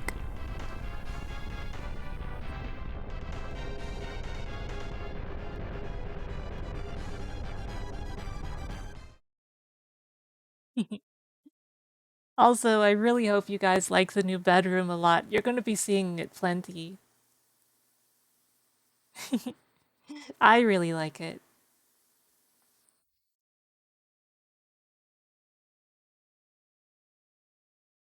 I had a good stream. I hope you guys all had fun watching.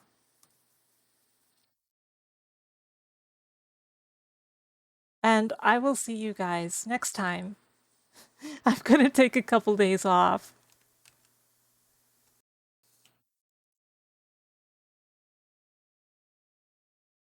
But like I said, I will get back to this. We will beat the game. It's not a problem. I'll probably do a stream where I do multiple things in one stream. Yeah, I definitely wish that existed in real life. Anyway, I don't take for granted that you guys come to join me. It means the world to me that you spend your time with me like this. I know you have a lot of choices. Anyway, good night, everyone. Thank you so much. Here's to another year from here, right?